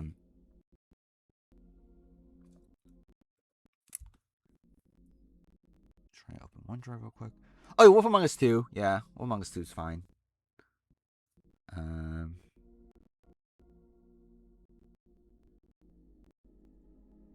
Yeah, the what's it called? Crossfire.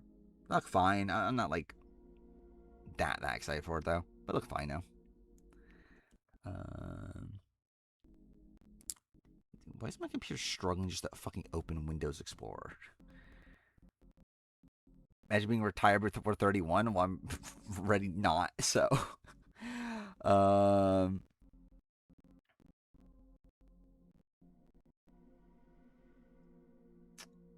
where is it?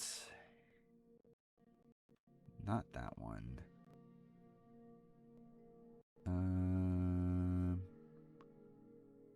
Fuck is it? Here? Yeah, there we go. Found it.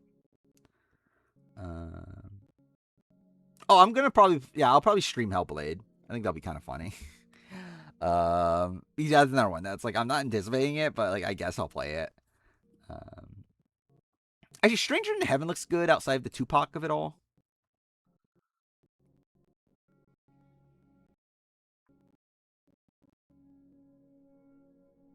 Where am I at? Here.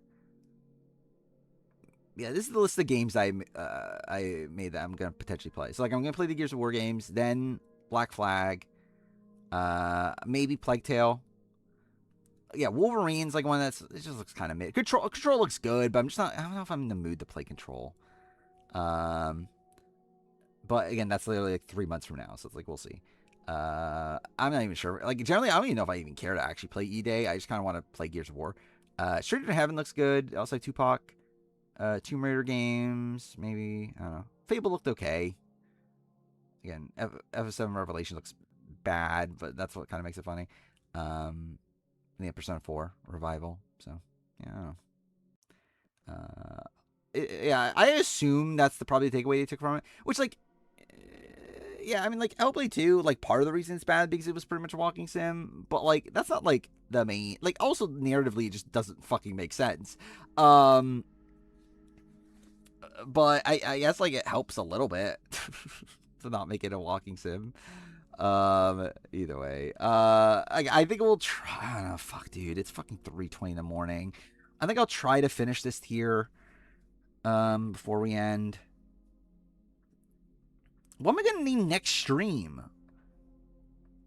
Is the general the blank player of all time? Yeah, I guess the general is the next stream title. Could you make it the dude? I still haven't made the Russ Swan. That's insane. Whatever. Angie, I don't know. I kind of do just want to settle for here. I do think she's like, yeah, her game wasn't terrible. But I just don't know if she's a particularly consistent player.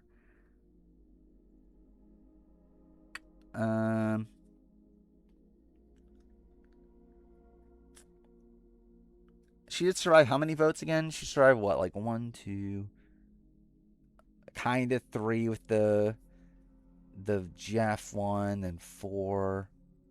She got through 5, theoretically 6. Like she should have gone through 6. Oh no, she should have gone. Like she got through 4. She should have gone through 5. That's what it is.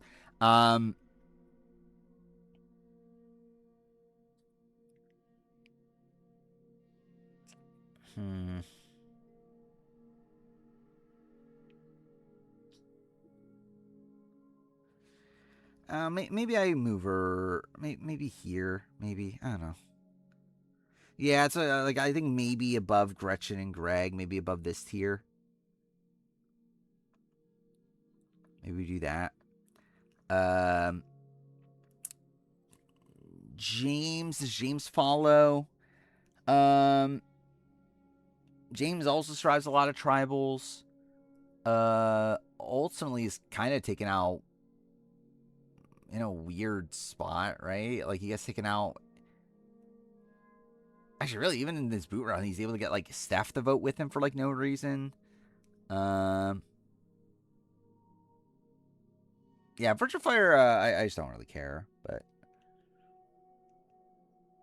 yeah, obviously, like you're a big fighting guy, then I'm sure it looks cool. Yeah, I think that was the thing about this entire like Summer Game Fest, like all these showcases, that like nothing was a big surprise. We kind of knew everything that was happening. So while like it was cool to see like Persona 6, it's like, well, we kind of knew that was happening. Same thing with like FF7. Ibrahim should have been at 5. Angie.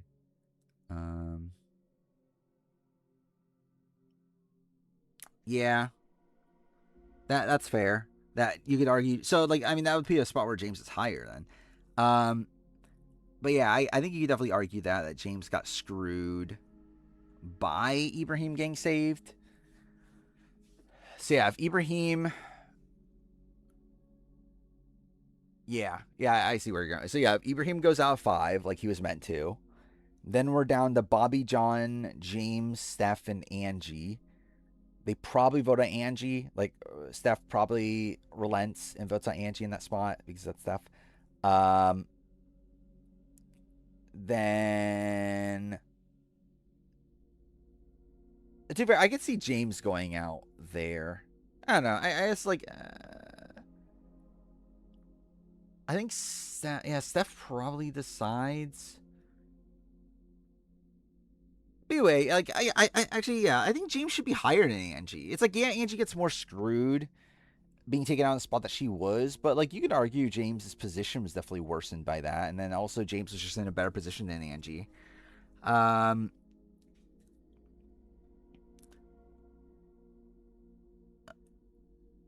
the question is how high? I mean, do we just like is it just one tier? Like is it just one placement above?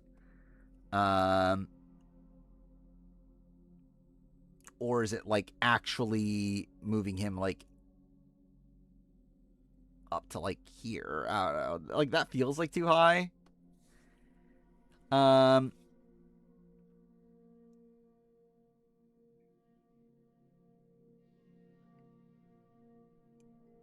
Yeah, I don't know. This feels like it feels high, but also I could definitely argue it. Is like kind of the thing. He might be like generally he might be like would be funny. Do you imagine? Yeah, it's literally Bob Crowley and then James Miller right after.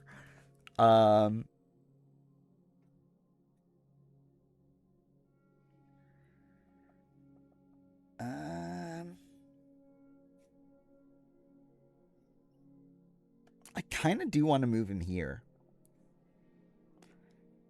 He's like he essentially was in what the top 3 of Oolong.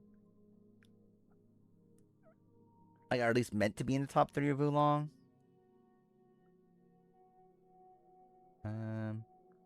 Even like early on, like he was a pretty central swing vote.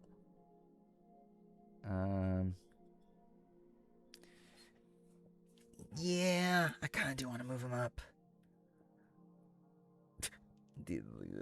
Like, yeah, James Miller being this high is very funny though. I think I don't think I could put him here, can I? See, okay, the problem is that he doesn't really fit in this tier. I think it's kind of the issue. Like he doesn't really fit. Like just like Rupert, he doesn't fit in.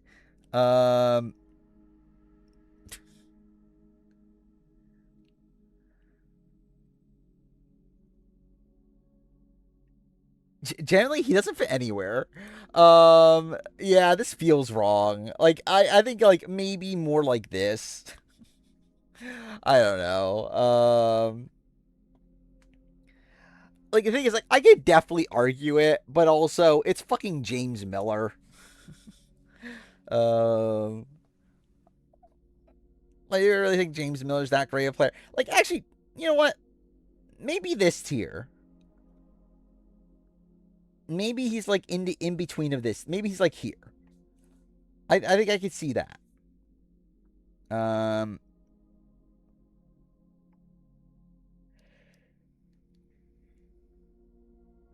Even then, like him being above like Michelle Yee is weird. Like we at least like know where Michelle Yee was going. I guess to be fair, like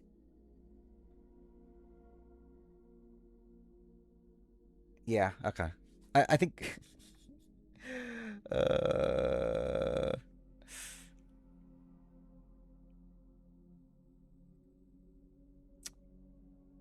nah, yeah.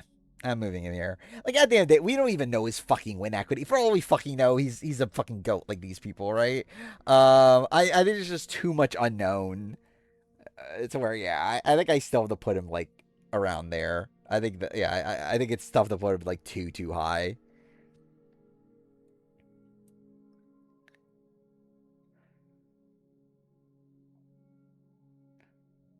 I mean, like, yeah. I mean, I guess like we could just put him here, which is essentially where it was before. Jenny Guzan Bay. Also, I think I fucked this up, didn't I? Or is that no? That's correct. Never mind. Yeah, Jenny Guzan Bay. I kind of want her.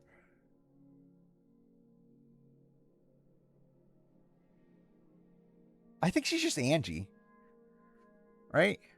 I think she's just Angie.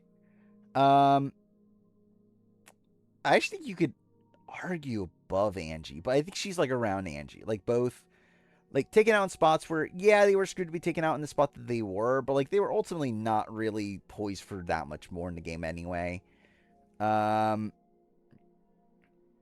Jenny probably is like calling more shots before her boot than Angie is. And like Angie's someone that like I think is probably inherently I want her. What the fuck do you mean?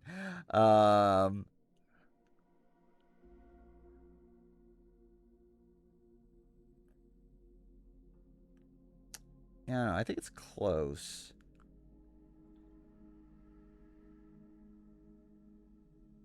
Yeah, I think I'll go I think I'm leaning still below. I think like ultimately she was still taken out in like a fairly normal vote. Like it's like because like with Angie, it's like who knows that next round it could have played out differently. Like especially without Ibrahim there. Like for all we know, like James decides to vote out Bobby John for all who knows. But like with Jenny, it's like she was going anyway. Like I don't think that would change anything. So I want to give her a massive pause. What? Um,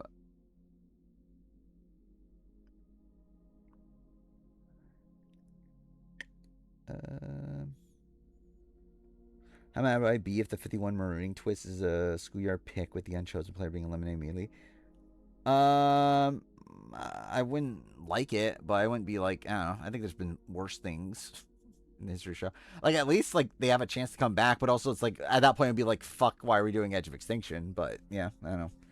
I think there's things to make me angrier. Mookie.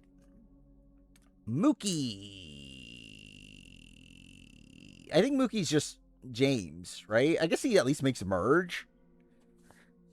But, like, I think he's essentially just James Miller. Just, like, survives a lot of tribals, was in a pretty good spot throughout the entire pre-merge despite, like, going to tribal over and over again. But eventually just, like, runs out of runway. I guess, like, his ending is probably worse than James's. But, yeah, he does survive a while. Is way higher. I mean, like, I could see him being, like, here. Actually, generally, maybe here. I can see that, too. I think the problem is I don't think Mookie had, like, a genuine path through the game. Like, I don't know if Mookie had, like, actual... Because, like, even within the Horsemen, it's like, I don't even know if the Horsemen take him to the end. Like, even, like, Edgardo and Alex, I don't even know if they actually take him all the way to 3. But it's like, too fair, like, I guess he does recover quite a bit, though. Yeah, okay. I think that's fair. I think moving him up to here is fine. Is he a better player than Dreams, though? I guess, like, Mookie had more of a chance to win, right? I mean, like, I guess, like, he wasn't as, like, hated as Dreams was.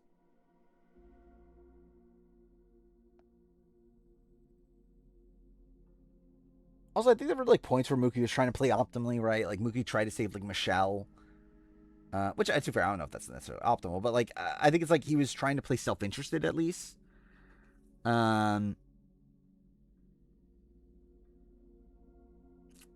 So yeah, I'll do it. He's better than teeny Mitch and Katura. I mean, like, I think he's better than Katura. Mitch,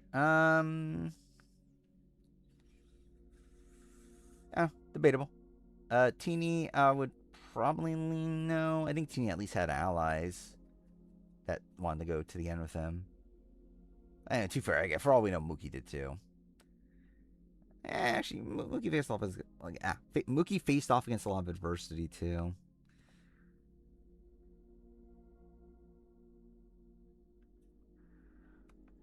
What were the other? There's another two. Oh, I was thinking about Mookie here too. Like Mookie versus Eric Huffman. Well, Eric made it further and probably have more win equity. But like considering just like Mookie went to like almost every pre-merge tribal. Or did he go to all the pre-merge tribals? I think he literally did go to all the pre-merge tribals, didn't he? Oh, no, except for Liliana, right? Except for Liliana. But anyway, he went to like almost every pre-merge tribal and like survives them. Like that's pretty impressive. So yeah, like also the fact that he runs out of runway at the merge isn't that shocking considering that fact.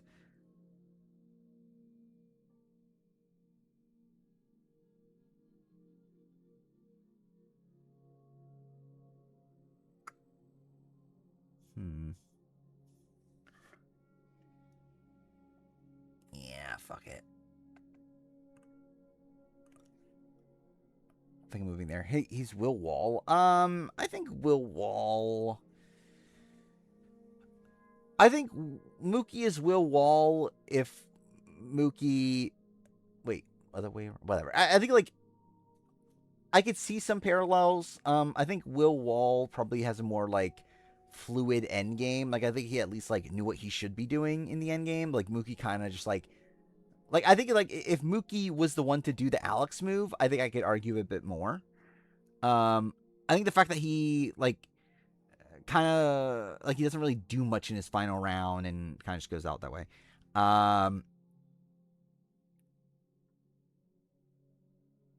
Feels we're having him this high.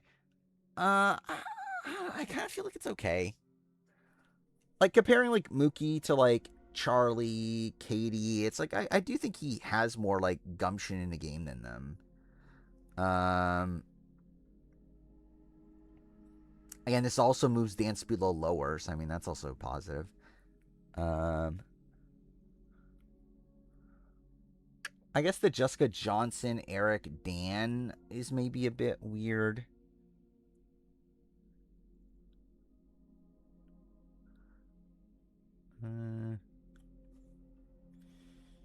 I don't know. Okay, I think maybe I'm moving back down here.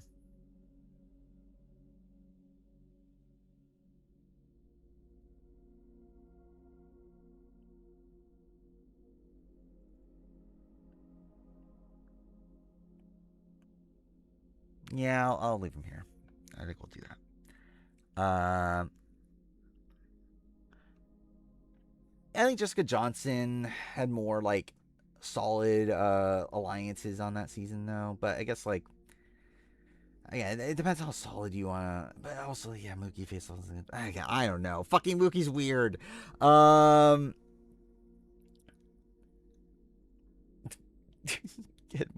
such a weird player.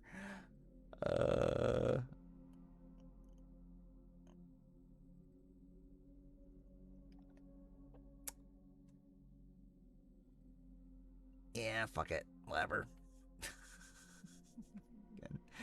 This is never ending.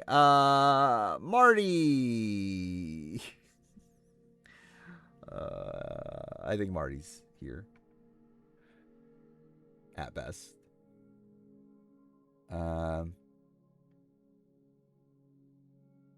Like I think at best he's Scott Pollard. Generally, that probably should be its own. Like I think it's like obviously he's not as much of an asshole as Scott Pollard, but like I think it's a similar like solid game of like has some control at points, but kind of also like maybe questionable while in power, and then like has a bad. Actually, I guess like technically Scott Potter's a better swap phase than Marty, but still Marty still gets like through it post merge. He's able to like do some stuff. I don't know. It's like it's a bit of a mess. There's some good game ability in it, but ultimately he's still like pretty hated by like half his cast. It's like he's definitely like a fluid player in how he thinks about the game. It's definitely not like he's willing to like he picked up the stragglers and that sort of stuff. Yeah, the idol confessional thing, but I don't know if that's that big of a deal. It's like most people knew he had an idol anyway, and like I think they would have thought he had an idol anyway, and I don't think that really affected that much of his game by the end. Like I think his position was a race shit anyway. Like whether he had an idol or not.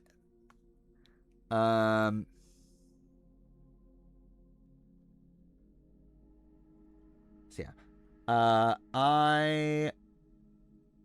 Why they keep Marty on the Revo? I believe the thing was that they pissed off Kelly B, and they were like, well, we already pissed her off by voting for her, so we might as well just like vote her out now. It is kind of dumb logic though. Well, like, yeah, like actually, really, it is really dumb because like at that point, why even vote for Marty at all? Like, okay, cool headset. What the fuck? Yeah, like, why even vote for Marty at all? If you're gonna do that, like, you might as well try to save face Marty if you're not gonna vote out Marty anyway. You might as well just like vote for Kelly B, but then like just tell Marty, that he should play his idol. Like, I think that's the play there, but I don't know, whatever. Yeah, I guess that's the worry, is that like he would play the idol on Kelly B. Okay, actually, I think that's the plays then. Like, don't tell. Well, actually, I forgot. Did Marty vote? Marty didn't vote for Kelly B, right? Marty voted for Jane at that tribal. That's how that played out, right?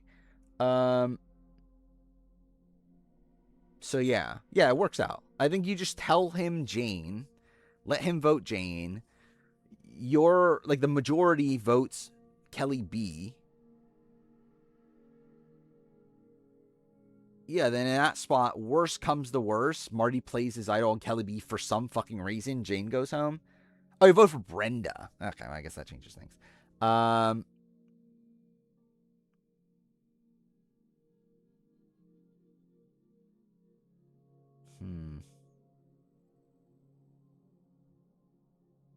I guess you still split. I don't know. I guess, like, just to be safe, I guess you split, but it's still a weird thing, though.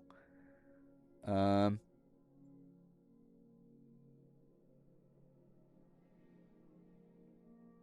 Anyway. Matt Bischoff.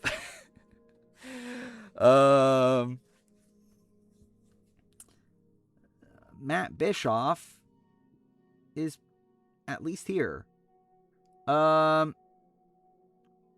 There's an argument he's higher. I mean, where's Tracy Hughes Wolf in all this? He's all the way up here. Yeah, like, there's an argument Matt Bischoff's up here with Tracy Hughes Wolf. Yeah,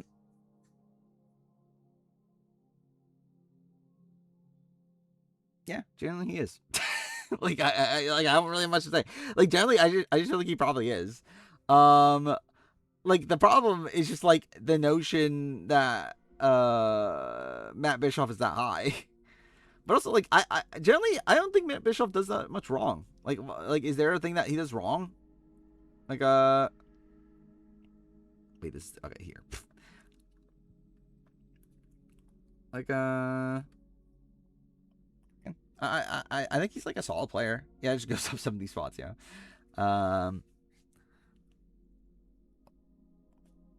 Like, I think the. I mean, actually, I was gonna say like the fact that like, I don't know, it's like he still goes to like how many tribals in the pre-merge? Like 4? No, maybe 3. Either way, well, he goes to a lot of tribals in the pre-merge. Is able to like survive all of them in like the best spawn in that tribe alongside Michael Snow. And then just get voted out over Michael because Crid likes Michael for other reasons.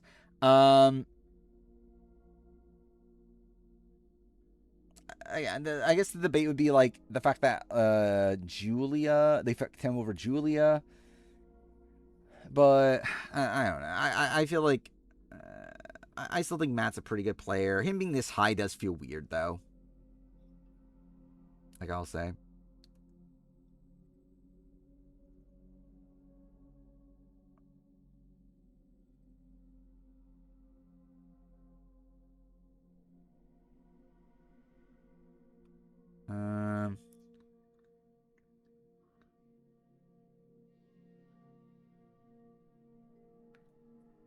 But yeah, I do think his pre-swap game is very good. And him versus Tracy Hughes Wolf, it's like he's technically in a better spot than Tracy Hughes Wolf the entire game. Yeah,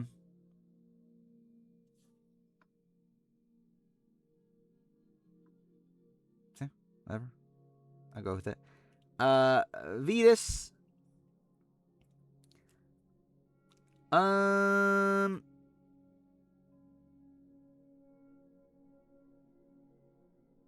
Vetus is probably just here, I think.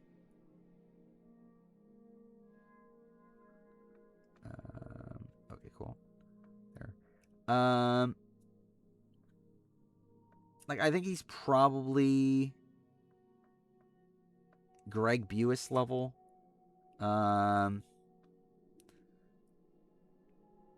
Yeah, it's like I guess actually to be fair, his early game is probably better. Like his early game, okay, his early game Blood vs. Water, like his pre-swap early game is pretty good, but also even by the end of that, Caleb flips on him. Then yeah, he's really being saved by pre-game and the post-swap, and then he's just taking out the merge.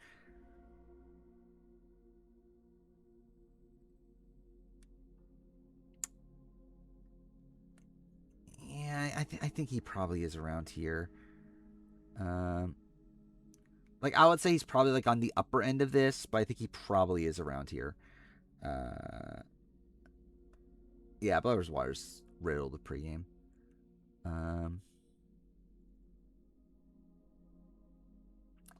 Yeah, what was it? Tracy and Matt should be lower. I don't fucking know, dude.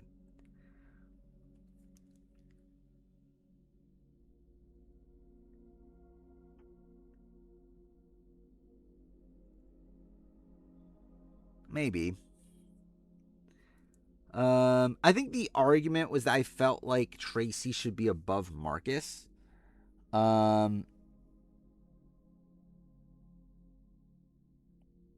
Which, like, I can't understand that argument. However, like, Marcus is probably a more consistent player.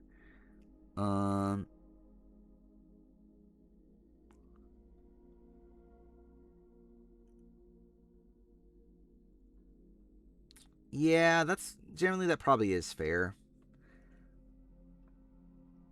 Like, I feel like this tier is probably tied to this. Like, I think these are all kind of similarish players.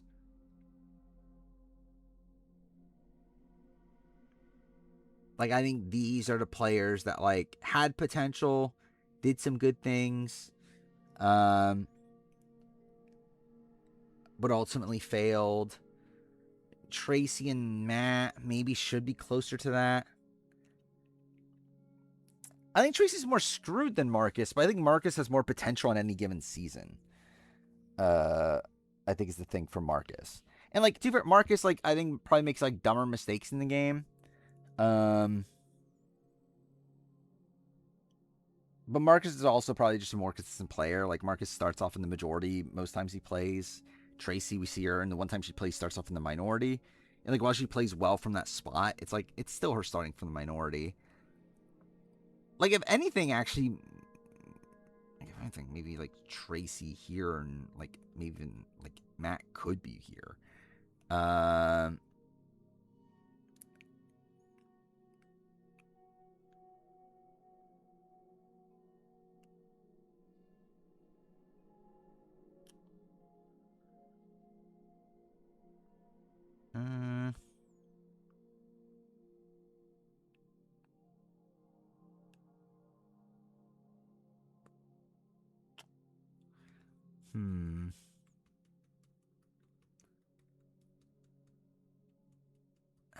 Yeah, it's a tough one.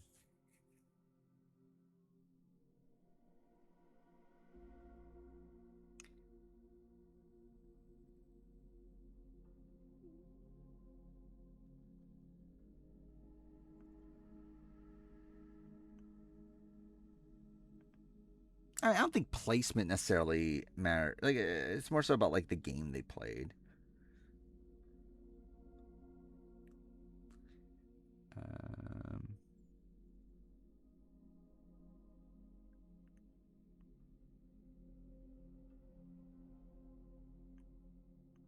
I really could see it going either way. Um, like generally the spot that I'm at right now, I kind of feel like Tracy here and like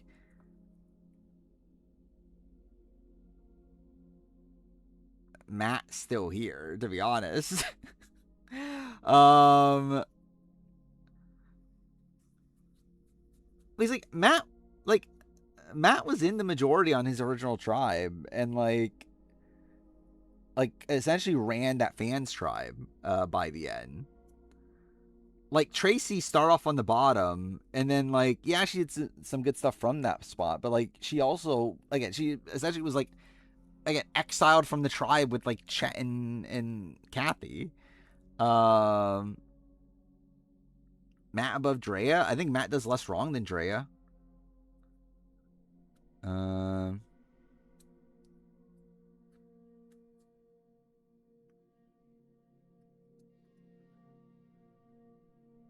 Like I think Matt does less wrong than like anyone I could see on the page right now.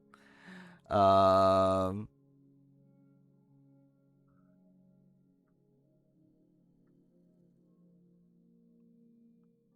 like maybe like outside of like Nick Stanberry and Brandon. Actually, not even Brandon. Yeah, okay. Maybe outside of Nick Stanberry.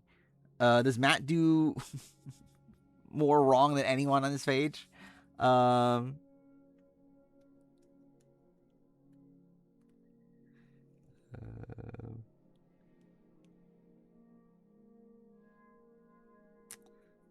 they have the opportunity to do something wrong. You know, he's out of the game. And that's literally everybody here. Like he went to more tribals than like other people on this page, right? um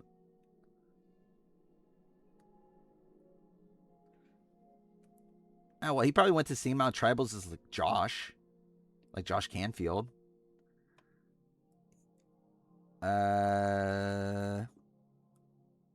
I think it's the same as Jeff Kent also. Possibly more than David Kinney.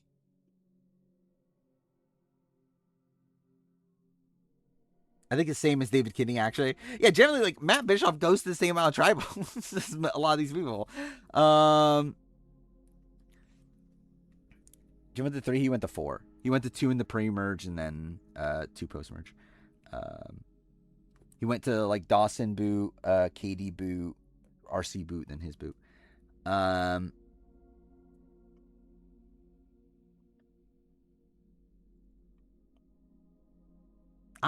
Generally, I'm fine with Matt Bischoff being this high.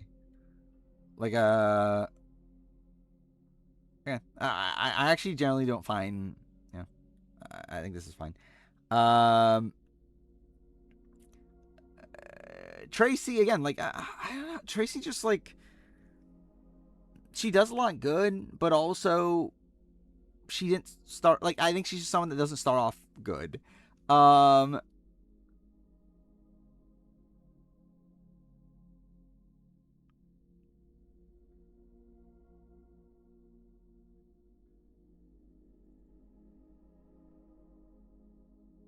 Like, there's a lot of potential there, but I'm not sure if that potential's, like, founded.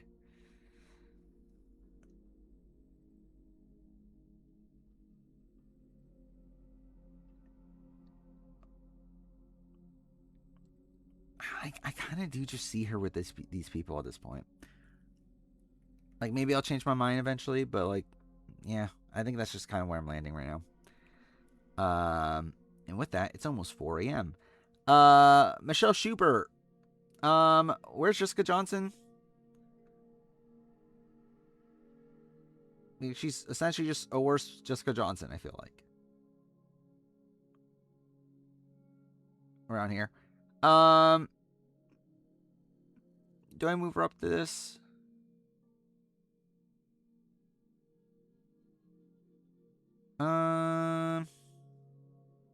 Yeah, that's fine. Like, also merch boot, also taking on a safe vote. If anything, you could actually like give her like she obviously went to tribals pre-merge and like got out of a swap screw. By swapping over CC, even though she was the next go anyway if they went to tribal again, but like still. And then what was the other situation? She leads the Mari vote. So it's like I actually kind of can see her being above Jessica for those reasons. Which I think I'll actually do. But yeah, I think she's in this tier. I think that's fine.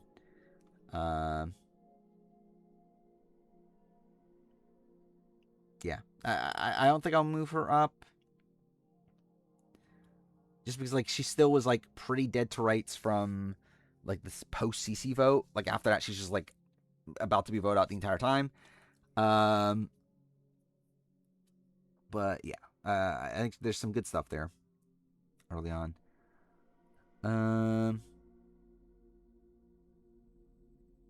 There's not a single player that existence pisses you off more than CC. Cool. Where am I at now? Evie. Evie has a good early game and then just completely crumbles post merge. I don't think necessarily does that much like actively wrong. But also just like threat management was just like, yeah, kind of out the window.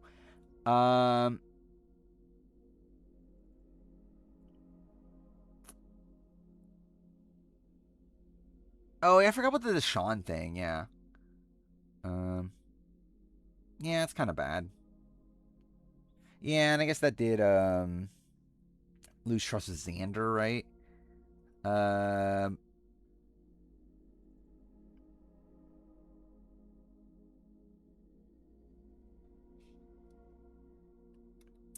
are they? Yeah, like Liliana flipped, but I don't actually even fault that.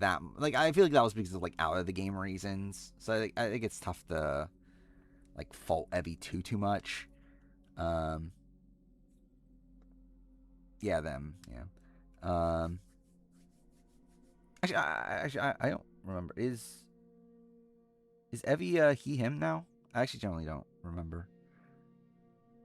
But yeah, it's at least they them.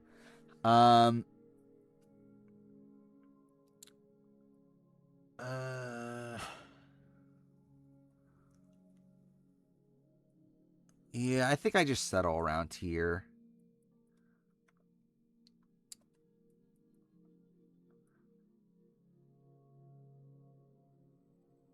I kind of feel like they're Marty level actually.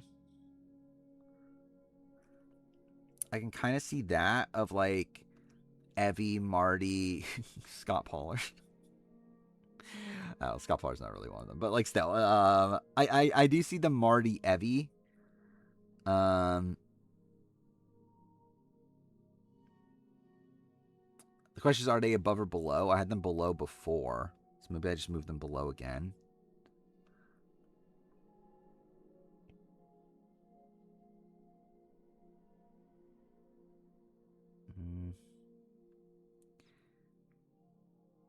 Yeah, Kelly Kim. I think Kelly Kim's probably just here with like Evie and Marty. I don't know. I guess you could like argue, is Kelly Kim like Jessica Johnson, Michelle Schubert level?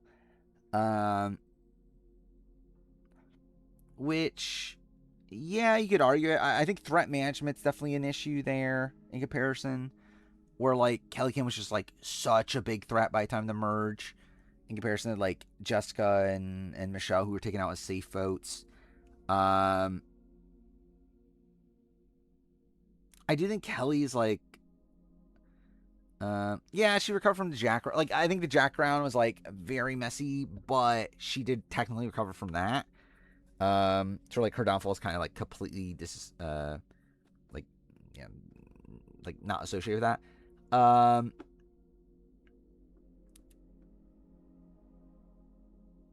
Yeah, I think like I kind of want to give her credit for like how much control she had in the game at points, but it's also like bad control though. It's like control, but like not even like used properly. So I'm like, I don't know, 4 a.m. Yeah, fuck me. Got what, 5 people left? Um,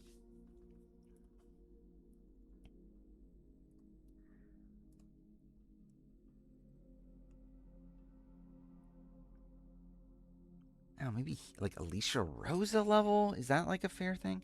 I don't know. But again, threat management was just so bad. Or like that is kind of Evie level.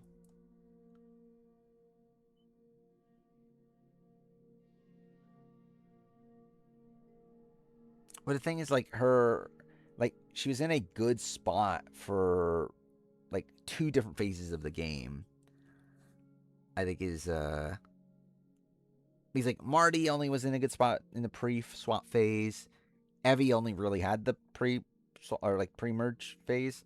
But so like Kelly is like was able to be good in the pre-swap phase and in the post-swap phase as well. Um,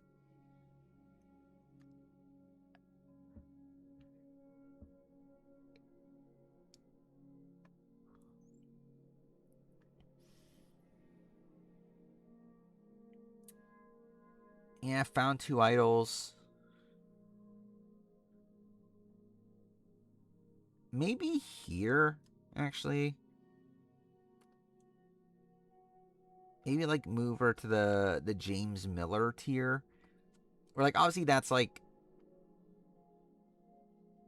more like screwed players, which like she wasn't, but I can kind of see her be like in that caliber though.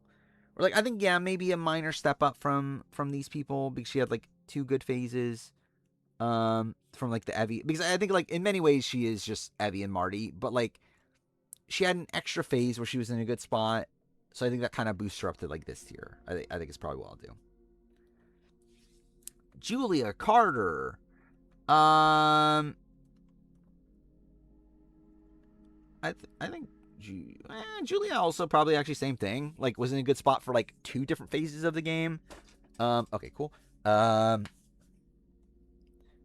even go to tribal until post merge, right?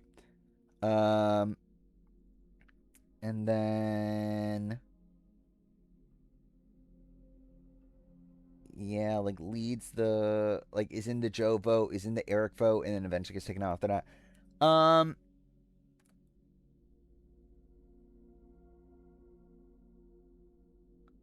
don't know. She probably is higher. Like generally, she probably does move up.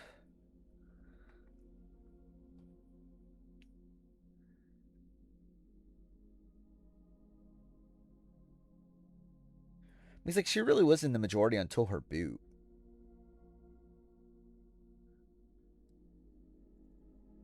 I mean, yeah, her boot round was really bad.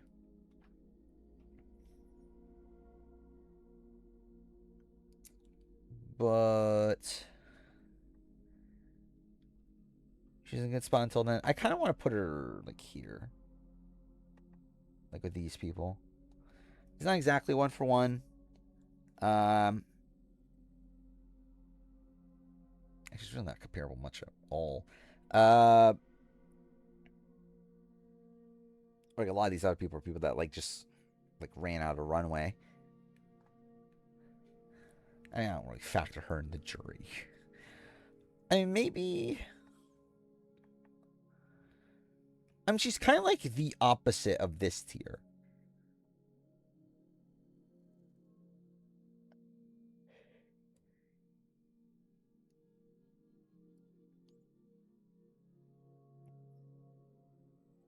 Yeah, I think that around here feels okay to me. Like generally, she's probably more of a like in between tier. Like I think she's probably like somewhere around here. But yeah, we'll put her there for now.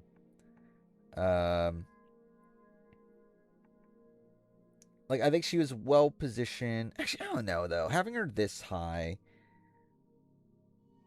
he's like that's above. Yeah, because like I think that's the thing. Is like her being that much above Kelly feels kind of insane though, doesn't it? Um. Okay, cool. Like I think I could definitely argue her above Kelly, but yeah, like that much above.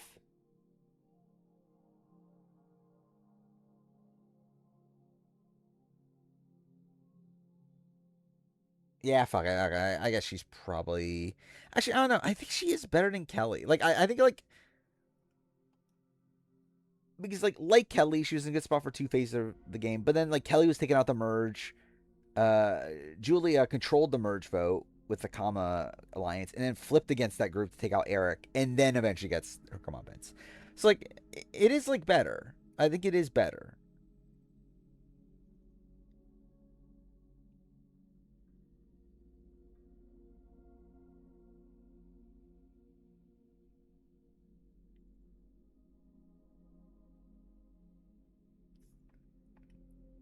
Yeah, I think she's at least better than Kelly.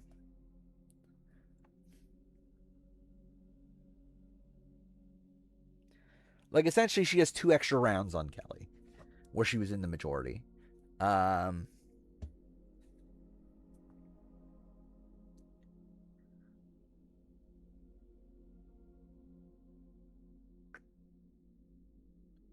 her versus Julie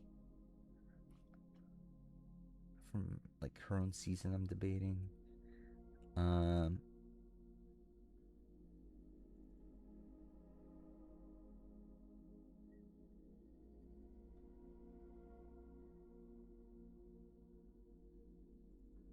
like part of me just does want to move her up though. Yeah, I think like she's just in a better spot for longer than Kelly is. Um, so like I feel like she's Laura Moret coded. Like I feel like she's her first time around. I think she's Laura Moret. Um, or like I think she's the same as Laura Moret's first time around. I should say. Like obviously Laura Moret had a return, but like I don't know. I kind of feel like yeah. I think her Laura Moret kind of makes sense to me. Um, MC. MC. Fuck me, dude. We have MC Justin also and Thomas. Um, so I think the intention was to have these people with the James, Angie, Jenny group. MC is one that I think you could argue being higher. Like MC seemingly was in a pretty good spot before that.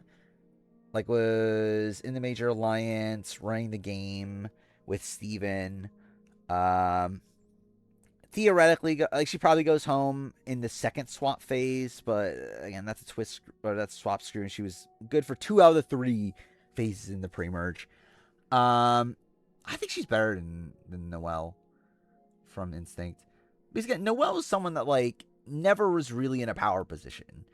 Like she always had like she was decent as at recovery. Like she would like lose her number 1 ally and get a new one.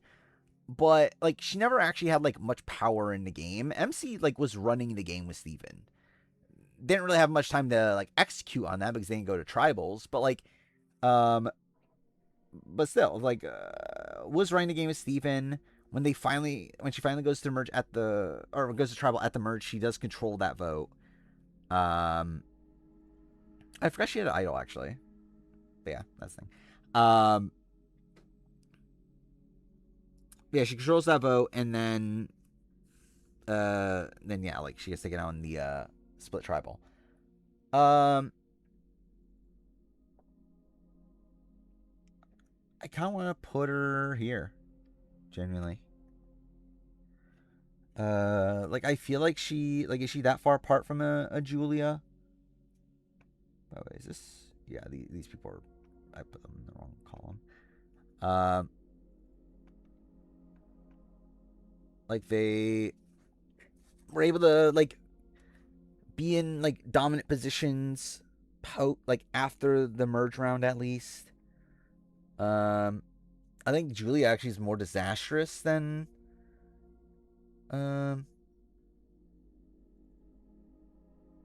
than MC.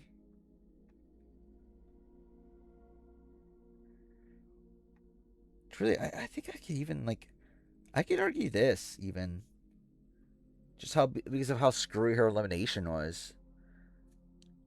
Actually, really, I could argue this. That actually kind of makes sense. Like her with Matt Blankenship.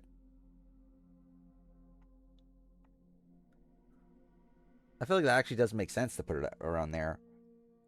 Like her and Matt Blankenship. Like generally, she's probably better than Matt Blankenship. I guess Matt Blankenship was more screwed by the swap, right? I'm trying to remember her swap position. But she was swapped into a theoretical majority, right? Like the what do you call it? The split tribal. Like that was a theoretical majority had Savannah not come into play.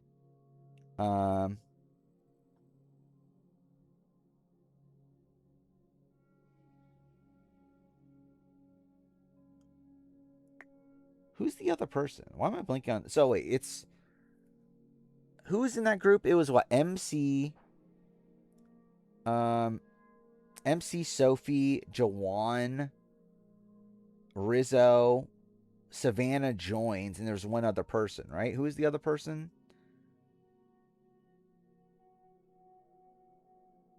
Was it Sage? Oh, it was Sage. Okay.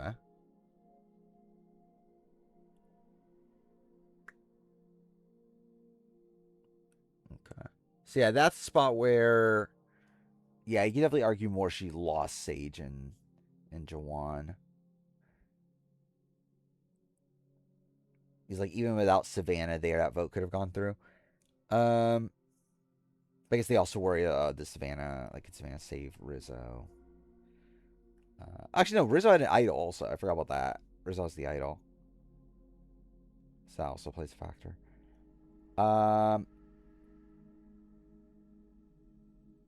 Yeah. I think I'll put her here then. I'll put her with Matt Blankenship. I think that feels okay to me. Where's Dancefield? Oh, Dancepield's moving lower and lower. Oh no. I can't believe it. Justin. Again, these are lost too. Justin. Okay. Justin versus Matt Bischoff. Fucks Matt Bischoff. Way too high. Up here. I think he does more wrong. Like I think like ultimately I still say that like I think his mistakes in his boot round were like minuscule to the point where they shouldn't have mattered. But it's still like it's still mistakes. I still think him not telling Cedric feels really dumb. So like I think it's still a mistake. Like that's definitely something to call out at least.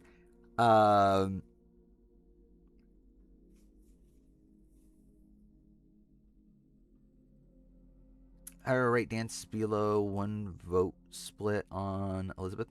Actually, I forgot about that. Was that intentional? I generally forgot about that. I mean, like, was it intentional as in, like, was that just a thing he did on his own, or was that, like, an actual, like, alliance split? Because I feel like if I remember right, it was him on his own. Yeah, it's like him above David, like above, like, Sophie S, Gabe. That feels a bit weird, right?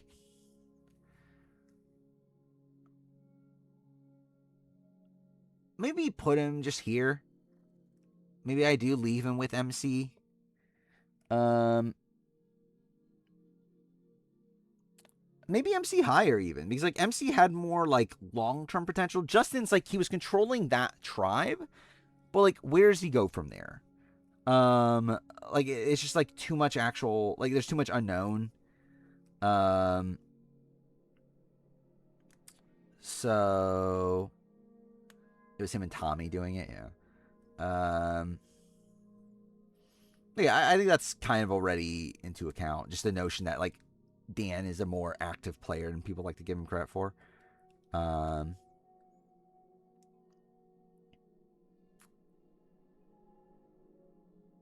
yeah, I think Justin. I think he's falling like to the Matt MC kind of bandwagon. Like Leanne's light blue. I never would have guessed. Um, that feels fine. Then Thomas.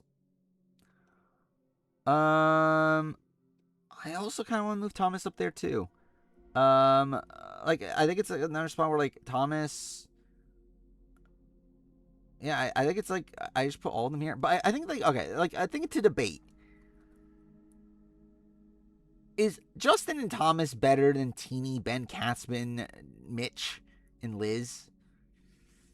And I guess that comes down to philosophy, but like I think that feels like the weird part here. Um,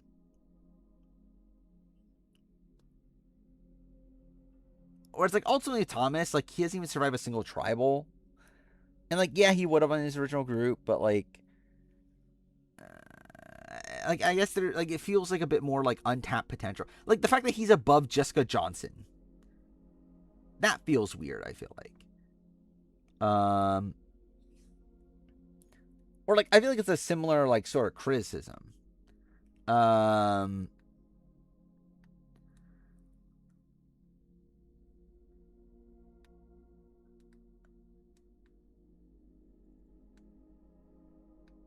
yeah. Also, wait, I just realized something. Why the fuck is my headset muted? I mean, like I assume it's got yeah, it had to have gotten through still, but like why was it muted on my end? But whatever. Dude, it's fucking 4:15 in the morning. Um,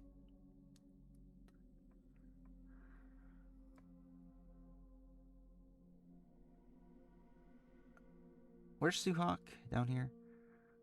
Um,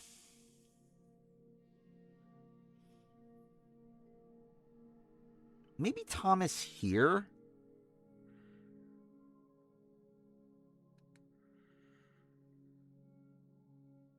Like, is Thomas?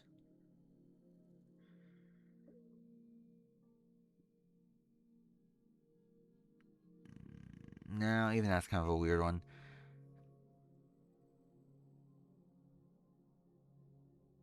I was gonna say, is Thomas like a Chad? Okay, he's like a taken out of context, but like Chad from Vanuatu.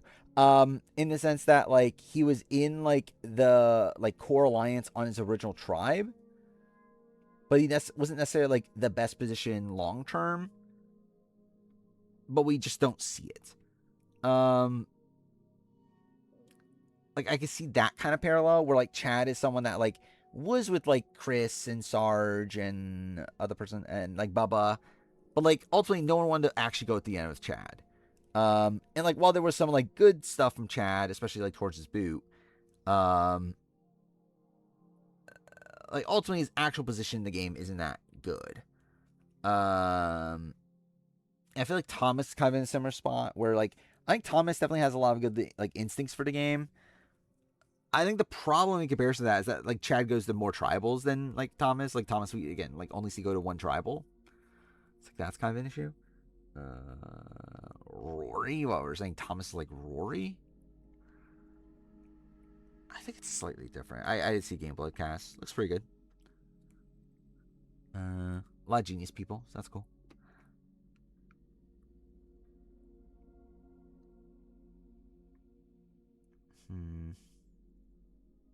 Oh, I forgot Rory. No, I knew about like I mean Rory's like on the bottom. I mean, like, I guess not necessarily because, like, actually, I believe like Chris talks about like I think the intention was to go to 3 with Rory and Bubba, but because like they knew Rory was a goat. Um, mind you, Bob Dog. I would say it's different, but like because of weird reasons. Um, I just need to end stream at this point.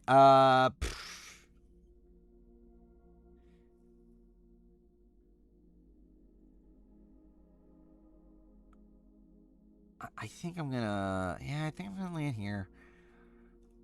I think I am gonna probably land him close to like a Chad. Why am I still up? What a question. I'm so fucking tired. I'm fucking brain dead. And like how many people we've even gone through? I don't even fucking know. Not many. I'm gonna do this though. I think I'm settling on this. What am I doing with Kelly Purple? We'll figure that out next stream. Who fucking cares? All right. How many people are we at? We're at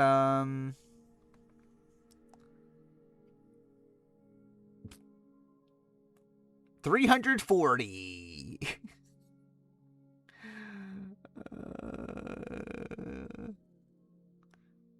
Yeah, Purple Kelly can be the stream. Purple Kelly or the General? Which one? Those are the two options. Or Kane. Generally, I'm gonna do a poll right now. Okay, well, fuck me. Again, last thing we're gonna do before stream ends. Poll. New poll. Next stream title. Purple Kelly. Can my key work? There we go. The General. Or Kane. Can my K work? I already reached my goal for that specific speed run. I'll allow channel points too. Why not? Yeah, for that run that I was doing, I'm kind of content as is. I know I'm not going to get the world record in it. I think I'm too fucked by loading screens. Why did I open that one? Yeah, I just can't get I can't beat world record with the load times I have. So it is okay. I can't believe Kane's winning by that much. So like I'm kind of content as is. Like I could cut another like 30 to 40 seconds technically, but I just don't think it's really worth it. I probably will try to do more speedruns on stream. Eventually, but I think they'll have to wait until after the player ranking. Like tomorrow I'll probably just start Gears of War and I'll probably just play games casually again for a bit. But eventually I would like to get back into speedruns. Just, yeah, probably after the player ranking is done. Looks like Purple Kelly's going to win. Oh yeah, I forgot I can see it here too. There we go. Congratulations, Purple Kelly / your Viber. Yeah, so again, next stream will be dude, we only went through 29 people. Like this entire stream. Is the Purple Kelly. That's gonna be the stream. Is the Purple Kelly. Is the Purple Kelly of milk fame. Oh, you know, I can take out the BB can. Right? I can take out the BB can part of it. I'll keep the what the fuck is the new era. Yeah, can of milking your own dude keyboard milk fame. Oh, it's also 31st. There we go. What a stream title. I put on channel points, so it's like anyone that gives up one channel point can get an extra vote. Of all the games on my list, which I'm playing day one, like all of them are maybes. I still have it open. I don't remember. It's like Black Flag I pre-ordered. I'll play that day one. Resonance, I'm thinking about getting Game Pass around that time. So like I might just play it because it's on Game Pass. I'm not sure about Wolverine. I'm not sure about Control. Those are all maybes. Gears of War is one that I'll play it if I have Game Pass at that point. Otherwise, I'm not dying to play it. But we'll see. I'm not sure. Stranger Heaven's a maybe. Tomb Raider's a maybe. Persona 4 is a definitely. Fable is a likely not, just because it's coming out so close to Persona 4. Like, otherwise, it would probably be a yes. But the fact that it's coming out so close to Persona 4, like, it's literally 5 days, it's like, yeah, I'm going to be playing Persona 4. And then FF7, I'll buy at launch. Wolf Among Us, I'll probably buy at launch also. And The Witcher 3 DLC is a maybe. That's a maybe mostly just because I would like to play The Witcher 3 again beforehand. Like, obviously, that'll take a lot of time, so I don't know. I played the opening of Persona 4. I've never actually played the full thing. I know very little in the grand scheme about it. Like, I know of certain characters and that sort of thing. But, yeah, what was this? Oh, I know this clip. It's a great clip. We gotta do 4. Honestly. Here she is. Krishna, I have Abby, so that's 4 strong. Oh, I was just Oh my god. I just love Abby screaming. Why just the opening? Because, again, that was a point where I barely played games. That was when in my game collecting phase where I would just buy games, play the first, like, 30 minutes of it, and then pretend it was, like, my favorite game ever. That's just what I used to do with, like, for some fucking reason. Like, I did that with, like, a whole bunch of fucking games, back in the day. Like, I did have, like, Persona 4 was one of them. Well, what other shit that I, like, pretend I, like, really liked, even though I only played, like, 30 minutes of it? I'm trying to look at my, like, PS2 collection. Flipnik, that's a game. I don't know. It's like a lot of like obscure. Yeah, I used to be like one of the like. It's like again, I like these cool obscure games. Which at the time, by the way, Persona 4 was very obscure. Yeah, at the time, like Persona was like a really like niche series. Now obviously it's like mainstream, but what else is there's gotta be more than that. Okay, maybe I'm actually gonna take a look at my actual PS2 collection. What else do I have here? Legacy of Kain series. That was another one. Like, I would pretend I'm like such a big fan of the Legacy of Kain series. Like, I've literally played like 30 minutes of like Soul Reaper 1 and 2. I'd love to give them legitimate chances though. I literally own all of them now. I want to play them. I hear they're very good. Then Zone the Enders is another one. I would like pretend I love Zone the Enders. Nah, it's like usually like a somewhat obscure Japanesey sort of like title. Oh, Panzer Dragoon. That was one. Panzer Dragoon Orta. I'd like pretend I'm such a big fan of Panzer Dragoon Orta.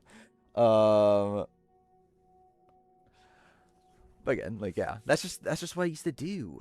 When I think the Player Ranks game finished on stream, I genuinely couldn't tell you. It's gonna come out in August, starting in August.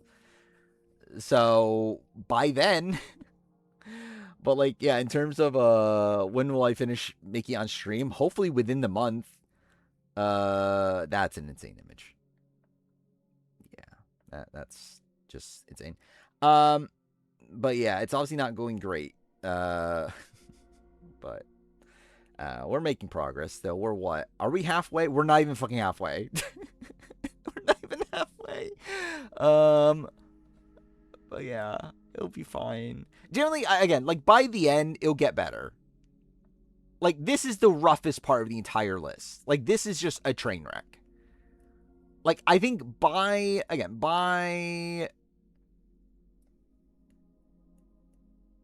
think this part's better, right? Yeah, by the time we get to, like, Jonas level, I think it becomes a bit more clear what I was intending. Actually, really even probably by here. Like, even here is, like, a lot of, like, I don't know, like, Goaty as in, like, Survivor Goat, like, merge, like, people that didn't even make it to the end and didn't play that good a game. Like, I don't know, it's like, I think by this point I kind of had a good idea. I think this is kind of a mess, though. I think up to this point it's kind of a mess, but by the end it should be easier, you would think, hopefully, maybe.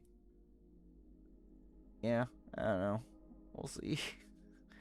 How much longer is the rough part? So we're here.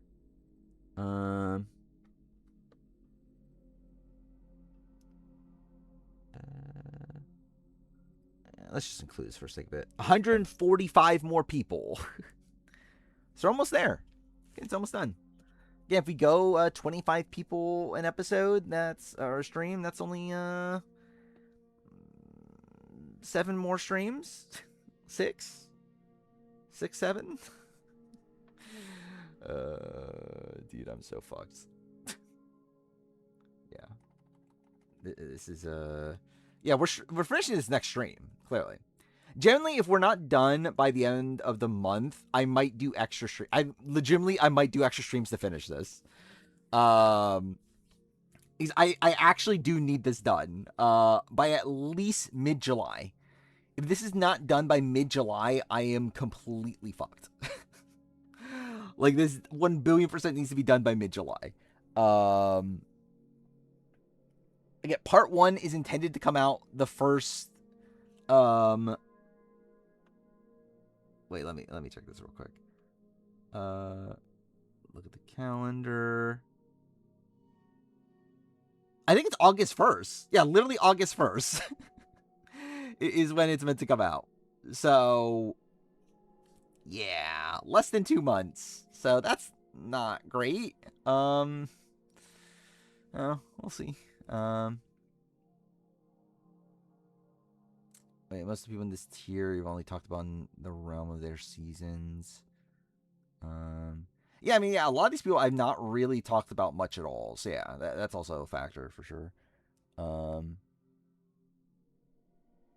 yeah, a lot of these people are like kind of just like random mid-merge people or like late pre-merge people. So it's like it's very yeah, uncommon that I would talk about them. Fucked by Kim? I'm always fucked by Kim. Well, no, I guess I'm never fucked. Actually, no, yeah, generally I'm never fucked by Kim. That's the thing. Jonas is always fucked by Kim. I'm never fucked by Kim. I would love to be fucked by Kim, but I just never am. I never get the opportunity. That's a bit of a shame. And with that, I want to stream here. We'll be back on Wednesday. More of this. We'll finish it at some point. Again, I'll probably start Gears of War between now and then. I'll play more, I'll work on the 50 review. I'll probably record episode 2 tomorrow. I'm hoping by next stream, hopefully be at least at some point in like episode 5 or so, writing wise. We'll see. What else is there? A&W is happening. Traders NZ.